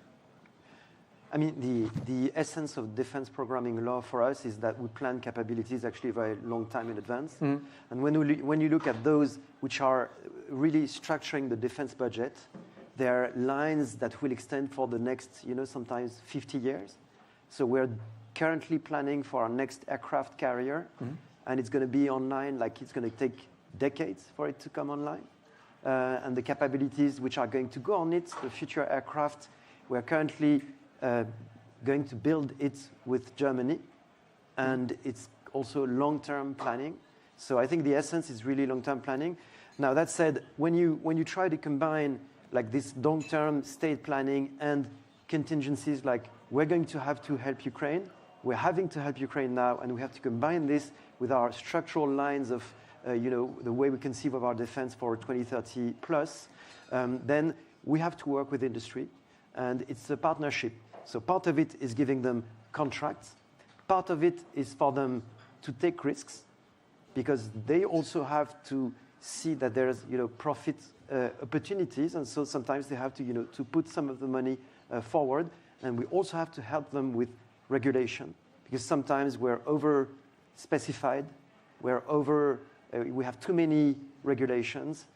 In terms of the equipment and under which temperature it should be able to operate, and et cetera, et cetera. And this we can simplify, but it's a partnership with industry. Mm-hmm. And I would imagine watching the war in Ukraine, seeing this major conflict in real time and what works and what doesn't, right? This is going to change, I think, what governments will want to buy, but that's a pretty slow process, right? These first-person drones, DOD, I know, has talked about that for a decade, hasn't really done much about it, and now they're trying to catch up. Electronic warfare, again, I've talked to folks in DOD for a decade about this, didn't really do anything, now they're trying to catch up. What are you seeing as far as changes about what you might want to buy and what maybe a few years ago you said, well, this will be important, and now maybe not so much? So first of all, I mean, we need to continue on one hand doing what we have been doing. So the capitalizing on the strengths of the Western way of warfare. So the sort of offensive, agile maneuver warfare with air dominance, so exquisite platforms and so on and so on. But then again, we have to be ready for a more sort of attritional style of warfare, like in Ukraine. So we need to expand stocks. We need to indeed look at simplification of certain. In the area of drones, this is certainly such an area. We see some progress now in area of missiles, like cruise missiles and drones. Actually, this capability merging, sort of, and drone rockets. This is a very interesting trend. So basically, we need to do what we have done, but also do the other. Mm-hmm. I mean, it's complicated because you don't want to design and build a military for this war in Ukraine. You know what I mean? You don't want to fight the last war. I know this war's ongoing, but you have to look to the future, right? And I think that's where EW comes in. As you mentioned, space, satellites. I mean, these are all going to be high-end, very expensive, very complicated platforms that are going to change over time. And no one has a crystal ball, but I mean, you mentioned the aircraft carrier. There's been a lot of debate over the future of aircraft carriers, if they're just expensive targets or if they're, floating runways that you can project power deep into the Indo-Pacific. So what do you see as kind of these expensive, long lead items that you might want, that might be hard to plan for? That, I mean, I guess you're looking at long-range fires, as you said, right? So I mean, as you look to the future, what do you say? Well, in 10 years' time, maybe this is going to be what we really need. We need to invest now in this. I mean, these drones, like as you said, precision missiles. I think defense also in the Baltic, that's a big concern too. But honestly saying, we don't know how a battlefield is going to look 10 years from now, because AI is going to be quite an important factor, which is going to change a lot. Mm-hmm. But currently, we are also in a geopolitical situation where we do not have 10 years. The moment that whatever kind of deal happens in Ukraine and Russia stops losing amount of soldiers and equipment that it is now losing in Ukraine, it will immediately accelerate accumulation of Russian forces. But it's already accumulating. It's finalizing its army's reform. Its defense industry is moving quite fast. Cooperation with China and other bad guys is quite efficient. So therefore, I agree with my Polish colleague. We have to be ready to fight the current war as well. And current war already taught us one important lesson, among others, is that let's not write down the importance of simple artillery. We are going to need that. We did, we are, and probably we will for at least quite some time. Other thing is certain innovations that we see are emerging, and then also absolutely agreeing what you said, buy in Ukraine for Ukraine, but I'd say buy in Ukraine for Ukraine and for us. I think that working with Ukraine on joint defense industry projects, because we do have technology, we have engineers, we have motivation, we have this capacity, and the rocket drones, I think it's a very good thing, and we really need to develop that and make a lot of them and buy a lot of them, among other things. So currently, not also make the jump, from it's not black or white. Mm-hmm. Let's keep what we need to do if we have to go to battle in 24 months, but also prepare for what we are going to need further. So R&D is very important too. Right. Xavier, Pete Hegseth, the Secretary of Defense, the other day pledged U.S. commitment to NATO. He said, we're here. He said, in 10 years, we don't know. And I know your president has spoken a lot about European autonomy, right?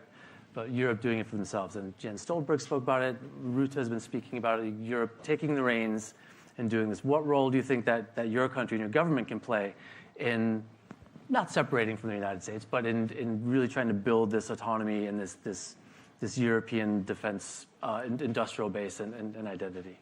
We are not encouraging any decoupling whatsoever. Right. That's for sure. And it's not in our interest and not in the interest of the Europeans and of European unity, which is very important. And that said, we can do a lot in terms of spending more, which is the beginning of this conversation, than spending on our stuff. And here I will insist again, why can Croatia give Leopards to Ukraine? Because Germany can give Leopards to Croatia. Why can we give Mirage aircraft to Ukraine without asking permission to anyone? It's because it's made in France. So when you do stuff and it's made by others, you don't have the authorization, or your security needs to be aligned in all circumstances and in all cases with others, which cannot always be predicated. So this we can do, and then of course, capabilities are only as good as the propensity to use them. And what we can work on is Europe's strategic culture and Europe's propensity to be involved, sometimes even directly in the security of Ukraine in this case. And that's precisely what we've been offering, a more direct involvement of the Europeans in ensuring that Ukraine will come out of this conflict viable, secure, and safe. Great. Unfortunately, that's all the time we had. I really wish we had more time with 3 people. We have to thought through, but I appreciate everyone's time. This is really fascinating. And hold on for Suzanne Lynch, who will be coming up next. Thank you. Thank you.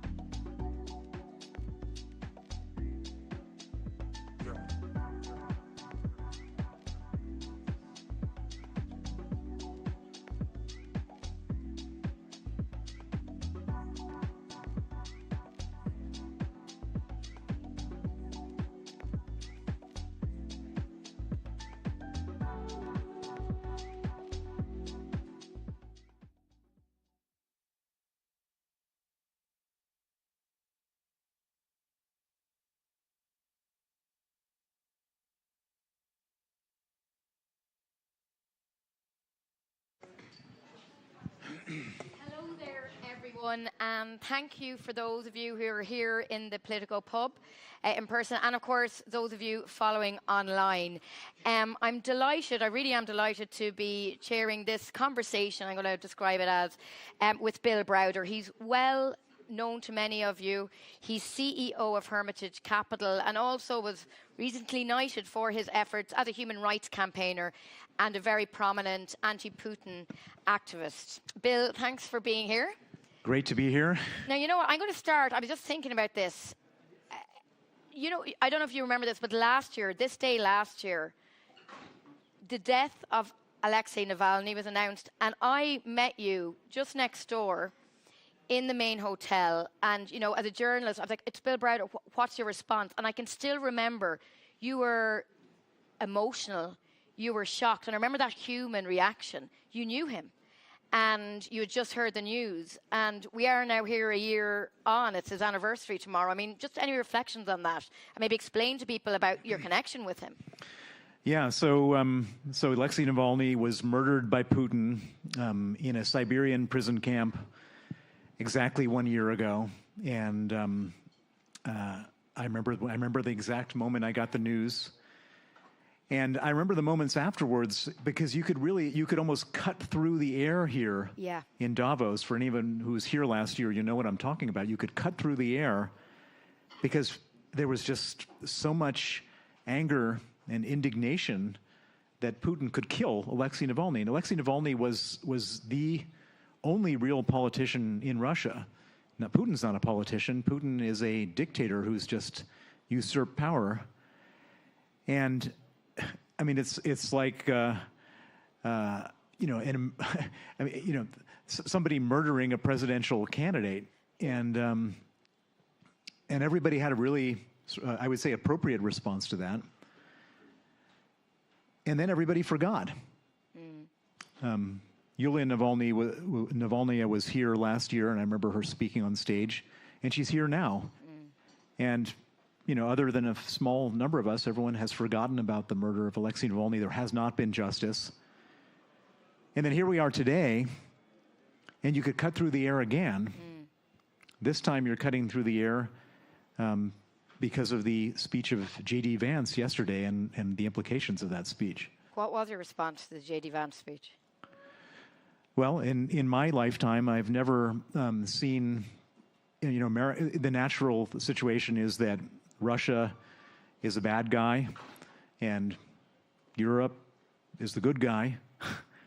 And more or less yesterday he said that he barely mentioned Russia, and then somehow Germany and the UK and Romania are the bad guys, and sort of comparing it to the Soviet Union or something like that. And I don't think I've ever seen anything like that. And it's certainly, you know, everybody is in a state of shock right now. Yeah, I mean, you're somebody in your life and career who have straddled these worlds, America, Europe, Russia.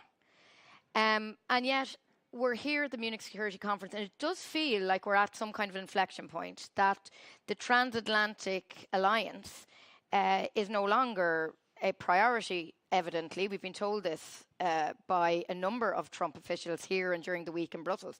It is not a priority anymore for Washington. I mean, what does that worry you? I mean, do you think this is the new reality? What's your feeling? What are you hearing? Well, I guess what I'm hearing is that you know,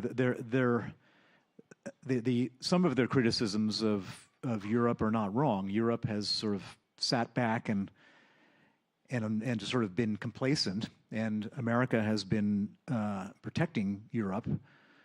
But what this means now is that Europe needs to step up and protect itself, and it means that Europe needs to do the right thing as far as Ukraine goes. If the U.S. wants to cut off military aid for Ukraine, then Europe needs to figure out how to save Ukraine, and maybe that means confiscating the central bank reserves, the $300 billion of Russian central bank reserves, most of which is held in Europe. That might mean spending more money on defense. That might mean a lot of things, but I mean, you know, it certainly wasn't pleasant, and it's not right that the transatlantic alliance, that, you know, that Europe and America have been together and for, you know, since the Second World War is being challenged. But sometimes you need a good kick in the ass, and that's what Europe has gotten. And hopefully Europe will respond appropriately, because a lot of the, you know, peace on earth depends on it. Now, just to pick up on your point about the frozen Russian assets. So these are the assets that were frozen by the West after the full-scale invasion by Russia of Ukraine. And it's a technical issue, but most of those assets are sitting in Europe and Belgium. And the Europeans so far have indicated strongly that they don't want to touch these underlying assets. They're prepared to do something with the interest generated by those assets, but not with the underlying assets. You think that's wrong? Well, so about a week after the war started, all this money was frozen. As you mentioned, most of the money is in Europe because Putin knew that America would be much more aggressive on the Russian assets. So there's only like 12 billion of the 300 billion which was held in the U.S., and most of it was held in Europe or the U.K. And Putin's assumption was that he sells so much gas to Europe that they wouldn't have the guts to take it. And of course, he stopped selling gas to Europe, and they did have the guts to freeze it. But then the question has become, what happens to these reserves? And I've been running around the world for the last 3 years saying, you know, Putin has done more than $1 trillion of damage to Ukraine. We have $300 billion of his money. We should take that and use it either for their defense or their reconstruction. And the first response was, that's absolutely impossible, can't be done, no way, etc. But as the war dragged on and as the numbers started to get higher and higher, then a discussion started. And the U.S. passed a law called the Repo Act, which allows the U.S. to confiscate the money entirely. And then Europe started to negotiate among themselves. And I have a lot of experience with Europe because of trying to get the Magnitsky Act passed in Europe. And Europe doesn't speak with a single voice. They have this 27 member states. And they started to have a negotiation within themselves. And they came up with this crazy half measure, which is they'll take the interest on the money, but they won't take the principal on the money. And because they feel it would set a precedent. They're worried about the legality of that. Well, the legality is already dealt with. If they're taking the interest on the money, that's once you take the interest, you've crossed the Rubicon. There's no more legality to worry about. And so that was just a weird sort of half measure. And then they came up with this idea. Okay, we're going to take the interest on the money as it comes, but we're going to then borrow. We're going to lend $50 billion to the Ukrainians and fund that with the future interest. What they didn't seem to anticipate or think about is that at any point, any one of the member states of the European Union can, and I say any point, I think once every 6 months, they have to reapprove the sanctions. And if, for example, Hungary, which is a big friend of Putin, decides to not renew the sanctions, then what happens? The sanctions cease, and the frozen money gets returned to Russia. Yeah. So we have 6 months to get this money, and it seems illogical to me. It might have been a sort of nice idea to take the interest when there was nothing else to think about, but now we're in a situation where the U.S. has threatened to withdraw military aid to Ukraine, and the $300 billion would pay for military aid to Ukraine, so Ukraine wouldn't be forced to surrender because that's what Donald Trump and Putin decide.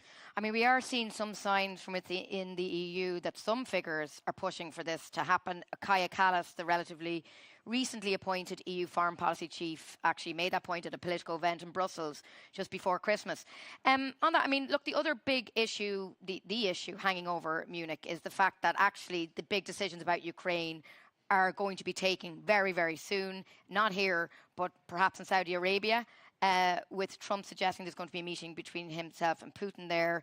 And we're hearing early reports that maybe officials are going to meet there as early as next week.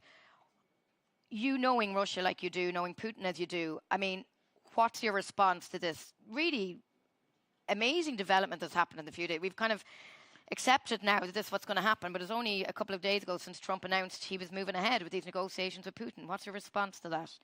Well, so what's going to happen in Saudi Arabia is that one of the warring parties will be there, and the other warring party is not. So how do you have a negotiation when a peace treaty or a ceasefire negotiation when one of the parties at war is not there to negotiate? And so whatever Trump and Putin agree to, it's kind of irrelevant because Ukraine is the person, or I should say Zelensky is the person that needs to agree with Putin. So they could come up with a proposal to Zelensky, and then Zelensky has to decide whether that proposal is acceptable to him and the Ukrainian people. But for them to make a decision, they're not in a position to make a decision. And then to the extent that they that the decision involves Europe, then where is Europe? Europe's not in that conversation. They can't allocate European troops without Europe agreeing to European troops, and so I think it's sort of a grandiose announcement, but I can't see the mechanics of it leading to any outcome other than some kind of agreement between Trump and Putin about what those two individuals want. I mean, it's interesting because we're here at the Munich Security Conference, and there is such a high level of knowledge and experience in and around where we're sitting, right? But in one way, as the years go on, there are not that many people who've dealt directly with Putin. There's a few EU officials who sit across the table with him, some obviously prime ministers who have. But give us a sense of what you think might be going on in the Russian mind at the moment, what's going on with Putin and what his objectives are. I mean, what's your sense? So Putin is a guy who doesn't have any. He has an advantage over every other world leader in that he has no constituents. There are no people that determine whether he's in his job. There's no courts or judges or prosecutors that determine whether he's done his job properly. There's no press to look into his actions. And therefore, he can do all sorts of stuff which would get any other world leader fired 20 years ago. And so Putin has overextended himself in a way that nobody could have done. He's, according to the Ukrainian estimates, 850,000 Russian soldiers have either been killed or disabled. He's probably spent $1 trillion on this war overall. And he has been playing it and playing it and playing it because, and normally he could have never gone this far, hoping for for some kind of thing to come in and save him. And all of a sudden, something may have come in to save him, which is Donald Trump. Donald Trump is now, remember, he was an isolated world leader. Nobody would talk to him. He was indicted by the International Criminal Court for crimes against humanity. And all of a sudden, Donald Trump has spent an hour and a half on the phone with him, is going to go visit him in Saudi Arabia, says he gets along really well with Putin, wants Russia to join the G7. So what's Putin thinking? Putin's thinking, finally, after all, literally any other country, there have been 20 leaders coming and going with everything that he has given up. But he's finally gotten some respite. And so he's saying, phew, finally, now we can do some business. And he's very, very, very happy. He's popping champagne in the Kremlin right now. I mean, one of the themes here over the last few days has been that it has been trying to decipher what the plan is. Is there a plan? There doesn't seem to be one, but who is speaking for Donald Trump? Who is speaking for America? And we've heard from several members of the Republican Party on this stage, on the main stage, who've been kind of excusing the U.S. position, and some have been saying it's only a few weeks. Donald Trump likes to kind of make a fuss, but let's see. I've heard that from a lot of European officials saying that's what they're getting. Some have contradicted Donald Trump completely. We heard Senator Wicker, for example, here yesterday saying that he didn't agree that Russia should be readmitted to the G7. He called Putin a criminal who should be in jail. But do you think that there's culpability here or accountability for the Republican Party generally? It's their president. He's in power. A lot of the Republican Party are here, and yet they're kind of just, going with it. And America has decided to take this route. The White House decided to take this route of, some people have called it appeasement, but some people, what we know, is direct negotiation with Putin. Should there be some blame here put on the rest of the U.S. establishment? Well, I think at the end of the day, I've spent the last 2.5 days here and meeting with many members of Congress from both sides, and there is pretty much no difference between the position of Democrat senators and Republican senators when it comes to Ukraine, when it comes to providing military aid to Ukraine, when it comes to confiscating Russian assets. They're exactly the same. The entire policy is being driven by Donald Trump. And as you mentioned, that it's not just so their position. There was a press conference like an hour ago. Lindsey Graham and Sheldon Whitehouse, Republican and Democrat, using exactly the same language, calling for the confiscation of the central bank reserves.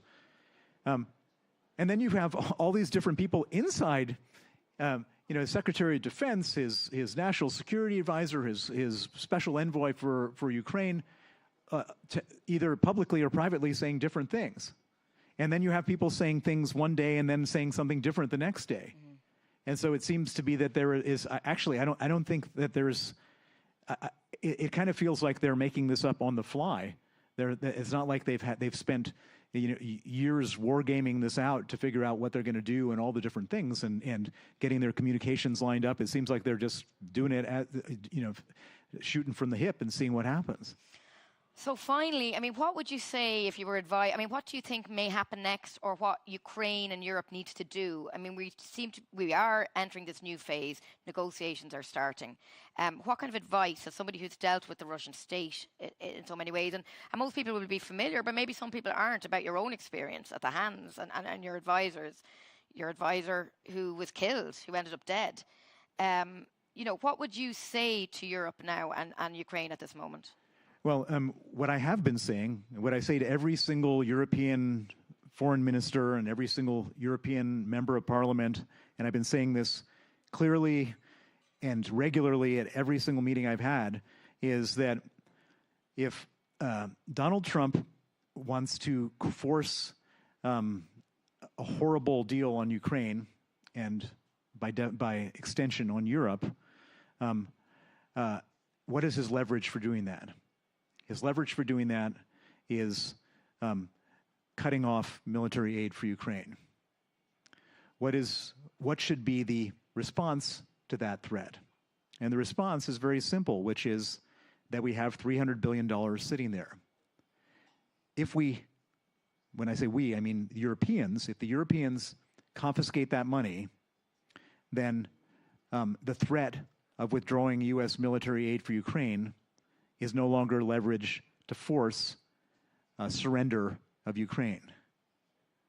And therefore, I don't know why anyone is talking about anything else at all here in Munich other than how do we get this money confiscated so that that threat of a premature, horrible surrender is off the table. Okay, Bill Browder, thank you for that, and thank you very much for your thoughts at this very, very pivotal moment we feel we're living through. And obviously we've had so much news emerging and still emerging here from Munich at the Munich Security Conference. So thanks very much for joining us. That wraps up our official programme for today here in the POLITICO Pub, but we will be showing, very importantly, we're going to be shifting gear and we're going to be showing a football match here with the local team at Munich. Our German hosts here in Munich, of course, are very keen on their football. So that will be happening here, and we're going to be socialising, talking, unwinding a bit here in the POLITICO Pub over the next few hours. But this isn't the end. Tomorrow morning, we're going to be back here at 9:30 a.m. on this stage. The full team of Politico reporters will be here to deliver a debrief on the Munich Security Conference. So make sure you're here for that in the morning. And then we will also have a range of speakers here tomorrow. So be sure to stay around this evening and come back and join us tomorrow morning. Thank you for your attention.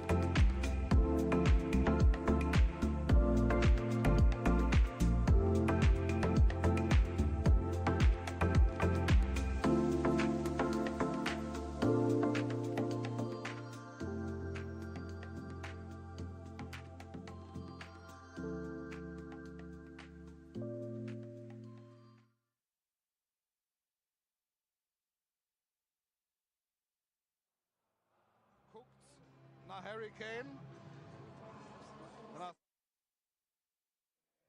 In der vergangenen Saison beim 0:3 hier ausgecoacht worden. Hinein, angeführt vom Unparteiischen der Partie, Daniel Siebert.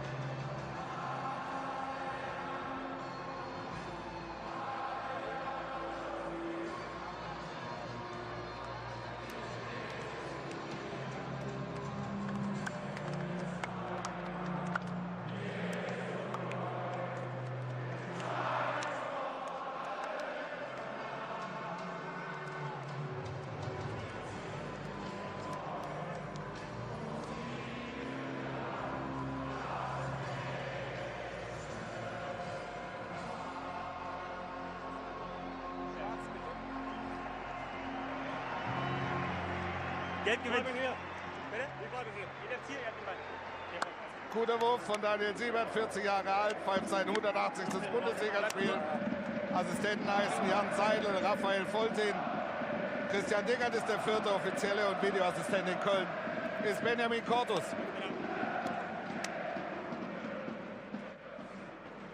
Die Bundesliga auf Sky wird präsentiert von der Online-Versicherung Hook24. Digital, einfach, günstiger.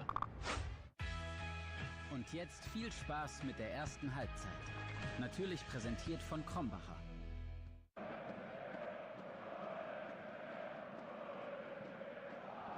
Kleiner Leverkusener Kreis. Es wird sehr spannend, wie es Xabi inhaltlich angeht, da er dieses Spiel im Grunde gewinnen muss. Im vergangenen Jahr hatte er bei dem Spiel 2 Punkte Vorsprung. Ohne Zwang quasi. In der Hinrunde dieser Saison in Kompanie beließ er es bei höchster Disziplin in der Defensive, holte einen Punkt. Noch stabiler und genauso effizient war es beim 1:0-Sieg in München im Pokal Anfang Dezember. Was also wird es heute gegen formstarke und in sich ruhenden Münchner?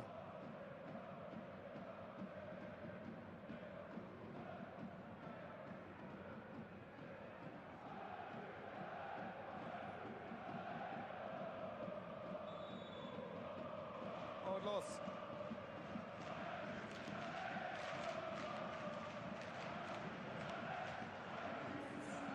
Leuchtfeuer im Münchner Eck.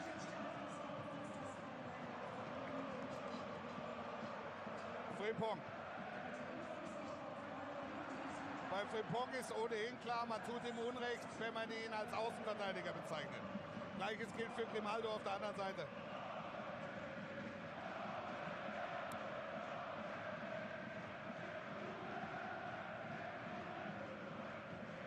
Der Grundtenor bei Bayer vor diesem Spiel war, sie wollen die Partie hier nicht risikoseitig angehen, sondern chancenseitig. Ein Sieg könnte nochmal einen ernsthaften Eingriff ins Titelrennen bedeuten.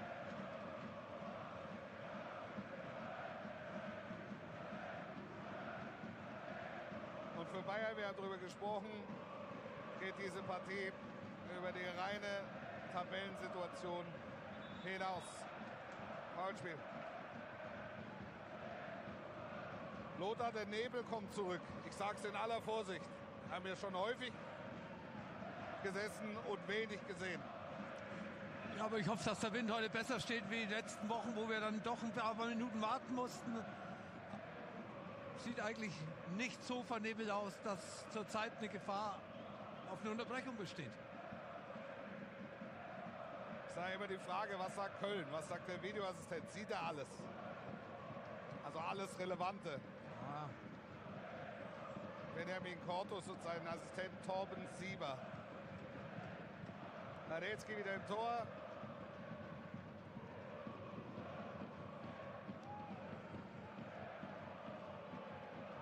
Jonathan Tah. Vergangenen Sommer fast in München. Kommenden Sommer vielleicht in München. Oder doch in Barcelona. Ja, doch in Barcelona. Wobei bei Barca muss man immer gucken, was die Kasse noch hergibt.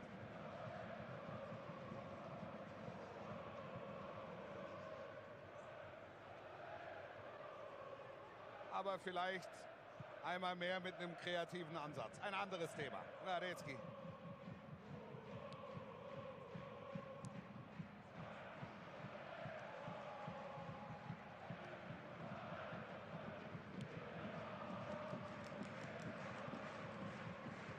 Teller lässt durch für Wirtz. Idee war spitze. Wirtz ist in den Startblöcken hängen geblieben. Die beiden Trainer. Bayerns Xabi heißt Vincent. Nachdem die Münchner das Original nicht bekommen haben, sind sie auf der Trainerposition auch den innovativen Weg gegangen. Und sie gehen sehr gut damit. Kompanie hat die Freude und den Spaß zurückgebracht nach München. Die Bayern wieder einigermaßen stabil gemacht. titelfähig auch. Also zumindest mal was Meisterschaft und dann auch Champions League betrifft. Chaka gegen Musiala. Nicht wild, aber faul. Coman. Pavlovic. Reimer gegen Incapié. Sie werden sich häufiger begegnen auf der Seite.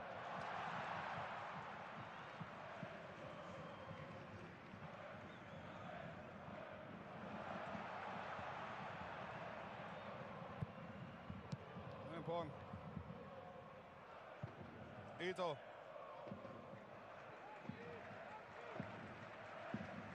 Hiroki Ito, Lothar. Risiko, das man eingehen kann. Überhaupt kein Risiko. Ja, natürlich. Nachvollziehbar für dich? Nachvollziehbar für mich, weil Guerrero auf dieser Seite nicht überzeugt hat, Alphonso Davies nicht zur Verfügung steht. Und Ito eigentlich ein Spieler ist, auf den man sich immer verlassen kann. Er ist nicht der was Besonderes macht, aber er ist zuverlässig, positionsgetreu